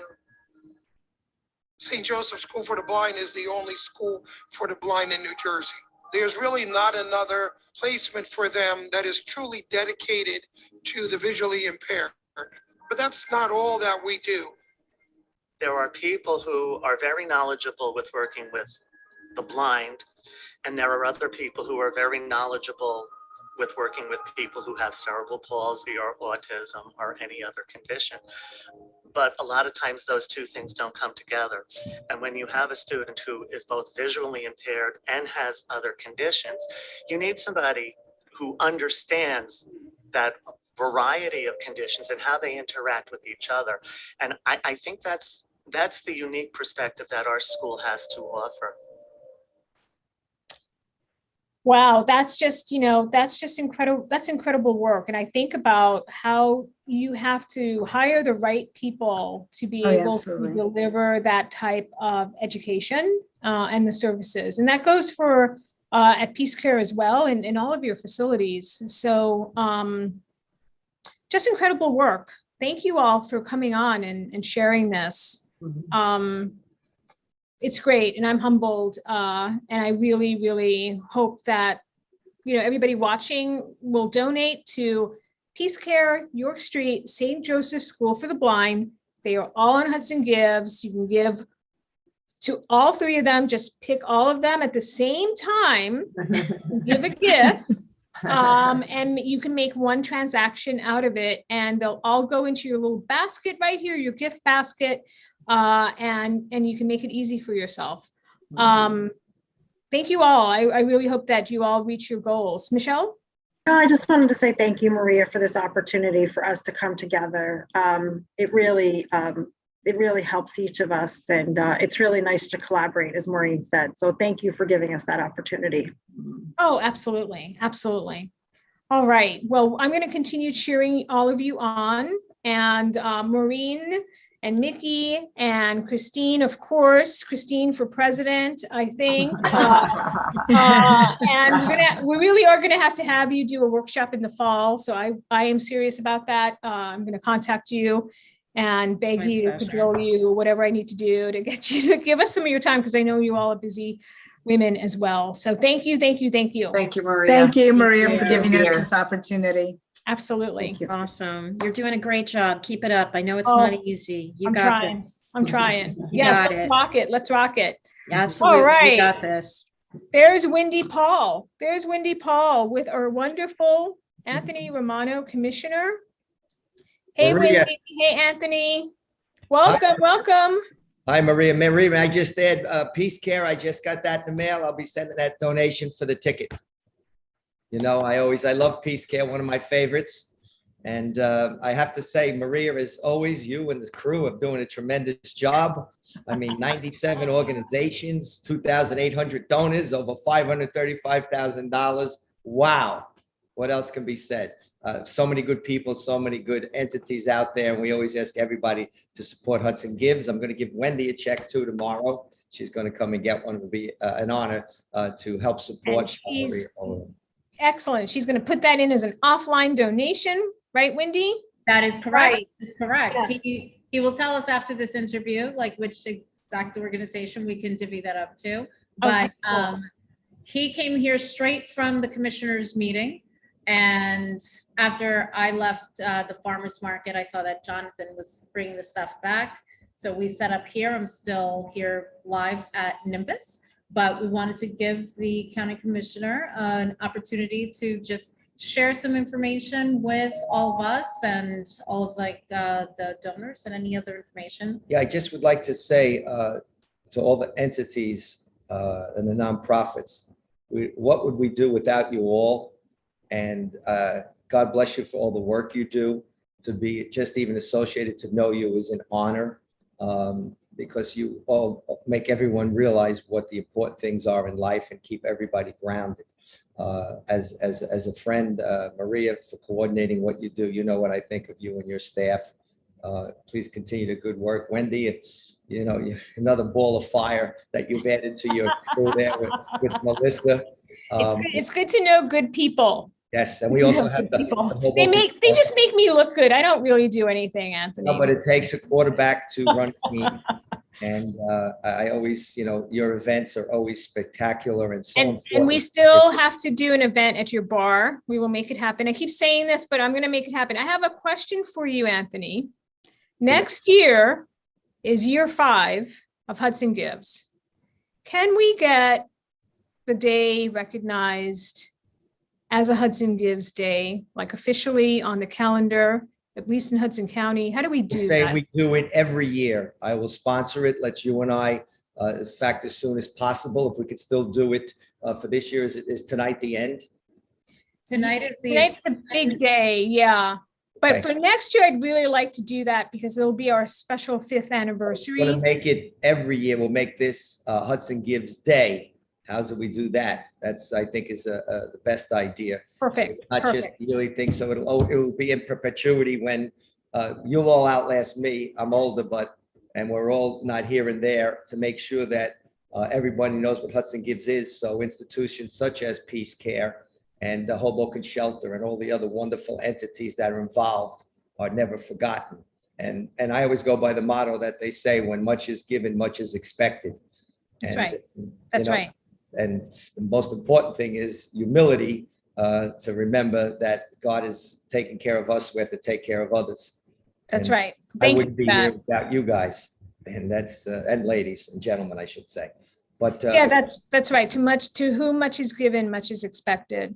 And you remind me that you're St. Peter's grad, aren't you? that's my undergraduate. Peter's is degree. also participating this year, their campus kitchen, with their Jesuit values of giving back to the community. They've raised almost, I want to say close to $7,000 for that kitchen. So I'm really pleased with them as well. So just so you know, as an alum, that they're in the mix as well and doing well this year. So Yeah, the other night at their gala, I gave a $1,000 donation for prospective students that have financial difficulties. We raised over I think it was 400,000. Wow. I get mixed up with the prep and the university, but I'd like you to be there. I have a proclamation for them celebrating the university as well as for St. Peter's Prep for their 150th. And 8 years of Jesuits, you get a lot pounded into you by the Jesuits. Oh, wait, did you go to St. Peter's Prep too? Yes, my son, I did. Both went to the university, both played Oh my baseball. gosh. But Wow. he was better Wow. than me. I'm just lucky. Wow. Yeah, you really had it pounded into you, my friend. Then I went to. That's why you were so community oriented though, and so focused on the community. Yeah, And I now think- I completely understand you. All like right. How you're raised too. And I think I always remember, and for everyone out there, is it's wonderfully that I've been elected and the titles that God has given. But I go back to my roots of what my mom and dad always taught me. And for me, diversity was a way of life. And I was fortunate to grow up in a neighborhood that was a working class neighborhood and good values were taught. I think that's where it starts. And we look forward to all these organizations that do so important. I think Jackie in the shelter, they have an event coming up, and she always does a lot of work. And the homeless problem just seems to be growing. And Peace Care, everything that you all do, all you organizations, please keep it up. We need you. Well, thank you so much for stopping in. I know you're a busy man. He's off to another event. Never, ever too busy, Out. never too busy for you or any of the people that you're involved with. You're more important than I'll ever be. Oh, no. But thank you. And thank you for really reminding us that there's just great need out there. So the more we can give, let's do it. Let's make it happen. Thank you, Anthony. Thank Have you a great all. evening. Please keep me in your prayers. Thank you. Thank you, Wendy. All right. Shall we check a leaderboard again? I want to see where we are right now. Let's see. It's 9:07 and we're closing in on $550,000. Well, $540,000, I should say. What I'm gonna do is I have someone coming in. Oh, yes. Sarah Burrows with the Jersey City Reservoir Preservation Society. I believe that's the correct name. I'm going to take a little bit of a break to run to, a bio break here. And then I'll be back. I think I'm also going to invite some of our committee folks who might want to get on late tonight with us. I'm going to send them a link so they can join. Wendy, I don't know if you want to take over the helm here for a little bit. I would love to. All righty. I'll be back. I'll be back. I am hoping that different people who are watching this will let me know that they are on. I just received an email from Sue Byrne, the executive director of York Street Project. I know she was watching us, and I believe there's a few others. So hello, Sue. My mom is probably watching. So hi, Mom, if you're watching. And if you're not, then you're in trouble. We'll talk about that later. But anyway, hopefully, I was going to take a bio break. But why does my background have the Hudson Gives back backwards? So I'm going to try to change that again. No, it shows. It's fine. Okay, good. All right. It's right. Yeah. As long as it's not, I might just be backwards, and that's okay. So. Okay. If you're going to commercial break, I'm going to. No. I mean, whatever you want to do. No, I can wait till Marie gets back, and then I'll stop. I don't want to dominate the airwaves. So. Totally fine. I am refreshing the leaderboard right now. And I think we said 102 different organizations are on the platform because we saw. Yeah, I know that a couple might not be fundraising yet. I mean, it would be great if we can get to 100 organizations that receive donations. So can we check that platform and see who might not have a donation? Yeah, let's do that. And I know I've donated to several today, in addition to Peace Care, but we're not, we don't live in a bubble. No man is an island, and there are many, many organizations that are. District 6 Little League, they seem to be new. How is the United Way of Hudson County have no donors? Am I looking that wrong? Let's take a look.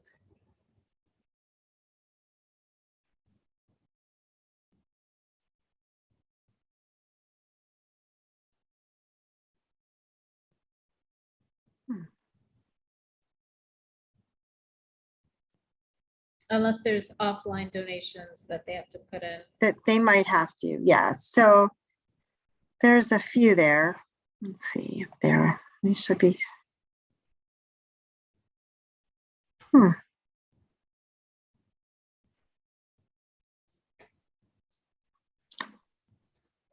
Well,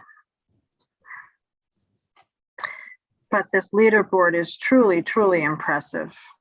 Truly impressive. And the fact that we are keeping all of these dollars here within Hudson County. Yeah, it's and when you look at the diversity of organizations that are raising money, yes, it talks about the need, but it really talks about what's important to everyone. And I just think it's fabulous. So.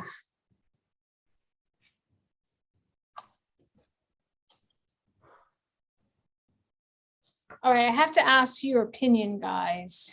And that's a good point. That's a good point, Michelle, that there is tremendous need, but it does also highlight what's really important for people to support.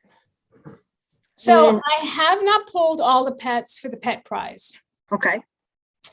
So what should I do? Should I just do a live stream tomorrow? Because I don't want to miss a pet. I don't. That would not be cool. Pet owners are rabid, crazy people. I know, because I'm one of them. And if somebody left my little huckleberry off the pet parade, I would not be happy. I think that since we're fundraising for another week, then the pets acceptable, right? It's perfectly acceptable. And who would want a little extra time for, Freckles or the goat or Ollie or whomever to There's an Ollie and there's a pumpkin in the mix. And a rabbit that I didn't think was real, but Israel is in the mix. He's so cute. He looks like a doll. Rabbit? There's a rabbit in the mix, yeah. Impressive. Name is Benny the bunny. So speaking of, I'm gonna admit Sarah, the owner of Phoebus, our wonderful, wonderful mascot. Oh. Who will be retiring his crown. Well, what a year it's been. Indeed. Hey, Sarah. Hi. Hi, how are you? I'm all right. I'm very Yeah, sleepy, tired but as what else is new for any of us doing this today? That's right. That's right. Exactly. Hey, Sarah. I could fall asleep right now. So hang on. I think I'm still on the video screen. That's my fault. Okay. That's right. Exactly. Hey, Sarah. I could fall asleep right now. So hang on. Sorry. Fix that. Okay. All right. So listening to Wolfman. Now I'm on 7-second delay. Well, welcome to our live stream. And so can you go ahead and introduce yourself? Yeah. So I am Sarah Burrows. I'm the current president of the Jersey City Reservoir Preservation Alliance, which, for those who don't want to say that mouthful all the time, we just go by Reservoir Alliance or the Alliance. We are a community-run nonprofit. We actually don't have any staff except for 100 hours a year contracted employee. And that's it. Otherwise, we're all volunteers, and we are trying to protect Reservoir 3 in the Jersey City Heights neighborhood. So it's that big place right behind the massive stone walls that's next to Pershing Field that everybody's always wondering what's happening in there, especially lately, because we have been closed for about a year exactly now, as the city has closed it to finally do the restoration work that needs to happen to allow us to be able to use the space. And by us, I mean all residents of Jersey City, Hudson County, people outside of Hudson County who want to come into this place. And, I'm a museum professional, especially in nature centers. I've worked in places like this my whole life, and I've never seen a place as unique as this. It truly is a strange and beautiful and unique place. And I actually brought some photos because in a very old school fashion, because today we did our own live stream where we were actually cleaning up donated photos and artifacts that we've collected from different volunteers and community members for 17 years now. And we found a bunch of photos still in frames from an art show that happened from, I believe they were high school students at the time. They're definitely not high school students now, through an open gate. So those were photographers, Brandon Ambrosi, Patrick Ambrosi, Nathan Balkos. Do you have them? Do you want to share them on your screen? Yeah. No, I'm talking about old school. Like not even. You know what? I might regret turning on the blur. I was trying to hide my background of my house. Yes. Let me turn that back on, and I give up trying to use that the fancy way. So and while you do that, I have not been to the reservoir, and I know it is like that mysterious place, and I've got to get there when it reopens. That's how beautiful it is. Wow. That is amazing. And these are like I said, I'm pretty sure, Patrick, I'm sure is probably watching this. You can yell at me and text me and tell me that I'm wrong, that you weren't in high school when you did this, but I'm pretty sure they were all in high school when they did this. If they weren't, they were very young undergrad. And then they also, that's the water itself. On the upper level, there's actually hiking trails. This is the trails before the work. The city, I'm sorry for the glare. The city is, I'm not a YouTube personality. The city is actually, this is what's getting worked on right now, is they are making the trails accessible for everyone. So, I myself am mobility limited many days, most days. So, this wasn't too bad, but there were a lot of trails that were more like a goat trail, if you will. And so they weren't something that was usable by people who had larger mobility equipment. So if you had a wheelchair or a rollator, that wasn't happening. Strollers also couldn't handle them. And then there were also a lot of areas that had a lot of root obstructions, a lot of rocks and other things that you could trip over. So if you had any sort of mobility limitations, even me as a moderate cane user, some days it just was not working. And we're right next to St. Joseph's too. And so it wasn't safe for a lot of people if they were anything more than low vision. So it's something that we've been pushing for a long time, and the accessibility is something that's been a high priority for me. So I'm glad that that's finally happening. That said, we're trying to do everything at once. So we're also now trying to restore the buildings and hopefully use the buildings for gallery spaces or something. We still need to kind of make the plans of what exactly is happening to them. And that's part of what we want to do with our funding this year, is work on master planning. This is one of the buildings that was in, it's the only photo of the buildings that was in this gallery exhibit. And so this building, it's absolutely covered in graffiti. So there's a lot of restoration work that has to happen, not just to, the shape of the buildings with their roofs and everything, but, for those who understand historic preservation of architecture, that graffiti just eats away at the brick. So there's a lot to happen there. Those buildings were built in 1874, some of them a little bit later. Really? It's a very old place. This is the place that originally gave Jersey City its water. And it's actually the first place in the country where chlorination happened. When the water started coming from Boonton Reservoir to the Jersey City Reservoir, they chlorinated Boonton Reservoir for the first time in the country. And that water went right through to Jersey City through Jersey City Reservoir number 3. And rumor has it that that was not with official approval and was very controversial at the time. It's a good thing it worked out great.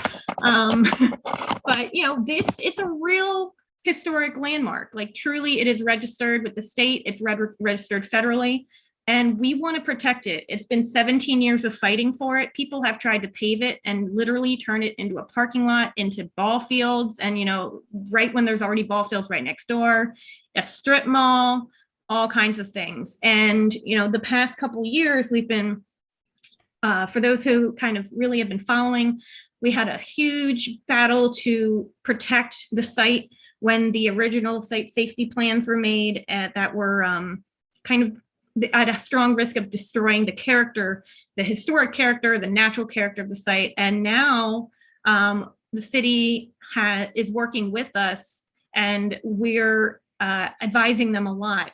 We have a whole committee on our board: architect, landscape architect, historic preservationist, trail manager, myself, an accessibility professional and environmental educator, trying to make sure that they do it right, and that this is something that will be usable by everyone every day, dawn to dusk, and something that can really provide for the whole community a different space and it'll be the only one like it owned by Jersey City.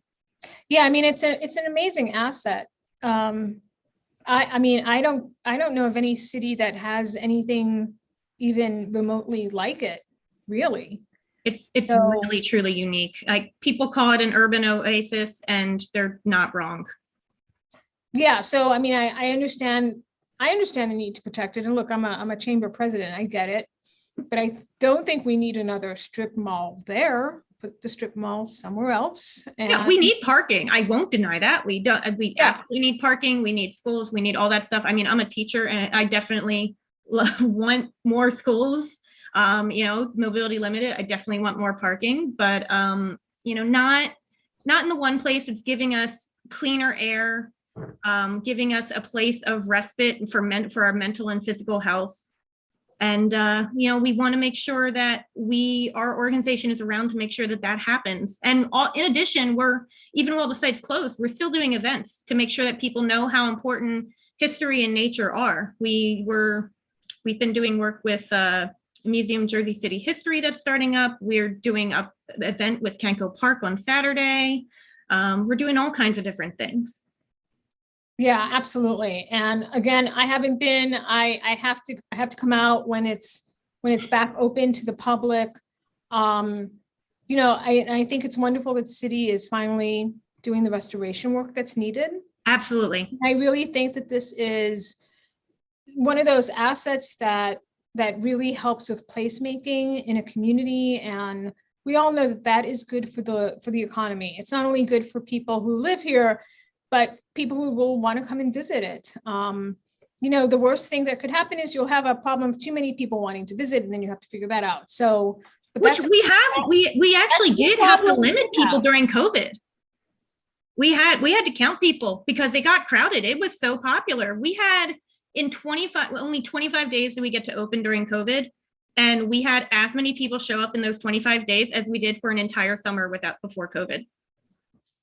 It was crazy. Yeah, I can't imagine. And actually, speaking of visitors, if you scroll up a little bit, that little owl is a northern saw-whet owl who I found with a very, very sweet 3-year-old and 2 board members a few years ago. And he's in one of the crabapple trees. I believe that one's crabapple.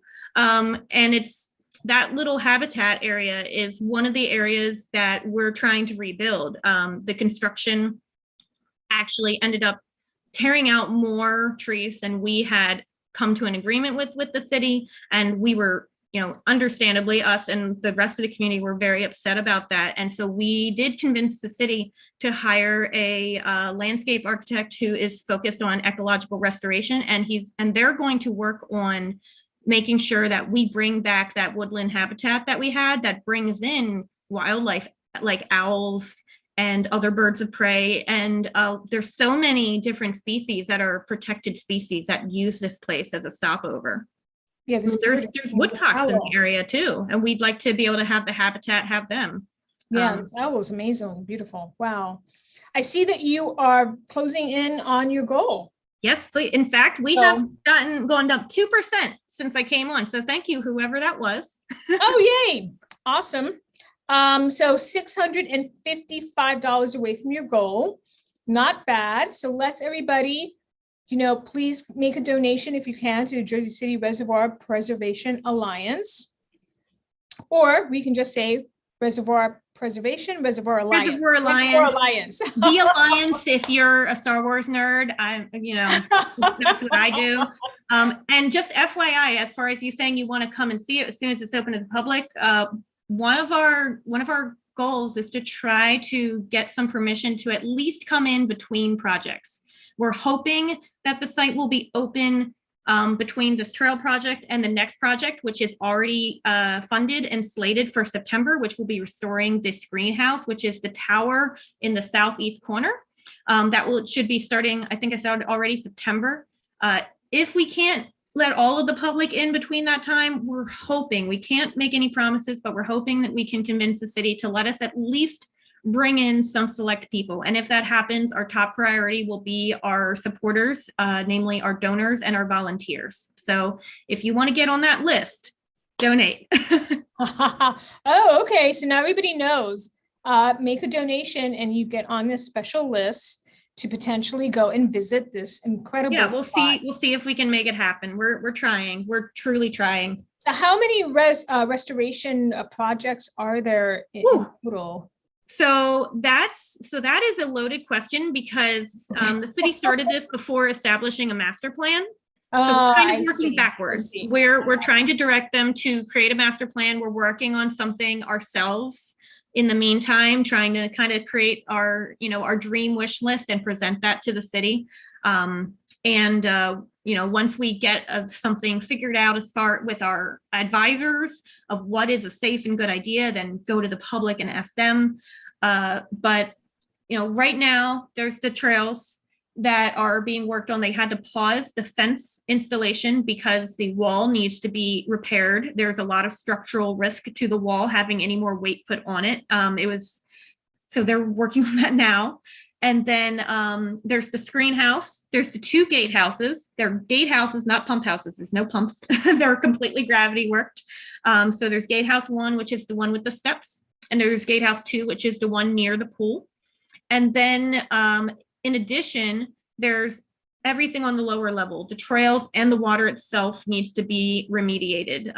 The reservoir was actually used long ago during the Schindler administration for illegal dumping. So there's a lot of cleanup to do on the lower level where the most of the dumping was. Wow. So there's a lot to go, but we're making good time. All things considered, it's not the most efficient speed because of the fact that, the city started on the fence before they started on the wall, contrary to our advisement. But, they are now kind of understanding that, yes, our organization does have extremely knowledgeable board members and advisors who just are willing to give tons of fantastic, wonderful advice pro bono. And they've started to listen to us, and really we've been making some great headway. We're even I'm working with the city on some exhibit interpretations too. So that way then we can really teach people on site how great this is.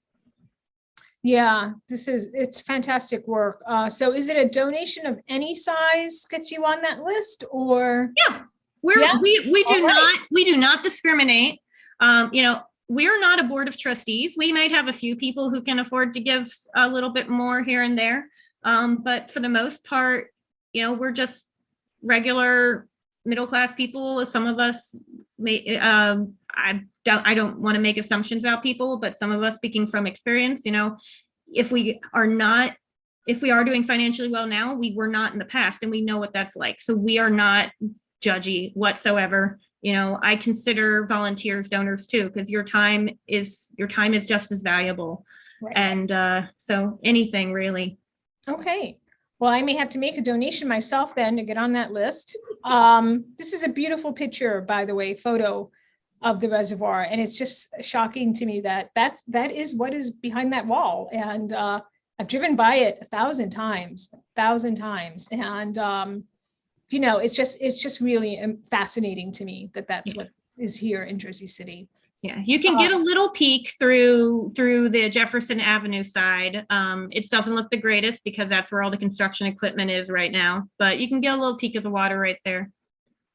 And you can still see stuff that's growing right over the edge of the walls. We just did a walking tour going around the outside perimeter on the sidewalk, just looking at what's growing on top of and out of the wall.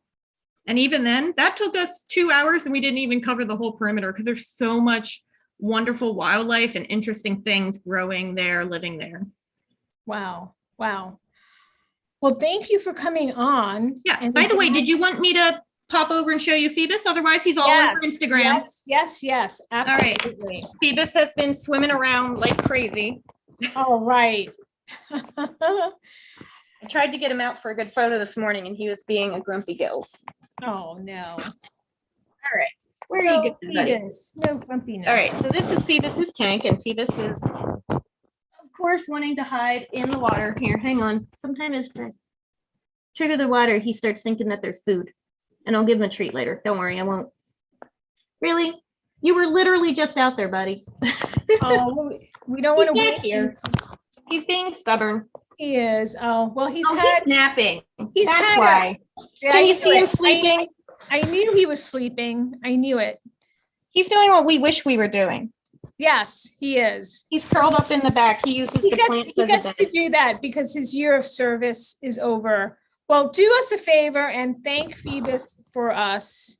We have and I got a video of him swimming around on Instagram for you guys. Okay, great. We will have to pop that up on the big screen. Yes, but we've enjoyed having him. He's been wonderful. And he really epitomized Hudson Gibbs. Small but mighty. He really is. Thank you so much, Sarah. And again, thank you last year for the face painting. That was very cool. I will make a donation to the Alliance so that I can get on your list. I advise everybody else to do the same. Have a great evening, and we will cross fingers that you make your goal of 3,600. You're so close. Yeah. Yeah. Great. All right. Thank you. Thank you to you. Thank you to everybody. Be well. Yeah, absolutely. Thank you. Bye. All righty. All right. Hudson Givers, it is, what time is it? 9:32. I'm gonna check the big board, the leaderboard. Let's go to the leader. Well, actually, let's go see where we are in our total fundraising. Because again, I'm trying to get to 600, at least $600,000 by the end of the night. It's only 9:30. We have 2.5 hours to go. And we are at almost $555,000. Who's going to get us to 555,000? We need what? $129. Come on, folks. There we go. Yay. Let's see who our most recent donors are. This is one of the cool things that you can do, is actually check out who the most recent donors are. We're going to scroll. Wait, where is it? Oh, I thought it was right here. Hold on. Did I miss it? Oh, here, I'm sorry. These are our recent donors. So I want to thank everyone. And as you can see, the donations vary. Sharon Stewart just gave $10 to the Dr. Lena Edwards Academic Charter School. Thank you, Sharon, for that donation. We have a donation from Angie Sheldon for $100 to Mile Square Theater. I'm going to pull more up here. The Byrne family is obviously supporting the Peace Care Ministries that we just were talking to.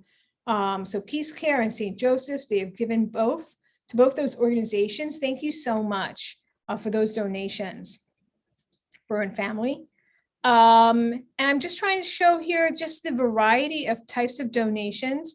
Bill Armbruster, I know Bill, he just gave $25 to the St. Peter's University's campus kitchen. Yay, thank you, Bill.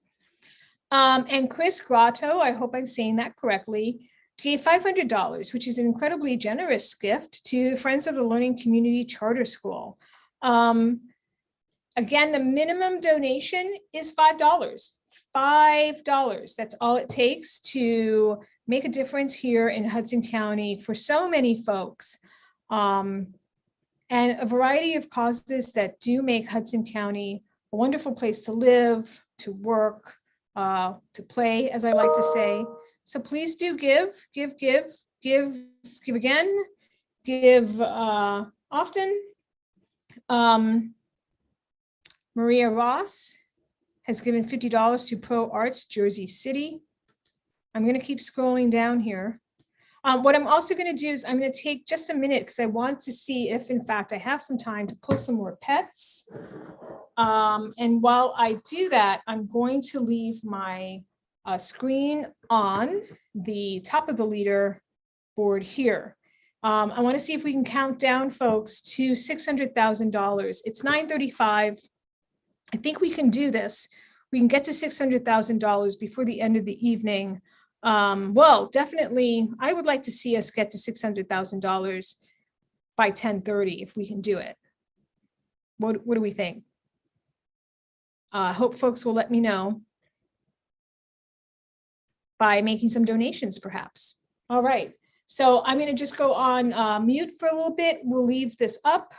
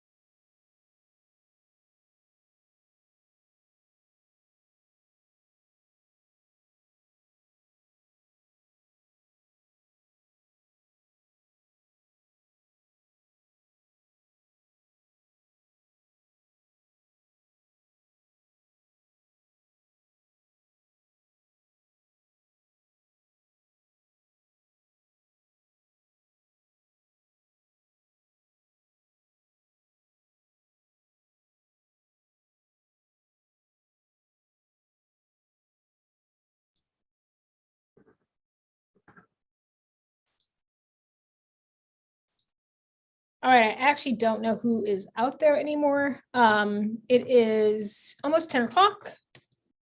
And I'm gonna check on how much we've raised. Hey, Michelle, I literally thought I could pull the pets and then I found 100 of them. Like I just couldn't believe it. I was like, how many pets are there in this contest? So I think I am gonna have to call it quits on looking for pets and just pick a winner tomorrow. You're on mute. Yeah, or tomorrow or over the weekend. That's, whatever, I think whatever that's works. what I'm gonna have to do. And there's some really cutie pies out there. So we're gonna have to do that. All right, so where are we? Let's pull up.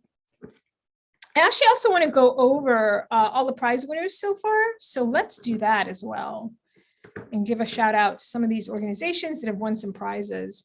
All right, everybody, 572,000. It is 10 o'clock. We can do this. We can do this. We can get to 600,000. I want to say we should be able to do that by what, next 40 minutes or so? Let's get to $600,000, folks. Let's do it. Let's do it. Let's do it. Please do make a donation today. Let's check on the leaderboard here. There is a fight for the first. Oh, yes. Wow. Yes. Wow. What is going on here? It's, oh my, it's intense. I have to pull out my popcorn for this. This is, I may even have to get a glass of wine for this. Wow. Oh my gosh. We got it going on. It's Christine better get to home pretty quickly because she's got some work to do. Oh man. Well, it's a good fight to be in.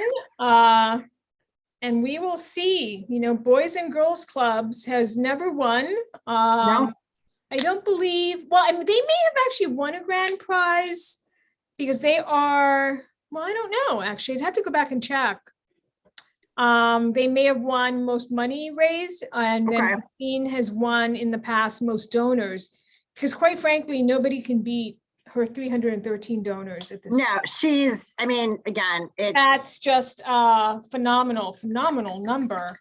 They do such a great job. I mean, they really do. They have a great support, and she's a firecracker. She's great. So she sure is. And so let's continue to just check out a little bit more. And St. Joseph's is gonna top $20,000.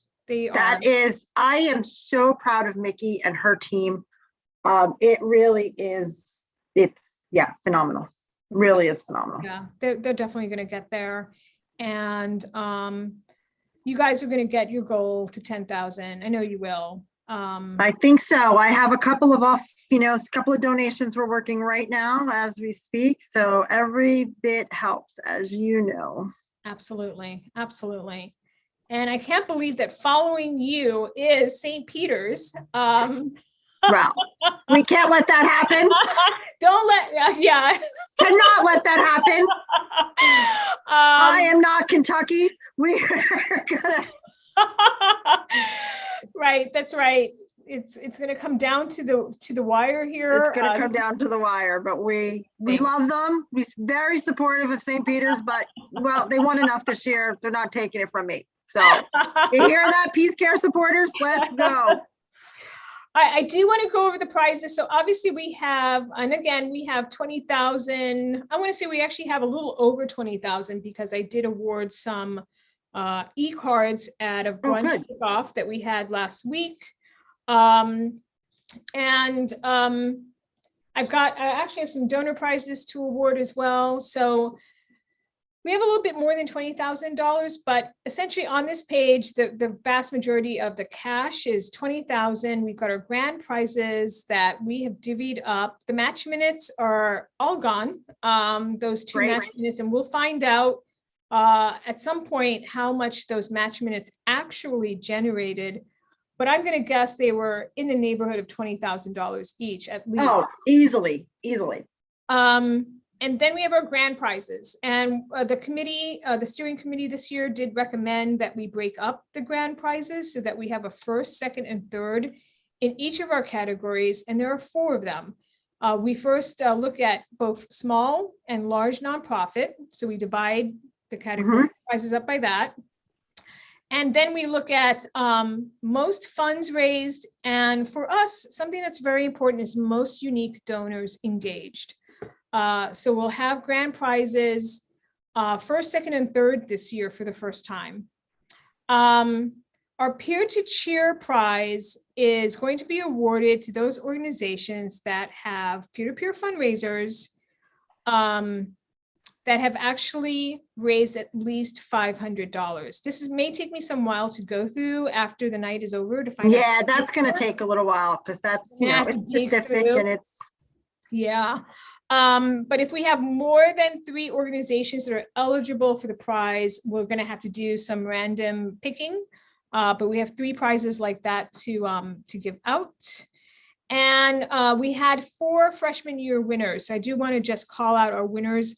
These were prizes of $250 given to the first 4 nonprofits that have, again, they're participating in Hudson Gives for the first time. And they were the first to receive donations from 20 unique donors. I hope I did this right, as I do with all my awarding. But the winners are the Learning Suite, Hoboken Family Planning, Kindle Education Foundation, and Temple Beth El. So congratulations to all of them. Early Adopter Prize, once again, was Peace Care. You guys have got a lock on that every year. Well, 3 out of 4. 3. Oh, we okay. reclaimed. We did not get it last year, so 3 out of 4. We're very proud of that, and I was going to write when I wrote this down. You guys won it by a mile. By a mile. Really? Nobody came close to even touching your number. I think you had something like 30 something donors in that time frame, and I think the next one had maybe like 18 or 19. Well, it pays to have an all-night, I guess it pays to have employees working all night. It pays to have insomnia, absolutely. All right, coffee break goes to Friends of the Learning Community Charter School. No surprise there, really, that Jennifer is working the all the time. Yes. I don't know how she does it. We are in our last call prize, so if you haven't made a donation yet, you can help a nonprofit win. Is that right? Is that correct number? $500? I think that's what it's been. I'm like, so in fact, I am working on a social media post as we speak to get that prize. So let me check. Let me check that I don't have a typo there, please. That's okay. I guess, what? At this point, if it is a typo, it's going to have to stay. Oh, yeah, that's supposed to be 300. It's a typo? It is a typo. Okay, well, that's all right. I mean, if you change it tonight. I had to change it because I have a budget, unfortunately. I'm sorry, everybody. No, I thought it might have been, and that's fine. That's out there and available for folks to win. So don't let this get you down. And this is sometimes what happens because all of this is driven by human beings who make mistakes like I do. So, hey, listen, there's no mistakes happen, people. All right, so then we go to our 50 state tour prize, which I think is an interesting prize. Again, this is if you engage at least one donor from an address in each one of the 50 United States, you'll obviously win hands down. But it will come down to that organization that gets the most donations from across the country. And you really only need one from each state. So you don't need several from, it's not like I'm asking you to get 10 from Hawaii and 20 from Ohio or something like that. The Social Butterfly nonprofit, I'm going to have to figure out that tomorrow as well. But these are organizations that successfully make 3 posts during the day today from your official social media account, and it has to have original content, so you can't just recycle content. Ready, Set, Engage. 2 winners here, Art Fair 14C and Barrow Mansion. This is our Ready, Set, Engage prize for having their pages ready to go when the site went live on May 3rd. So they had their pages ready to go by May 2nd. So again, Art Fair 14C and Barrow Mansions, congrats. And then we have been awarding our golden ticket prizes throughout the day. Pro Arts Jersey City, Liberty Humane, the Project Cheer Up Foundation, Deliverance Children's Ministry, Cantigas Women's Choir, Partners in Prevention, Welcome Home Jersey City, Rising Tide Capital, Hoboken Family Planning, Jersey City Arts Council, St. Peter's, Jersey City Theater Center, York Street Project, St. Joseph's School for the Blind, Bayonne Economic Opportunity Foundation, Team Wilderness, the Flow Initiative, Jersey City Landmarks Conservancy, and Museum of Jersey City History, Hope's Community Action Partnership, Hudson County Housing Resource Center, and Just in Time Foundation won the winners.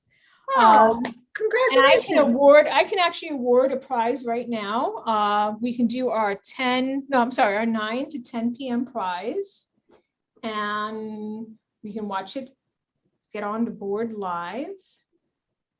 And this is, and I didn't do, I'm sorry, I didn't do an offline donation for these guys. Freshman year. So this is going to help our totals. All right. So cancel this and golden ticket prizes. All right, let's choose another winner. And then let me make sure I'm making all of my donations too. That helps with our totals. That's great.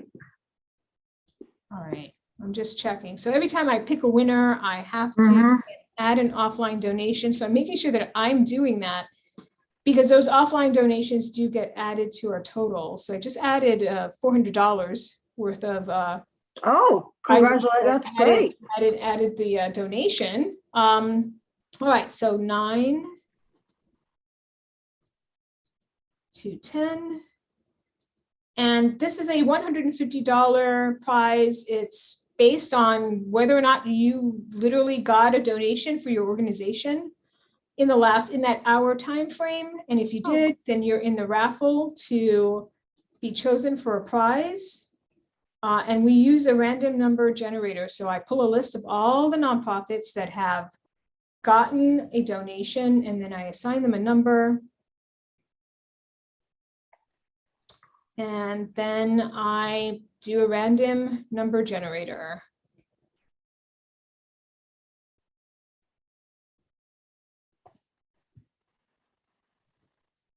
Which is the greatest thing on Google. And then I pick a winner. Well, it picks a winner. 1, 2, 3. And our winner is Round 2 Resources. Oh, that's great. Congratulations.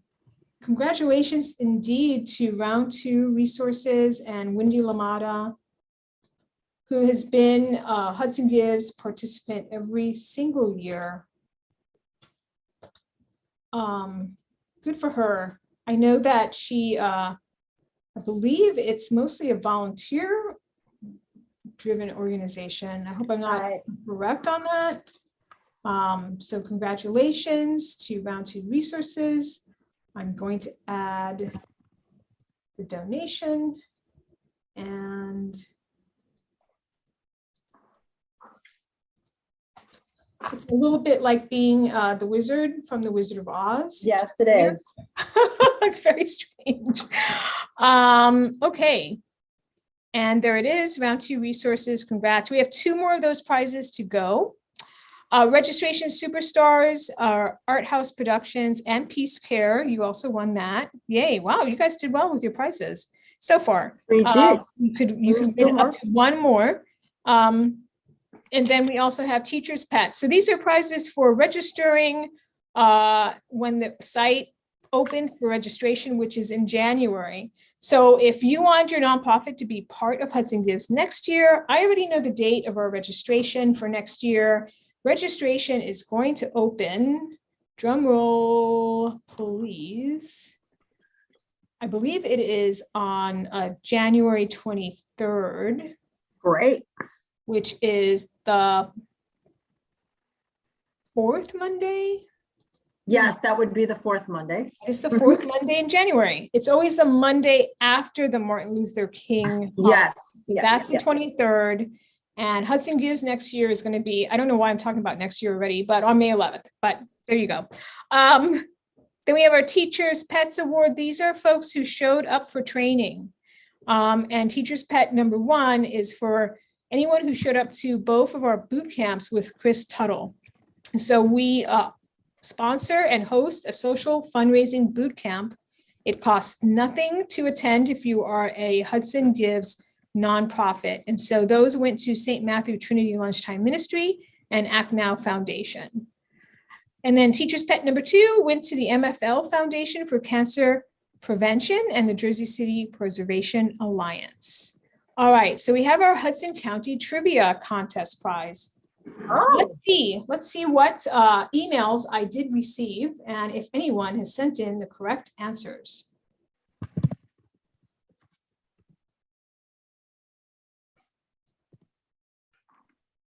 Did we have any participation? We had a couple. Okay.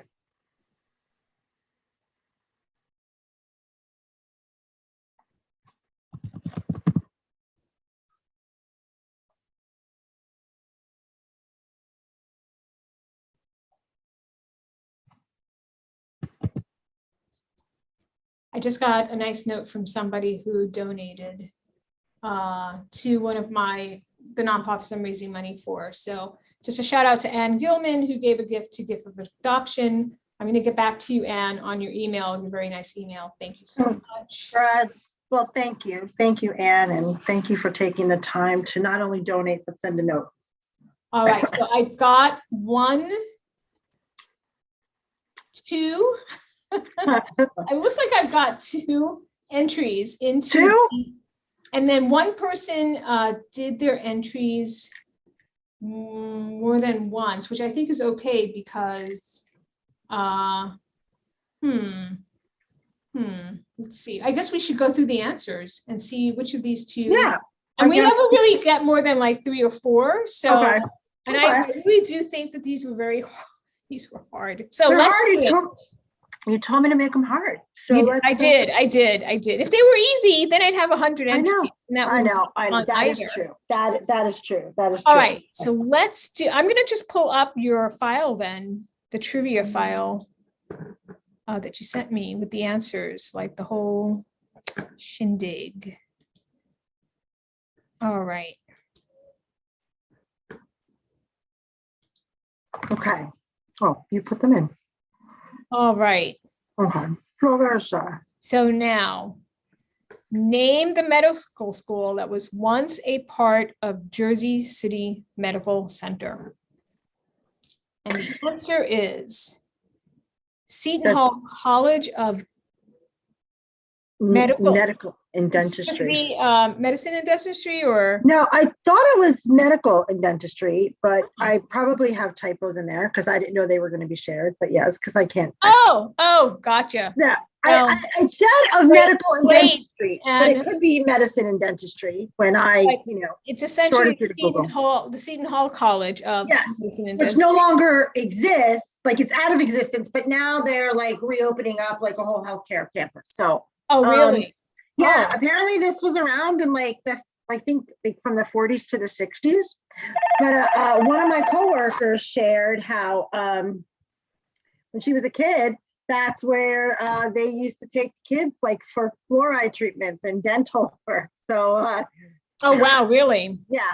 She said she thought she remembered that. So yeah, essentially most Peace Care employees were disqualified, most, but we had a discussion about these questions at lunch today because I was trying to gauge how much people knew. Could not send an answer in. Okay, got it. So, yes, so was So- solid. Yeah. What Revolutionary War battle was fought within the confines of Hudson County? And the answer is Battle of Paulus Hook. You see, that seems really obvious, but I did not know that. So I had no idea Paulus Hook was part of the Revolutionary War, but I mean, that would be something, you know. It sounds like a place. It sounds like a place that would be though, Paulus Hook, right? Doesn't that sound like? It sounds like it would be. I mean, sounds it. So, all right. Now this next one. This one is a trick question, I think. It is. The Greenville section of Jersey City was once an independent township within Bergen Town. In what language were its official government meetings originally held? Now, you say Bergen Town, and I think it could be Dutch, and so did a couple of our respondents. But Bergen is German. So that's why it's German? this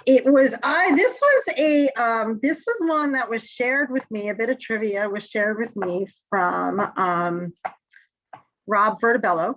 So he is a bit of a Gina Bertabello's husband. Okay, I know, I think I know. I think met him. Yeah, they're very active in Jersey City. He's a Jersey City born and raised and still lives in Jersey City, and major history buff, and he told me this little known fact. So, but one would think Dutch because this area was settled by, the Dutch, right across from New Amsterdam. But what's interesting is where you find the pockets of, ethnicities like throughout the years. So that's fascinating.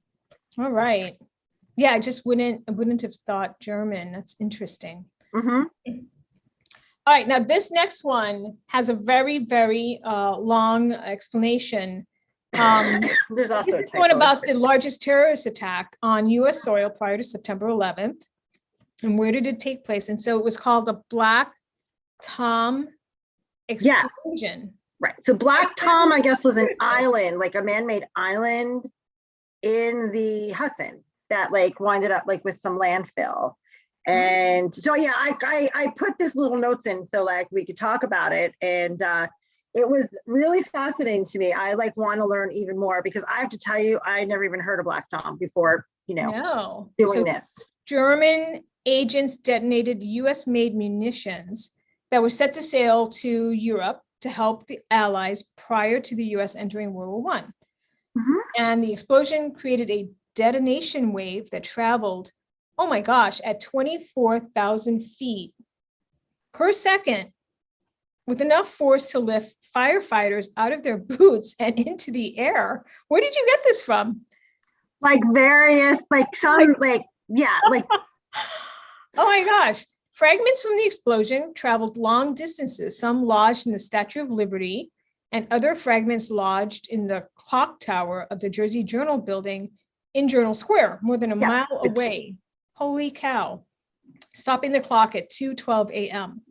The explosion was the equivalent of an earthquake measuring between 5 and 5.5 on the Richter scale and was felt as far away as Philadelphia. Holy cow. This led to the Espionage Act of 1917, and was the rationale behind FDR's internment of Japanese Americans during World War II. Yeah, that's what he uses as well. I learned all this. By the way, that date is wrong. Oh my gosh. The date was July 30th, 1916. I had a typo. I had to just gotcha. So, but I mean, again, if someone said 1916, I'd give it to them. Yeah. I mean, they said whatever. But I found this that we never heard, I never heard about this. Yeah, I've never heard about this either. And the fact that led to the Espionage Act was, just highly. Yeah, and there's So anyway, it was just really, really crazy to me. That was fascinating. So. Well, thank you, Jersey City. And Black Tom is now part of Liberty State Park. Oh, okay. I mean, it wasn't still exist as a separate sort of island. Well, I guess it was. Yeah, Black Tom Island is now part of Liberty State Park.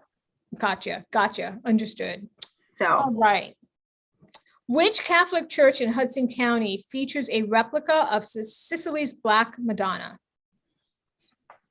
Saint Febronia in Hoboken. Which most people don't even know like really exists. It's this tiny, tiny little church.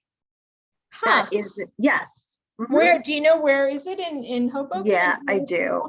Let me just go to my notes and I will let you know. I'll read But, this while you do that. The chapel has yeah. a loose affiliation with St. Francis Church and was previously associated with St. Anne's Church. It is home to the Society Madonna del Martiri, which celebrates the miracle and blessing of the Madonna.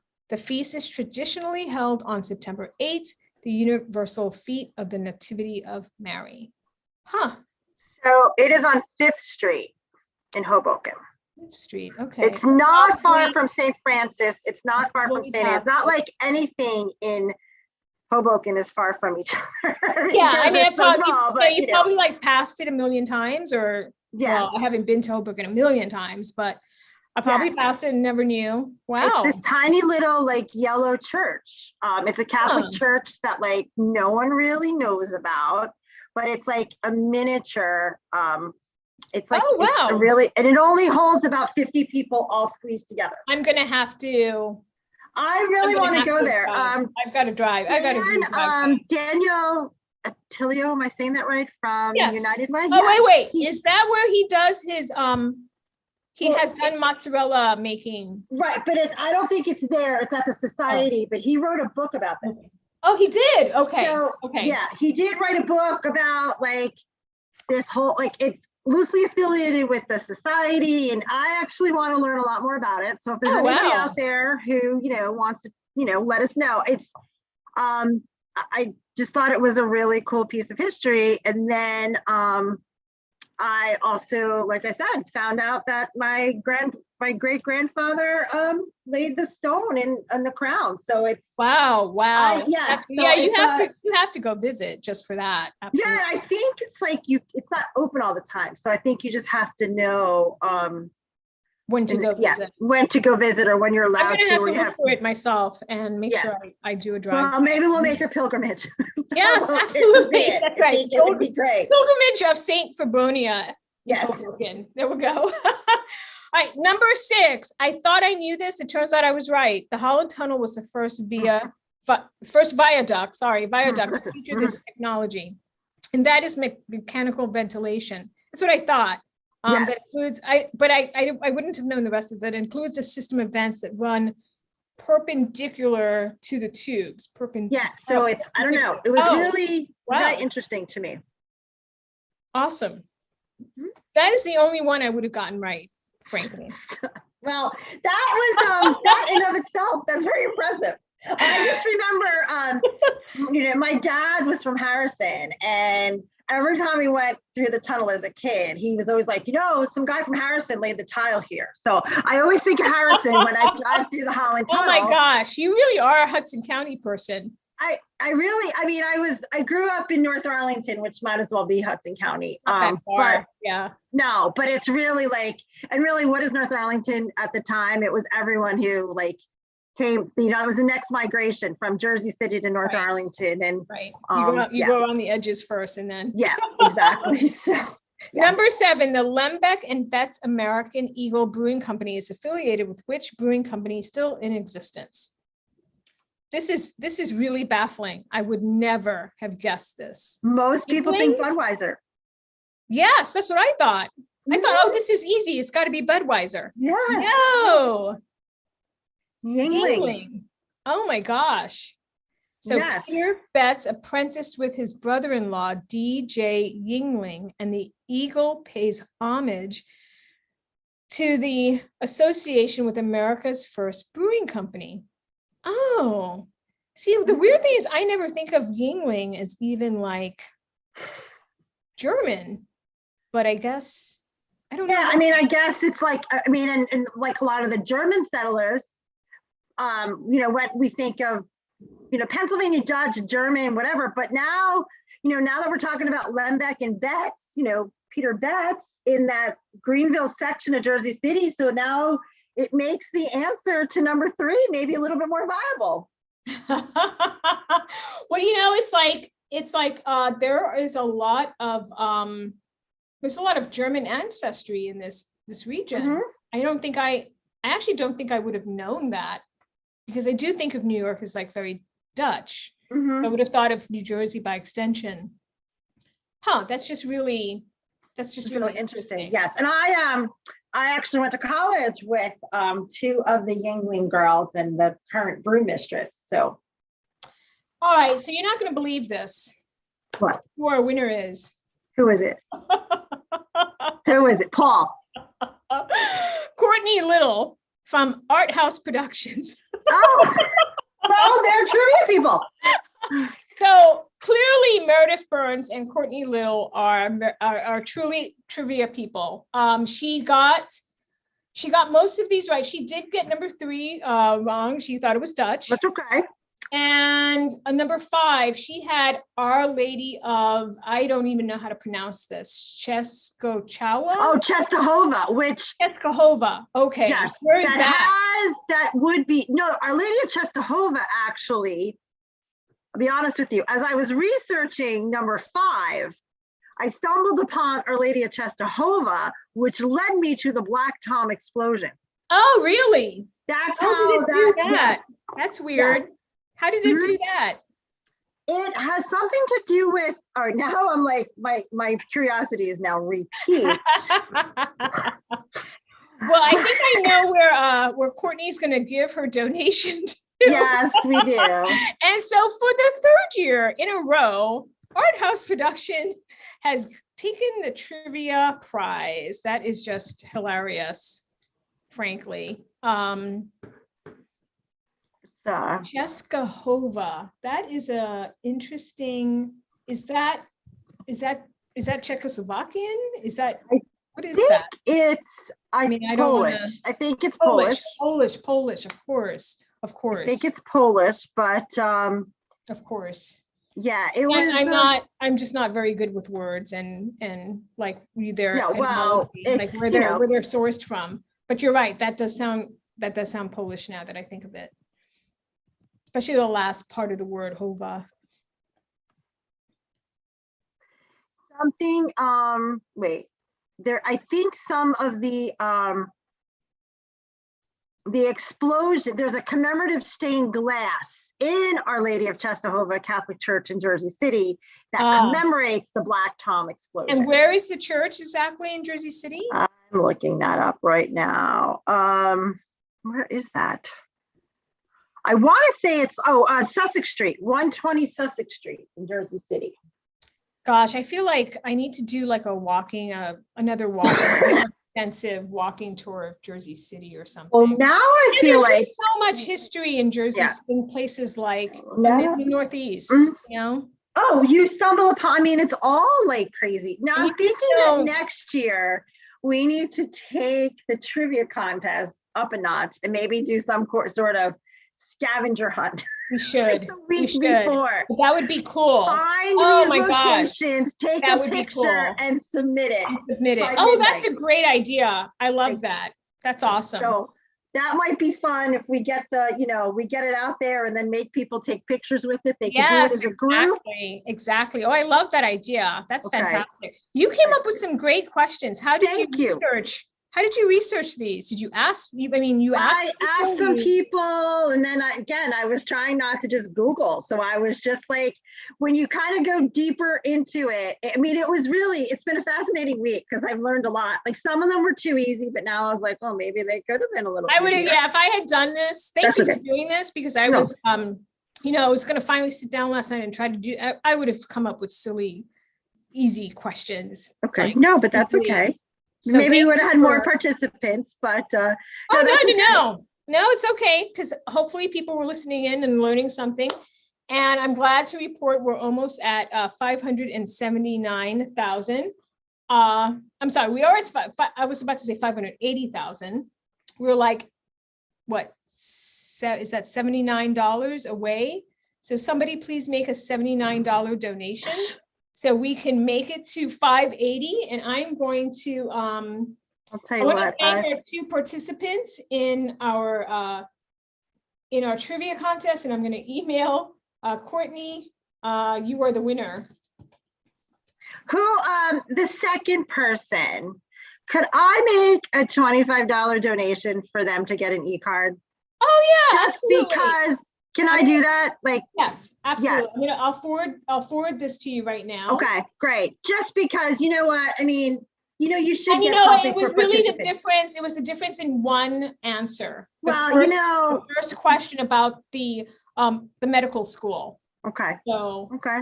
Well, no, I mean, really, thank you all for participating, whether you actually participated or played along at home. But it just goes to show you, never be intimidated because you never know who That's knows right. what. That's right. So, This wasn't Jeopardy. We weren't making you do this live. So and there, just so you know, there is about, if my math is correct, which, I've had an hour and a half sleep last night, there's about $650, less than $650 separating first and second place right now. No way. Really? Let's scroll And down. what's No crazy is that when way. you look at the donors, 53 versus 316. You're right. And it's just that it just That's shows the like power of giving large gifts, $600. small gifts. They all Yeah. add up and you could be this close. So Holy cow. Holy cow. I have I haven't seen Janet Wallach over at Boys and Girls Club in a while. I had no idea she was this competitive. All right. Well, that's I'm laughing, I'm sitting here laughing, Maria, because I don't really think of myself as a Hudson County girl, but I'll tell you, tonight my Hudson County roots are like really shining. So Boys and Girls Club, my brother back in the 80s and 90s played AAU basketball for the Jersey City Boys Club. So I have, I'm a little torn. I have sentimental for both. Oh my gosh. Really, because So wait, how many generations of your family have been in Hudson County? You said your great grandfather. Yes, so my great, so one, Is that the fourth generation, because they, both of my great grandparents would have immigrated. My dad's family took the Mounts. They took a little bit of a longer route. They came from Scotland separately through Canada, met in Edmonton, went to Massachusetts and winded up. Edmonton, Calgary? Yes. That's like not even close. No, Why? not at all. Oh my God. Went to Wow. Massachusetts and then found their way to Kearney. Oh, wow. Of all places, Kearney. And they were from Scotland. So, Kearney has a large, has had a large Scottish population, still do. I did not. Still does. I actually did not know that. Oh, yeah. So they, very large Scottish population. It's really, really fascinating to me every time I have a conversation with someone who, has roots here. I learn something new about Hudson County. All the Yeah. time. So, All the time. not to make this about my family, but what I found out after I started working at Peace Care was that my great grandfather, Mount, on that side, and it's actually in my fundraising story, he was a bartender. I guess the man had many jobs, and one of them was a bartender. And the Sisters of St. Joseph of Peace used to have bar boxes, donation boxes on the bars throughout Hudson County. Oh my gosh, really? And, literally, they used to go around on Saturday mornings and collect the donations. And my grandfather course. had. That's like the best place to collect a donation, Yes, right? And he had a bar box. In fact, I have one in my house somewhere, but I'm not about to go find it. He had it on his bar, and also made his children give part of their allowance. And when they worked, they had to give to that. So Oh my I like to gosh. say I am a fourth generation fundraiser for Peace Care. And at the time they raised money, St. Joseph's Home for the Blind, the precursor, the original name of Peace Care St. Joseph's was St. Joseph's Home for the Blind. And the home and the school were together. Ah, okay. And then in the 1970s, the school moved to its current location, and the home was converted from just for blind people to, a skilled nursing facility. It was, to take care of the elderly and the infirmed. So, Wow. yeah. And in the original building, the hallways are pretty narrow. Okay. And you would, because you could take your arms and touch either wall, and that was to help the visually impaired navigate the hallways. Oh, wow. Oh, wow. Yeah. That's amazing. I'm full of random facts. Like, I guess then you're the perfect person for the trivia contest. Awesome. Awesome yeah, sauce. so it's kind of pretty interesting how, but I swear all roads lead to Hudson County if you're in New Jersey. Like you have everyone in New Jersey, I think, has some sort of touch point to Hudson County, and not just by coming over through Ellis Island. I just really think it's really cool. So no, that it is really cool when you start to think it's like you're saying 6 degrees of separation. Mm-hmm. Yeah, it really is. So cool. I want to pull up. I'm pulling up the leaderboard for those organizations that have not yet made it to the $1,000 mark, and maybe making an appeal out there to folks to please give. For example, we've got Golden Door International Film Festival, which is like literally $47 away from $1,000. So will somebody please make a donation to get them over the hump? They want to raise $5,000. If you want to give more, by all means do. But they're so close. And I like to also always call out those organizations that are so close to a milestone amount. Let's see who else is on the cusp of $1,000. Oh, Jersey City Landmarks Conservancy and Museum of Jersey City History, just $100 away. Riverview Jazz, a lot of people may not know that the largest jazz festival, at least prior to COVID, was right here, the Jersey City Jazz Fest. So please give to the Riverview Jazz. They are at 840. Computers for People. This is the first time Computers for People are joining us. And they give computers to people who are in need. And look, if you get them to $1,000, that's half their $2,000 goal.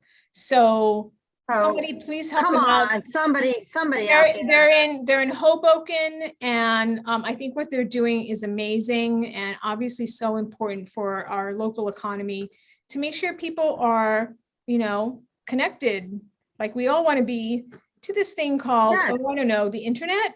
Yes. All right. And then there are just a lot of these folks who are in this middle range. So, there are a lot of organizations. There are 102. Barrow Mansion is approaching $4,000. Hudson County Casa is close to $4,000. And then right at the cusp of $3,000 is the Hoboken Historical Museum. So I like to think of, where can you make an impact at this hour? Well, any donation counts. We love all the donations. Oh, look, Jersey City Medical Center has raised $2,900. And this is for their food pharmacy, which I think is just so incredibly innovative. They actually have a food pharmacy. I believe it's in the Greenville section, if I'm not mistaken. And, they're helping people to learn how to eat more healthfully. And we know that Greenville, I believe, there may be something of a what is it called? Food desert in that part of Jersey City. Yes. It's really, really important. I think it's really fascinating that the medical center has a food pharmacy. I think that's great. Like, it's so innovative. So please give to the medical center. They are $100 away. In fact, I may make a donation myself in a little bit to them to help them out, because I want to see them get to that, at least that milestone, $3,000. And I'm going to go down the list a little bit more here. Jersey City Right to the Goal. How are they doing? They are at $2,375. Okay. So if we can get them to 2,500, that will be a third of their goal. They are still learning, I believe, how to do this, but they're doing some really interesting work. And I know that they basically help students to learn how to write by engaging them in writing about sports and sports personalities. I believe that they recently interviewed one of the twins from the St. Peter's. They did. They actually did, which is, I mean, and what a cool way to engage middle schoolers in writing.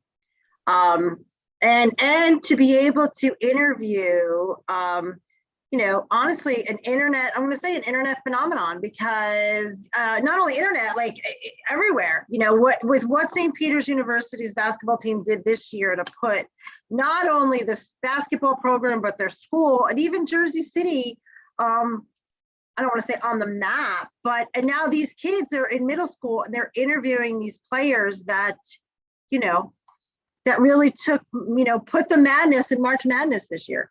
That's right. Yes. And that reminds me, I do have to give away my bobblehead, my St. Peter's bobblehead. I know that I got some donations at the Tip the Host and for St. Peter's. So I just have to pull the data out of the data. I have with how many donations have we gotten so far? Almost 4,000 donations. I need to pull the data and then look through it. So it's not going to be easy for me to pull it out right now, but I know I got some donations earlier, and I will announce that tomorrow. But that's a lot of fun. Yeah, that was a lot of fun. The whole St. Peter's, like, that was just wild. Oh, it was great. I mean, really, really phenomenal. Yeah. All right, let's go back to, where are we? Are we closing in? Oh, come on, folks. We want to get to $600,000 definitely before midnight. So we've got 18,000 to go. All right, Less than 18,000. What shall we do here, people?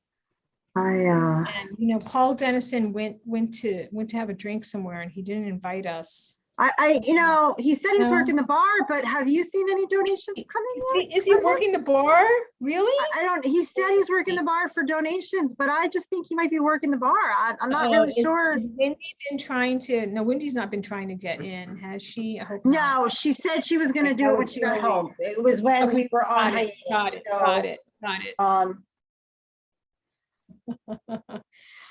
Even my intern, Jonathan, is trying to shape the bushes today to get some donations from his family. I was like, oh, thank you, Jonathan. That's so I'll awesome. tell you, talk about an asset.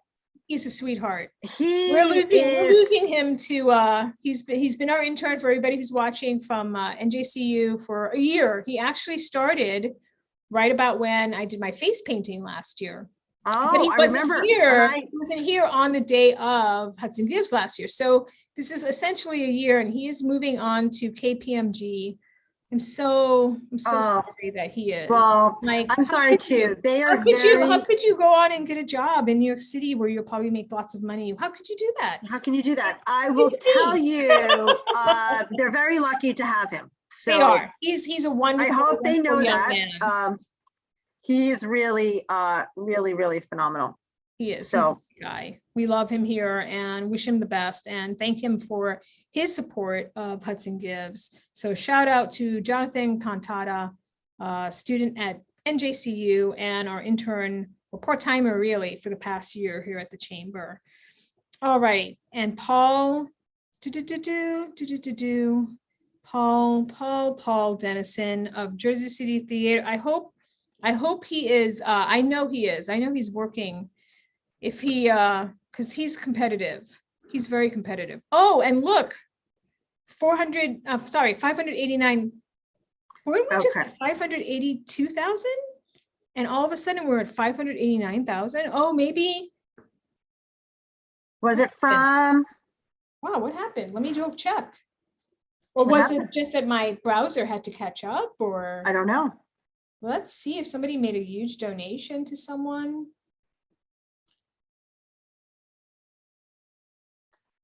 I'm looking. It looks like York Street closed on a match that they had. Oh, okay. That's great. That's phenomenal. My gosh. Someone did give, hold on. Wait a second. We're about to wait a second. Somebody gave York Street Project $5,000 just now. a donor. So York Street is back on top. Well, how about that? Holy cow. Holy cow. Well, you are about to. Yeah, Christopher Sullivan, the match that they, somebody gave $5,000 to ensure that that match happened. Well, you might want to refresh your browser. Oh, really? Because we just got an offline donation that I've never seen before for Hudson Gibbs. Wait, who? Oh, really? It hasn't hit yet. I will let you know when. Even with that, because it just went to 593. No, this will take us over. You're kidding. No. Oh, this is phenomenal. Yeah, this is phenomenal. I'm just Good waiting music. for. Oh, but if I play music, then some music company will not be happy and take my video off of. I know. I hate when that happens. You know, Oh my gosh. Yep. Was this About you? that, huh? Was this you? Yes, it was. Oh my God, congratulations. Yeah, we just got a $15,000 donation offline.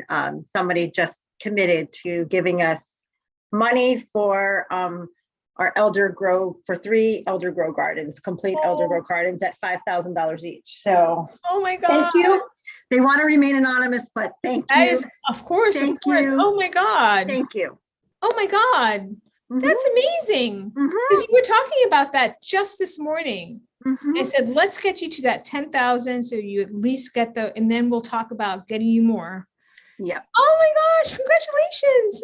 Thank I you. want to do like a happy dance. Yes. I know. Thank you. I'm like, a little choked up, but yeah. Thank you. That is amazing. Oh, wow. Thank you, anonymous donor, for making and now this we're happen at, for that Peace brought us Care. over 608.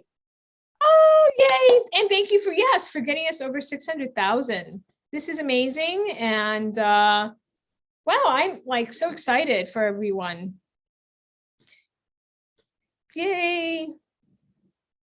And look at that. Now you're at 21,865. Unbelievable. You're in the top 10. Oh my gosh. We're in the top 10. Oh Yes. my God. That is just utterly amazing. So,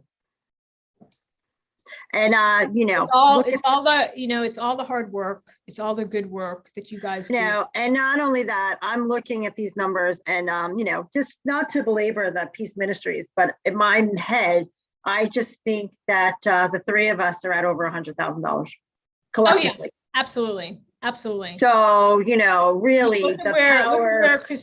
Christine at York Street, they raised $70,000 last year, and they are now closing in on 65,000. Yeah, she's gonna definitely. She's gonna get exceed to that. Yeah. at least what she Yeah. raised last year, and who knows? Because and even after the fact, so this is just utterly. I mean, we don't. We get donations of 50 and 100 every once in a while. As I mentioned earlier, very good friend of mine. I asked him for a small donation and he gave me $500 today. So, those are the type of donations that I am like, oh, we get 3, 4 digit donations. 5-digit donations are very rare, as are 6 digits, unsolicited. We work for a lot of these, but thank you. It is very rare to get the 5-digit donation unsolicited. So right. it is truly, truly just amazing and heartwarming. And yeah, congrats. Yeah, and thank you to that donor. That's just phenomenal. Yeah. Yeah. And what they came in at the right time. They're very generous to us throughout the year, but not usually in connection with something like this. And for us, I can't wait to see our residents with these gardens, because they really are they're game changing. It might sound silly, but not only are they great for the residents, but I tell you this. I don't think it sounds silly at all. I think all of us need to spend more time outdoors, frankly. Yes. And I would hope that COVID, the word we're not supposed to say, right? I would hope that it has taught us all to really appreciate the outdoors and this amazing planet. We really do need to heal by being outdoors. So, and unfortunately, many of our residents cannot go outside, or they cannot go outside unassisted. So for us to bring these gardens, to bring the horticulture to them. right. And let them experience that. I can see how Yes. that would be incredibly healing. I don't think it's silly at all. No way. So, I went into another nursing home and I saw this and I was like, what is this? I need it. Brought it back to our activities people. And because it was really that, like, very rare am I like, what is that? I want it. Like our resident, like it was just really that much, because even aesthetically, it changed the whole look and feel. Well, of the room. you also had the photo of the electronic dog on Yes. your, and that was something you were also, so I really appreciate that you're also always looking for innovative ways to engage your residents and, help them to feel better in these sort of non-traditional ways that, that's all good stuff. Amazing. Thanks. Yeah, and when you just see them, last year we did something a little innovative. I think it was just a lot going on, but we added a resident art auction during Hudson Gives. I remember that. And it was, working a couple of different systems to make it work. But the best part of it was how these residents are like, a couple of them have turned into like art producing machines. And Oh, really? they just love doing it, and they feel like I don't want to say they have a purpose, but they feel very useful. So this year, all of our fundraisers will be receiving original artwork that what I do is we take them and I mat and, I put a mat around and frame them, and we have the artist, the resident, sign it. And I will tell you, it's amazing. And trust me, we don't spend a lot on the framing, but adding a little frame with a mat that you can get at Walmart or Target. Oh, yeah. It creates a masterpiece and the sense of pride. And they just loved, in fact, 2 residents were into the art so much, they requested to be roommates. And now they're like best buddies. So it really was like, there's a lot to be said. Every dollar tells a story here. So it's the dollars are wonderful, but it's the stories behind the dollars. Right. I like to say that, this, like, I've sometimes used in the communications for Hudson Gives, this is where great stories happen here in Hudson County. These are the great stories that you support with your dollars. So it is about those stories. I think that's a great story, them wanting to be roommates, and that's awesome. And I'm pulling up Art Fair 14C, and Robinson Holloway is not here at the moment, but congrats to her and her folks. They're not quite at their goal yet of 40,000, but I think this is the first time they've ever been as well themselves in that top 10. Congrats to her. I know every time I talk to her, she's somewhere in the state of New Jersey, talking to someone, promoting what they do at Art Fair. So, just amazing. Yeah, and Robinson, I think, has been working. I mean, she's been working so hard, tirelessly, not only for her nonprofit, but helping every other nonprofit get to where we are right now. So, kudos to Robinson, kudos to Jen. She's a big believer, Robinson, that we can get Hudson Gives to $1 million. And so, I haven't publicly said anything about getting to $1 million, but I'm going to do it tonight. I don't know that we get there this year, but we're definitely going to get to our goal. I'm very confident we'll get to our goal of 700,000. We are over 600,000 as of this evening. I definitely believe that before we close out at midnight, we can be very close to 650. And then I think we'll get to $700,000 before it completely closes, and then onward and upward. Next year could be the year. So, and I said what I said last night. And when we get to $1 million, I'm gonna get a bobblehead. A Maria bobblehead. I love it. I love it. I love it. I'm gonna have to, Having your if face we do painted. that, I might have to buy a whole wall full Okay. of bobbleheads for my home, which would Okay, be good. stupid to do, totally stupid to do, but Well, I also think that that is not only a great way to say congrats, but just think of the fundraising possibilities we have with them after. So I'm. oh my gosh, I hadn't even thought about that. That's an awesome that's an awesome idea. I love it. I love it. I love it. Oh, this reminds me, as we approach our last hour, not only did I order a St. Peter's bobblehead, let me look this up. I ordered a Statue of Liberty bobblehead. Oh. I did. And I just want to check because there are two types of Statue of Liberty bobbleheads and I wasn't sure which one to order. There's a bronze and then there's one where it's green. So let me just check. I have to check my receipt. Which one did because I can't remember which one I ultimately decided to purchase.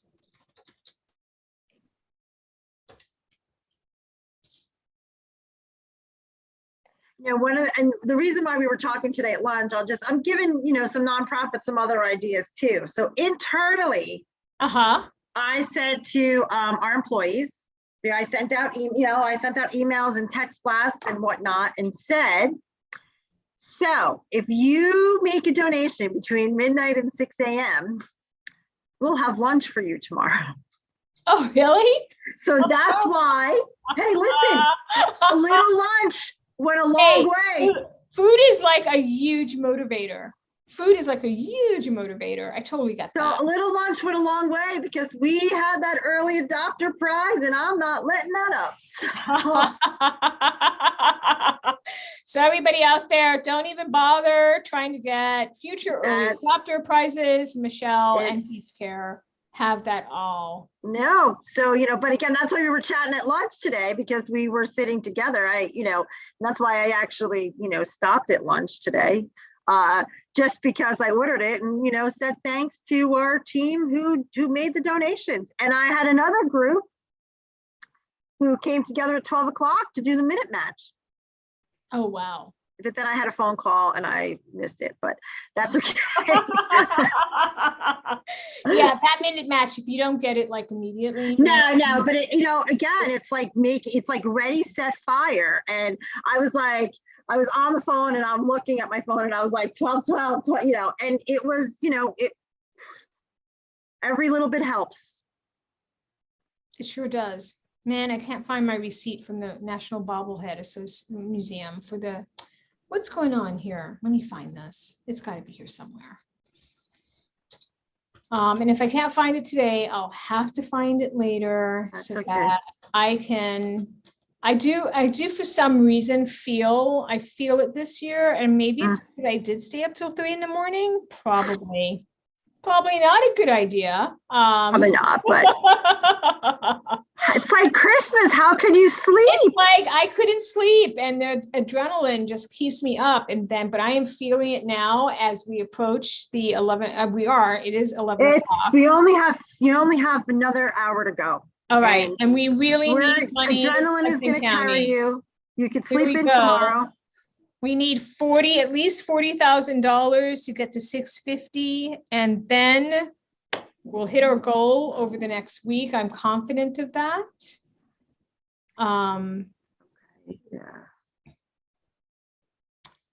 What I want to do is see if I can find.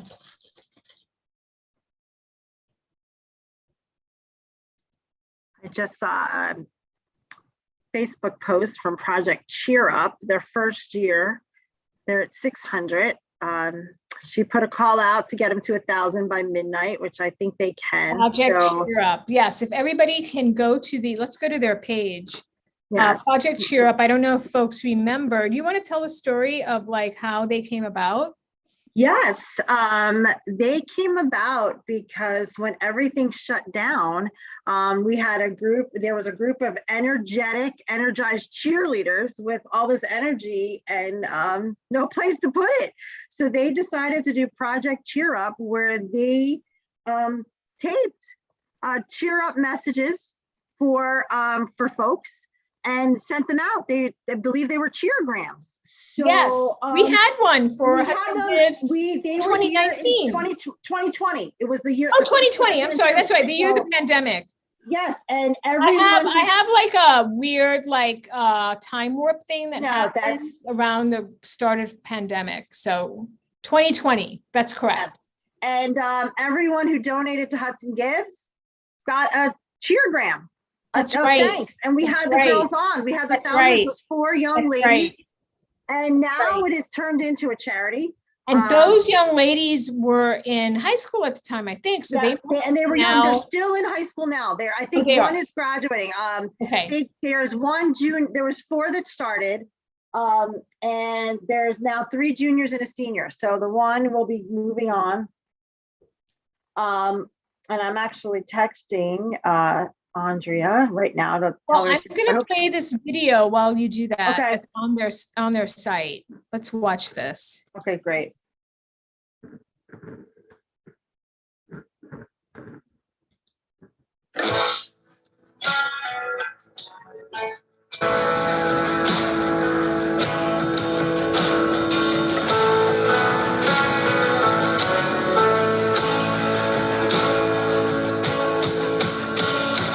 Is this all that you dreamed it'd be?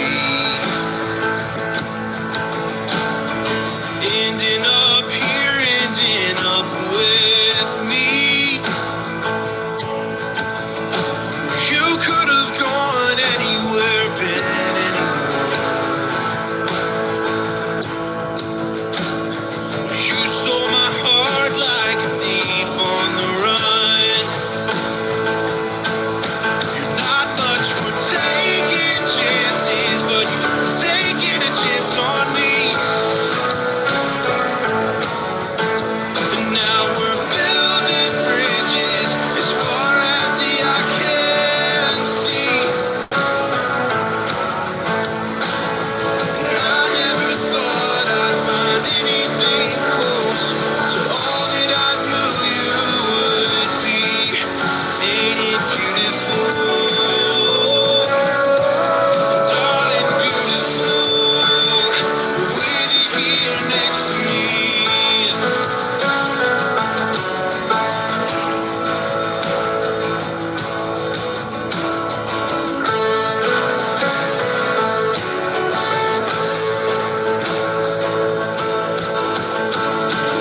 I dream in color, you're black and white. And I prefer the country or city life. We made our bed and it feels just right. So I'll stay here with you for the rest of my nights. You're not much for taking chances, but you're taking a chance on me. And now we're building bridges as far as the eye can see. And I never thought I'd find anything close to all that I knew you would be. Ain't it beautiful? Darling, beautiful. With you here next to me. Oh, it's beautiful, the life that we made here. Oh, it's beautiful. And I don't wanna take it for granted. Not much for taking chances, but you've taken a chance on me. Now we're building bridges as far as the eye can see. And I never thought I'd find anything close to all that I knew you would be. Ain't it beautiful? Darling, it's beautiful. With you here next to me.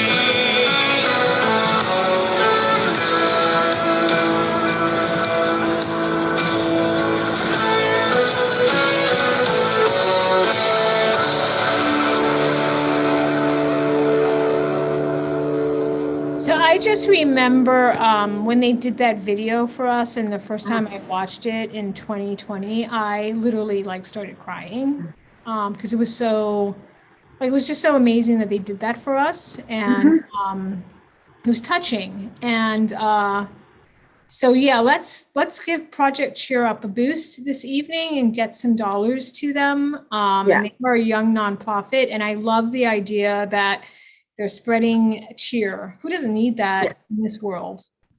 And Christine is here. Amen, you Christine, guys. you still I'll pick some cheer. He's still up, Christine. How are you up? I know, right? Adrenaline. Well, I have to tell you, you know what's keeping me up? These folks at Boys and Girls Club, God bless them. Right? Like, you know, we're talking about us because I just happen to be here, but I got to say, the power of competition is awesome. Exactly. The thrill of competition has driven some of our board members and, you know, just like individuals, like it's been great. So that's been really. Do you want to tell us who Christopher Sullivan is? Because he seemed very competitive, and I love it. I love it. Love it. Look, I'm all about like good competition. So right. And look, I have no idea if Chris is up, if he's watching, you know, all good. But this is the story of, and he'll be the first person to say this. This is the story of a very dedicated board member. Oh, he's a board member. Okay. He's a board member, but he's referred to himself he's not a fundraiser. Oh, I beg to differ. And so, you know, last year, he offered up a challenge. He was like, look, I'm going to create my own challenge with my friends and sort of do a deal where on my page, I'm going to put that, you know, I believe so wholeheartedly in this, that I'm going to, you know, match you guys up to $5,000. I'm going to put my money where my mouth is, and I hope you'll join me.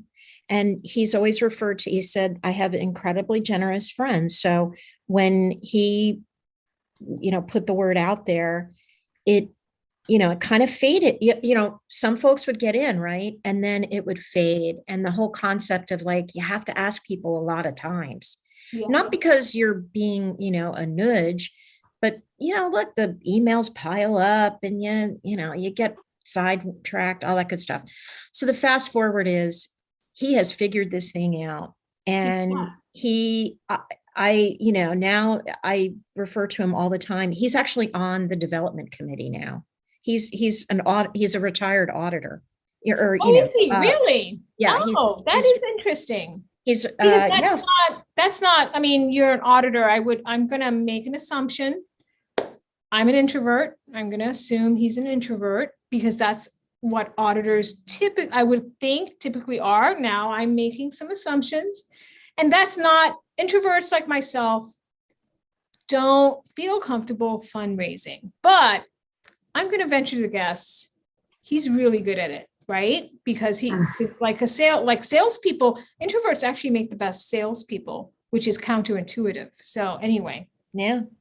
Well, I think his messaging was clear. That's and he was like, yeah. And so it worked itself out. I have to say, I was so proud because I got to mentor a couple of groups that are up here on the, you know, the Learning Suite. You got to meet Miani Lawson.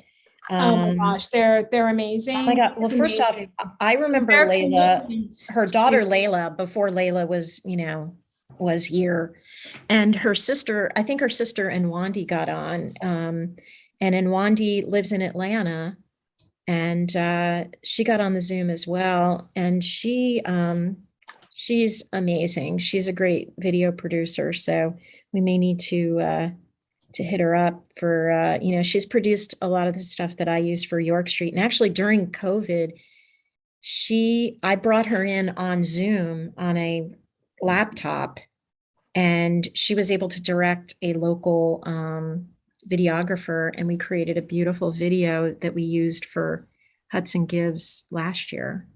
But yeah, so Who They're, made that video with the young, I was about to say young woman, the 4-year-old? yes, yes. Okay, Okay, she so was so poised. I was about to say young woman, but yeah, so she's brand new to our team.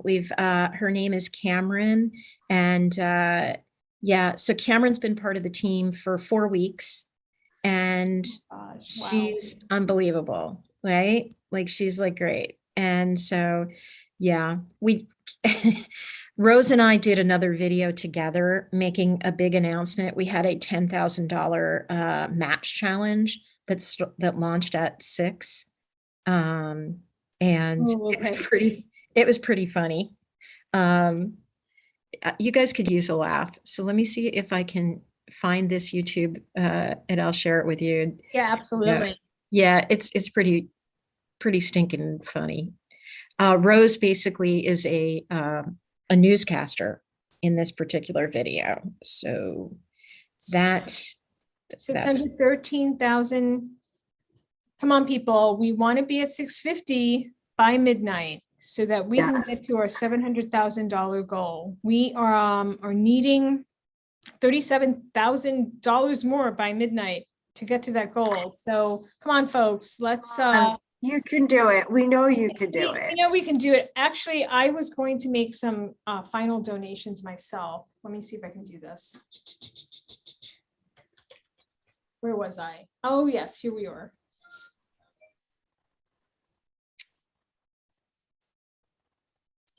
This is for me personally the largest fundraising day of the year. Like you think? No, I'm sorry. That came out wrong. Donation day of the year. Like, oh, okay, okay. Of course, it's my largest. I don't have another that I do. I was like, wow, what else are you doing? Yeah, that's pretty. No, for me personally, it's the largest day that I tend to give. So I kind of save up all my donations for this day now. Yeah. And I try to spread the wealth. I wish I could win the lottery and just give tons of money. That would be awesomely fun, but that hasn't happened yet. So yeah, I was able to, it was great to be able to give to my mentees. You know what I mean? Like the groups. Oh yeah, that's I cool. loved that. That's very cool. Those are my faves. But yeah. All right, I see that we are now over. Yes, there we go. We're approaching 615,000 very soon, very shortly. Good. I'm seeing a few on my end too, of people that just got another. Who have I donated to so far this evening? I'm going to put on my own donations here.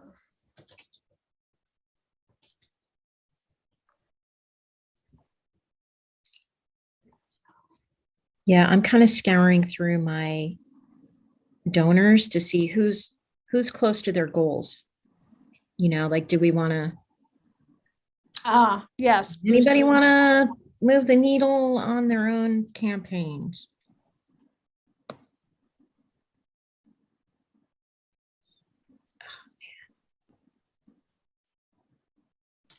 All right, Hudson County, I see the donations coming in.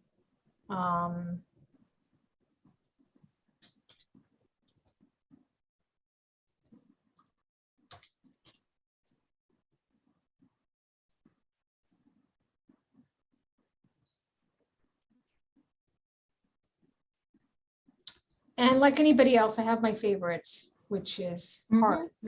It's hard. It feels wrong to have favorites when you're running Hudson Gibbs. No, but everyone, I mean, it just does. Oh my.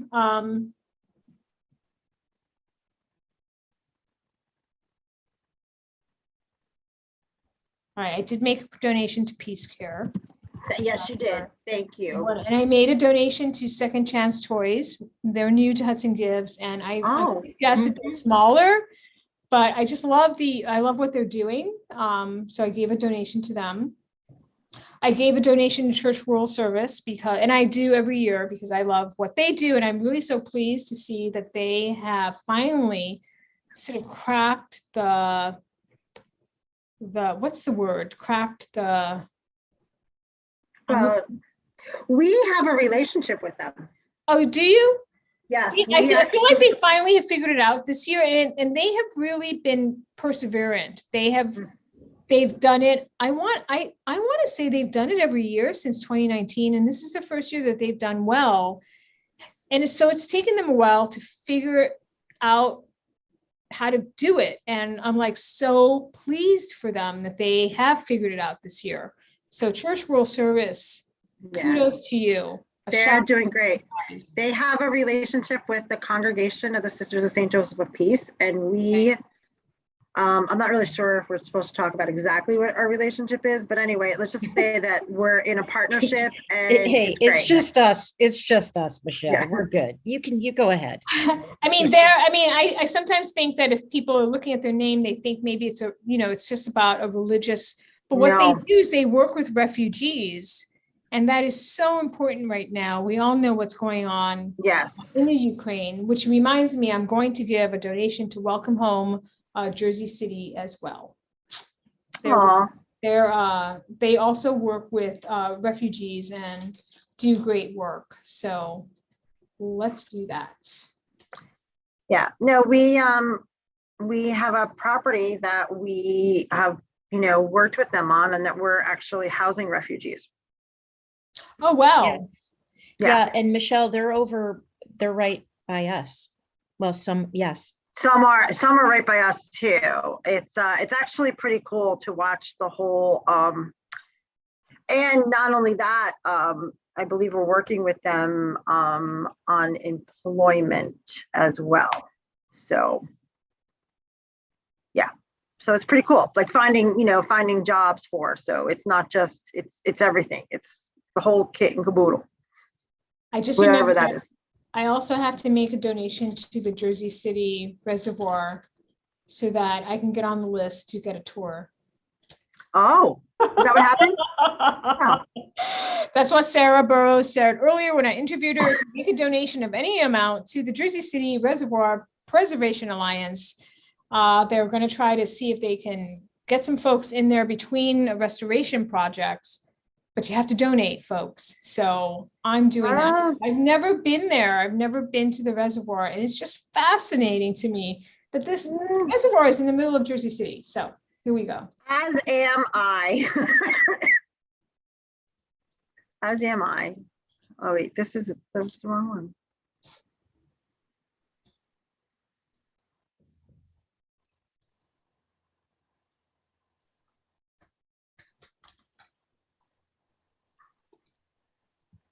All right. All right. So as soon as I get this done, I'm going to check to see where we are. And Maria, I put for you, if you guys need a lift, that little video in the chat, a link to a YouTube video. All right. It was announcing. Rose really got a lot of good. She enjoyed herself these past 2 days when we were videotaping these things. Oh, really? Yeah. All right, let me pull up. She's totally, yes. She's looking for an agent. Oh, really? No. Oh, okay. But yeah, but I think she may be discovered on, True story though, when you see this next one, I'll have to fill you in on the making of. It was pretty stinking funny. Yeah. Here we go. And then hold on. Oops. I'm gonna share this screen before it goes further. This is also again a Cameron Hadley custom original.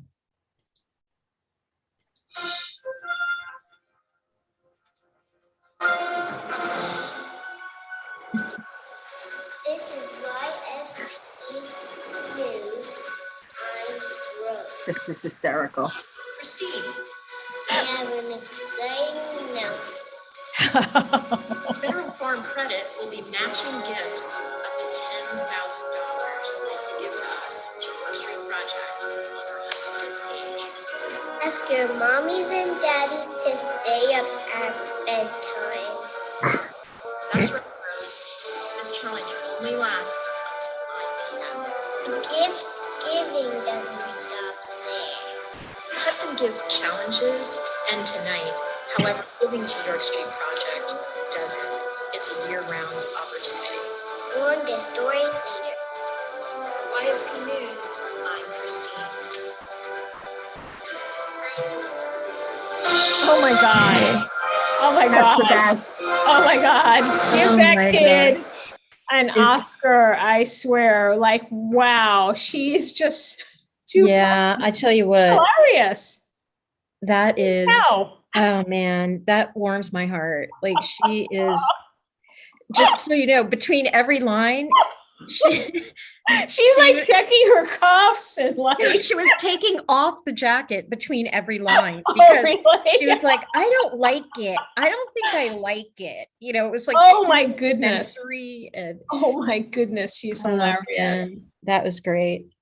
You So guys have done a bang up job, I swear, using all of your assets, including that young, what, Rose, is it? Rose, the Rose. reporter. Oh my gosh, she's hilarious. Rose, the reporter. Awesome. We had asked her, I was like, hey Rose, have you ever watched the news? No, I don't know what the news is. I was like, well, you're about to report on it. So yeah, that was great. Yeah, I want to say to Janet Wallach, Janet, you're welcome to come on our live stream anytime. Anytime. I don't want you to think that we're just about peace care and street project. No. I No. know. I just actually- want to make sure she know. Here, let's pull up the Boys and Girls Club because I actually haven't done it all day. I'm remiss.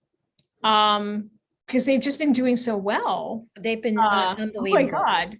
Look at this. Unbelievable. Look at Oh, them. so their goal was 50,000 and they have raised almost $10,000 more. And I think everybody knows the Boys and Girls Club in Hudson County. I mean, Gary Greenberg is like, I don't even know what the proper word is anymore for someone like Gary Greenberg. Is it icon? Is Legend. Yeah. we did actually honor him 1 year at our Legends event. So he is actually literally a Hudson County legend. Oh, that is. So, so congratulations to Janet. And I expect that this battle royale will continue until the site actually closes next Wednesday. But I don't even want to talk about that because it's 11:25 and folks, come on, let's get Man, it's so stinking close. We're almost on $615,000 and we want to get to trying to get to 650. Oh, let me do some additional prize making. Well, let's do some prizes. Yeah. Yes. That's right. Bottom There line. you go. Right? Making it rain out there, Maria. There you Exactly. go. So let's do, I think we have.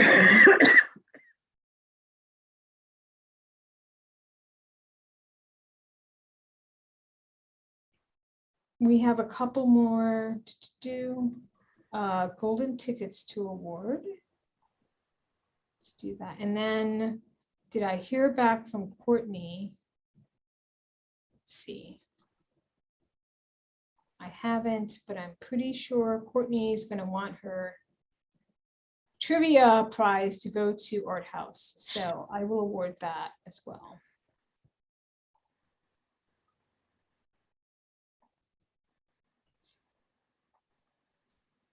Oops. This is probably the most fun part of the work here. Yeah, I would think it is. And you get a prize, and you get a prize, and you get a prize. I wish I could do like an Oprah. Absolutely. That's my right. gosh, that would be so awesome. Man. 10 to, okay, so we're going to do the golden ticket from 10 to 11. It's $150. Who's it gonna be? I know. Can you believe I'm still texting people? I'm still. No, just trying that's great. Yeah, I think I'm just trying to move that, that 6:15, like.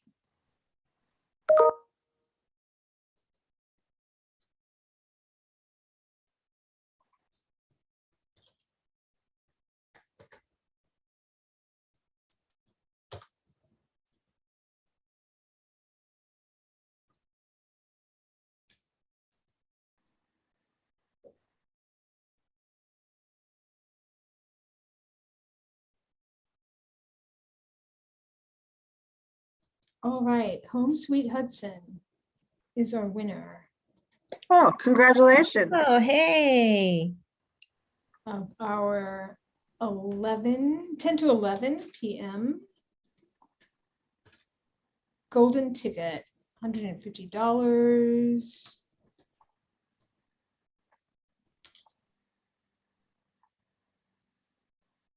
And we'll make that donation right now. That will add at least 150 to our totals. All right, and then I'm going to add Art House for Courtney Little. I'm pretty sure that's where she will want her donation. I'm pretty sure. Oh my gosh. So just like Peace Care has a lock on the early bird, Art House has a lock on the trivia contest. Wow. All right. Well, I am gonna actually sign off, ladies, and try to see if I can round up some of these folks that are sort of close on their goals to see if they might be able to make some wiggle there and help move that. Let's see, it's still at 6:14. It should be 6:15. Come on, 6:15, because I just made those donations, those offline. Right. It does take a minute. It takes. But it's rather interesting to watch how it sort of has a lag, but it will catch up. So, Yeah. All right, Hudson County, 35,000. Can we do it? Come on, we could do it. It's like 1,000 a minute. There we go. Come on, we could do that. 1,000 a minute. That's not a bad way. So Christine, thank you. Yes. Thank you. Thank you Absolutely. for joining us. Good night, Congratulations. ladies.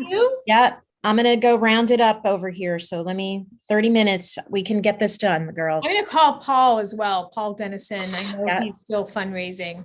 Do you want me to? Yeah, we'll text that group and get on there. All right. Go Oh, get them. Janet just texted me. I'm going to send Janet Wallach the link. Oh, great. Perfect. She's watching. Holy cow. Of course she's watching. Why wouldn't she be watching? She should be watching. Everybody should be watching. Because I don't she's know still why. fundraising. I know she is. Isn't this must-see TV? Must-see. Is this see? That's kind of funny, actually. Here we go. Let me find the link for you, Janet, so we can get you on here. Come on. And talk about Boys and Girls Club.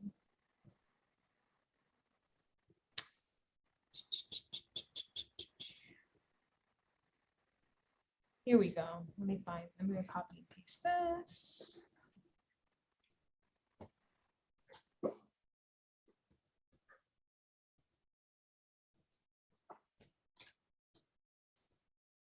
All right.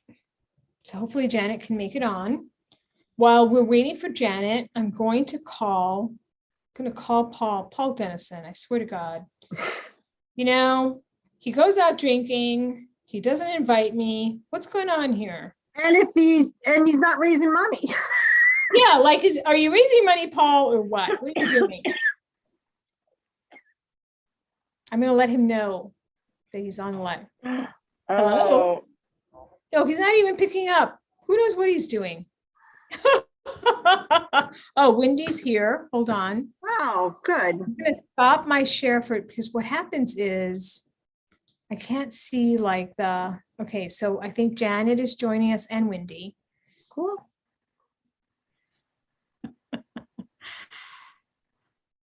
Hey, Wendy. Oh. Hey, Janet. You're on mute, I think. Unmute too. And so are you, Wendy. Hello. Hello. Hi, Janet. Congratulations on your amazing fundraising today. Thank you. Hey, But Janet. the tribute goes to all of our donors and fundraisers and to Gary, who's been working hard for 24 hours.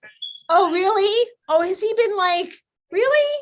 Oh, that's awesome. Oh my gosh. I'm so excited.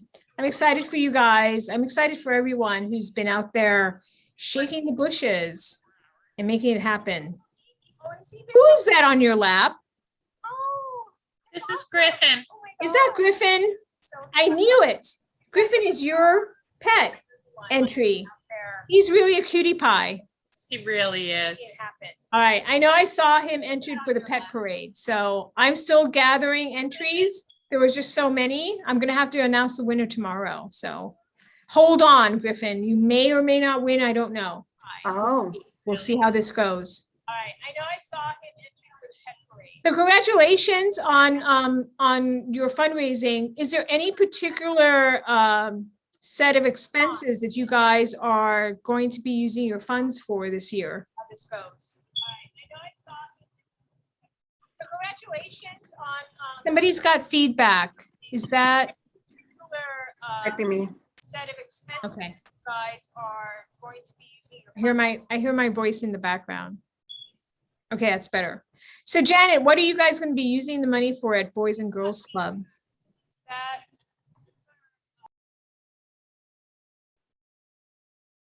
Can you hear me? Oh, she might have the. You know what? I realized it was coming from the live stream that I had still. Oh, okay. On. No worries. No off. worries. So I was asking, like, what are your plans for the funds that you're raising? Is there any particular program, or does it go to your operating budget? It absolutely goes. This is the second year in a row that we have dedicated the funds to providing summer camperships to kids living in public housing in Jersey City and Hoboken. Oh. So every $1,500 donation, and we got quite a few of those, sponsored one child for 8 weeks for summer camp. So I love that word, summer camperships. I love it. That's awesome. Yeah. And, I heard you talking a few minutes ago about Welcome Home, and we're another agency that partners with them. And since last year, we offered free memberships at the Boys and Girls Club in Hoboken and in Jersey City to any of their families that could use it, whether it was Afghani refugees, Ukrainian, or Syrian, it didn't matter. Excellent. That is fantastic. You guys just are a staple of Hudson County, really a pillar organization. So I'm really pleased. You guys have come a long way since you first started with Hudson Gives, and now you're battling it out. I know. In a good I way. keep with saying York we get a Street. donation, and 2 minutes later, York Street beats it. And It's all good. Organization that we have partnered with and served. And I go back, and I should mention, Michelle, I remember your brother. Thank you. And I was texting Gary when I heard you talking about AAU, because I've been around since the 80s too. It's yeah, that was those were the good old days. And I actually was the scorekeeper. So the best trip we had was I think they were 14 or 15. And his particular team, we played with Rashawn McLeod, Halim Abdullah. They were national runner-up in New Orleans, and they lost to the home team. And I'll tell you, that was like so crazy. It was so good. Yep. What was this? Was this basketball? Yeah, it was AAU basketball. So it was such a great group of kids. And I also remember canning. Sometimes I go down 139 and I'm like, I cannot believe I was out here canning as well. But it was, we were always a family. It was always a team effort, and very, very fond memories of the Jersey City Boys Club. So, oh my and Girls gosh, Club. So don't thank you. remind me of going out to the Holland Tunnel and standing in the middle of 9 lanes of traffic with cans and 13-year-olds. I actually remember I had walked up. Are you serious? I had walked up a little too far on a Friday night. And let's just say there were some comments from a group of men that I realized that I might have been abducted. Like looking back, I'm kind of horrified at what I did. Oh but my I think I got some gosh. money, so I didn't have to do anything other than smile. But Yes. That was the year that our 13-year-olds. Safe. Yeah. When was this? In the 80s? The late 80s. Late 89? 80s. Yep. 1989, 1990. Oh my God. 1991 was the year our 13-year-olds won the national championship in Indianapolis.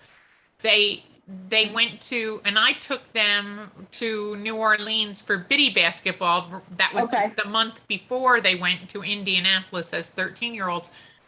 And that was the year that the 14-year-olds came in second in the nation. Yep. And Rashawn and lost to New Halim Orleans. are, Yep. those got Mark Kozlowski, Rashawn, Halim, they're all on my Facebook page, and I can tell you where they all are today. In fact, Well, tell them Rashawn I worked said for me hello. about 8 years ago They at the would- club. They would come and they, out in the burbs in North Arlington. I talked about that earlier about living in North Arlington, and they would come. Halim came with like a week's worth of clothes and a suit jacket. I was like, Halim, where do you think we're going? I was like, where do you think you're going? But we love them, and they would call my mom on the trips, and it was we had a great time. In fact, when they were 13, they lost. They won the under bracket, and that was actually a lot of fun. So I have just as many medals as the boys do because I was this book, the book girl. So Oh my our team God. manager or whatever, but that was great. I used to It's watch all more like- basketball. It's Yeah. all like 6 degrees of separation. I Mhm. feel like, Yes.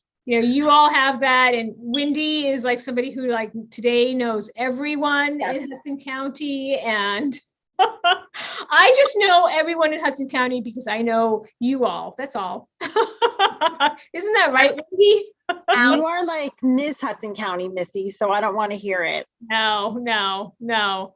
I am humbled, seriously humbled by like just the history here, and feel really privileged to know you all. And the good, amazing work that all of you You're do. making his Absolutely. So Janet, you've passed your goal. Yeah. Congratulations. Exciting. Is there a secret new goal that you have in mind, or you don't have to share Well, it if I with told us. you, it wouldn't be a secret. I know, but inquiring minds want to know. I mean, in an ideal world, I would send 100 kids to we'd fund 100 scholarships and camperships, but that would be a lot more. That would be over $100,000, and I don't see that happening this year. Is that what the demand is? I mean, could you literally send that many kids to? Yeah. Okay. And the problem is that, for most of us are coming out of COVID, although the numbers are spiking again, but our kids suffered. They were out of school for 1.5 years, and they were homebound and really struggling with social relationships. Some of them lost family members. So we're talking about learning loss and social emotional issues. There's a lot to unpack, especially for, when you talk about the kids living in public housing who don't have the facilities during the summer and would really have nowhere to go. Yeah, no, absolutely. And I almost feel like we're in this weird place where we're not supposed to talk about COVID. It's done, it's over, let's move on. But the fact of the matter is that it's going to have this long lasting impact. And we do, like you just said, have to unpack some of this and really address some of the consequences of the past 2 years. Our summer camp program is so comprehensive that we include all kinds of fun educational activities. We include STEM and science programs and computer technology and literacy and dance and field trips and going to the beach and roller skating and swimming. It's everything. I haven't even been to the beach in like 3 or 4 years. So Well, I Maria, understand how important that is to get kids out. We've been talking about that somewhat this evening, actually. It is amazing to me how connected some of the causes and how all of you together collectively as a nonprofit sector are helping to address these issues from different angles. But it does take all of you working on them from different angles to get to where we're trying to all go. Does that make sense? It does. I mean, I can name 10 of the organizations who are participating, at least 10 that we have worked with or continue to work with, whether it's Hudson Pride, whether it's Jersey City Theater Center, Welcome Home, York Street, CASA, and on and on and on. Yeah. Thank you, Michelle. That's You're so welcome. sweet No, of you. Thank you. Really, no, thank you for bringing a smile and reliving those really beautiful, wonderful days. And anything we could do to, if I could have a child, a kid, youngster, have those memories for life. They're really important. I wish I could give more, but next year. Well, we can get you to come down and scorekeep. Anytime. We have travel teams to this day. We You need still a have score- travel teams. They You need a practice on basketball Saturdays. scorekeeper, I'm there. All right. there. And it's done on Hudson Gives, the scorekeeper. I love it. I love it. Awesome. Awesome. I will let Gary know first thing tomorrow that you're on Thank you. call for scorekeeping. Excellent. There's nothing like scoring basketball. True story. I mean, when I tell you scoring basketball really changed the course of my life. And how it happened was Brian was a third grader playing on a 5th and 6th grade team in North Arlington. And his coach said, does anybody know how to keep score? And I said, no, but I'll learn. And that's how it started. And I've kept score in more places. And from there I learned baseball. I did baseball and basketball. And at 12 in North Arlington, I was the official scorer, the scoreboard operator and announcer for Little League Baseball for 3 years. So imagine in 1986, people coming to the park and they hear a 12-year-old say, now batting. And they hear a 12-year-old girl's voice. That's fabulous. I love that story. So Wendy, I'm pulling up Nimbus. I think earlier this evening, you guys were like at half your goal. Now you're at 2/3 of your goal. That is correct. 15,000. And we're talking we're talking about really like this evening, we've talked a lot about access, opportunity, especially for young people. And I know that you guys are sponsoring, scholarships to your dance program. Absolutely. Absolutely. And I think one of the things that you remarked on, Maria, was how many different, and this is one of those areas that different scholarship opportunities for people to have able to be in that classroom, in the bar. And the great part about the scholarship, you don't know if a scholarship student is right next to, let's say, a student that's paying traditional tuition. Reason being is everyone is equal once they walk into the studio. And that's very much a large part of what Nimbus wants to have. You're breaking up just a little bit, Wendy. Programming with, how about now? How about now? That's better, much better. Okay. Wi-Fi dead zones. Yes, technology. We love it and we hate it. Yes. Have I made a overall- donation myself to Nimbus? Because if I haven't, I need to. So hold on, I'm just checking my donations. Thank you very much. Go ahead. No, I mean, you guys were wonderful 2 weeks ago, like I said, and I was able to go see a show. So I thought I'm going to save my donation for Hudson Gives for you guys. So let me do that right now. And thank you. And I think for all of the arts organizations, a plug for, of course, Nimbus, but everyone else, arts is the equalizer. Whether you're admiring art, you don't have to necessarily understand exactly where the artist is, but whatever your interpretation of that art or learning a different medium of art, and particularly with dance, it's expressive in however that, whatever way that you see it and you feel it. In a previous event that Nimbus hosted with some of the board members, I shared my own experience of taking dance classes, everything else. I'm sure I thought I was awesome. And you are. Of course you are. You are. You You are. did? Oh my God, didn't tell me anything.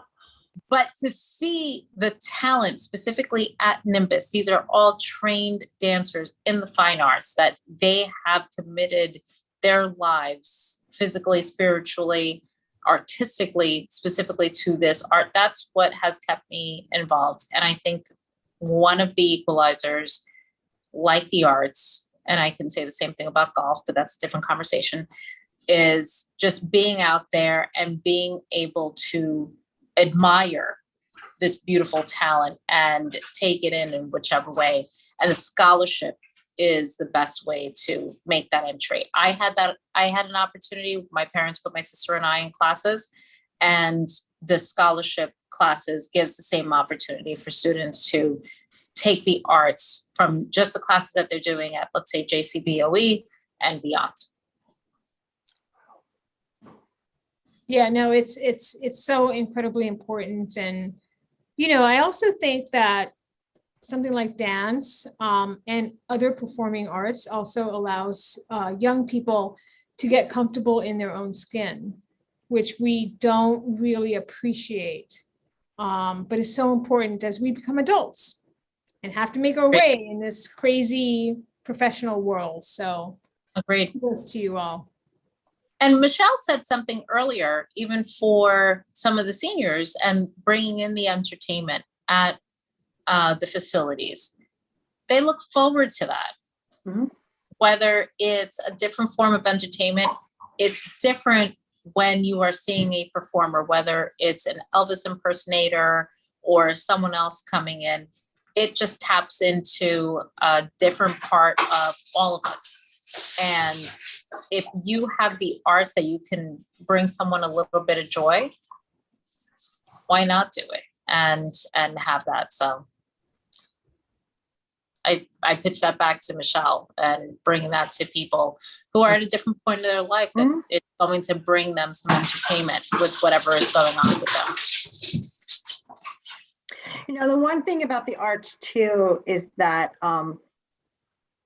it stays with you. I mean, all of it, like, you know, what they're learning, the experiences that, you know, kids are going to get through the Boys and Girls Club, or what they're going to get through Nimbus. These are experiences that stay with them through the rest of their lives. You know, I mean, I even talked about the opportunity to score keep, right?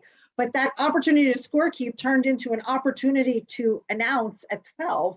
And you know, you just don't know where these things, how they influence, and whether it's confidence or comfortability or finding skills that they would have never known that they had. So it's so important to invest in our youth. I mean, it's so important, and to give kids an opportunity. And then I say at the flip side, you know, I'm seeing people on the other side of the road where it's important to keep them engaged in any way. So when you see it full circle, you know, I like to say that Peace Ministries, Milana uses Cradle to the Grave, because we have, you know, York Street or even Holy Name Hospital where babies are being born. And then, you know, they come through the rest of the ministries. And then, you know, some spend their final days with us at Peace Care, but we have to make those days wonderful. And many times, it's about reliving their days from their youth and the experiences that they had and what they enjoyed. Excellent, excellent, excellent. So we've been talking a lot about youth, and we didn't plan this, but I really am glad that the conversation is sort of like turning into that. Janet, I want to ask you, because I think I saw you right before COVID. I think you came to one of our social media workshops. And I'm going to just, you know, I'll just say you were maybe a little bit frustrated that maybe your organization didn't quite get the whole Hudson Gives thing. What changed? Because clearly you guys get it. What changed? I think it was really me alone the first year. And I pushed and the board saw the results that just one person doing it. But then, as you said, COVID hit. And in fact, that was really the last time I left my house. I've been housebound since. Oh, no. Really? Oh, my. But we had to turn to virtual fundraising. There was no choice. Yeah. Yep. And so we took the skills that I had learned in the workshops and I trained in Zoom meetings with our board committee and other volunteers from the corporate side. And we combined it actually because we couldn't do our annual dinner, which was our largest fundraiser of the year. We haven't done, we're now in our third year that we haven't had an in-person event. And we are resuming the golf outing this year, but having an indoor dinner was just too risky. Right. And so a lot of our donors who would go to the dinner have contributed to Hudson Gives. And we've combined that. And we have a virtual celebration where we would have honored some of our alumni and our youth of the year. And we will be doing that on May 25th. And we invite all of our donors and all of the corporate people who sponsored it to join us on Zoom for this virtual honors awards for excellence. Excellent. Excellent. Well, everyone, you just heard it. Boys and Girls Club has not had an in-person gala dinner since COVID. So please do give, because this is really a fundamental way for them to raise money. And as we all know, these events, COVID continues, even though we don't want to talk about it, it does. And we just really do need to make sure that we are funding these critical organizations. So as we approach, we're 5 minutes down to the wire here. There are tons of organizations, 102 of them. We're at $620,000. So I don't know that we'll get to 650, but we will definitely surpass last year's mark. And Hudson Gives will, I am very confident we're going to get to our $700,000 goal. We do have 5 minutes. So I want to encourage everybody, find a nonprofit to support, make your last minute donation before the big giving day closes here tonight. And then we will transition into our, end of campaign sort of fundraising over the next few days. But we do have some prizes to award. Okay. Certainly in terms of like grand prizes. So if you want your nonprofit to potentially win one of those, grand prizes that are still out there, please make a donation right now to them, because it could be the difference between them getting an additional $500 or not tomorrow when I award some of these last minute prizes, or last prizes, I should say, that are still out there and available. I want to know who the mascot is, or Griffin wants to know. I know. I'm going to have to do this tomorrow. I am. I am like, I don't know what happened this year. I am very tired all of a sudden. I'm like, what happened? I think, Michelle, I stayed up too late last night. I should have gone to bed immediately at 1 o'clock. I can't hear you. You're on mute.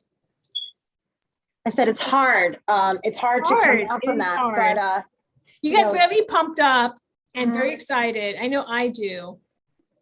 And I'm a late bird type of person anyway, so I just couldn't. And then now I'm feeling the pain of being up very late last night. Well, you only have a few more minutes. And the best part about this is that the giving doesn't stop at midnight. The giving continues, not only for another week, but for nonprofits, we collect money all year long. So I hope that everyone, every nonprofit has at least one new donor tonight and has made a new connection.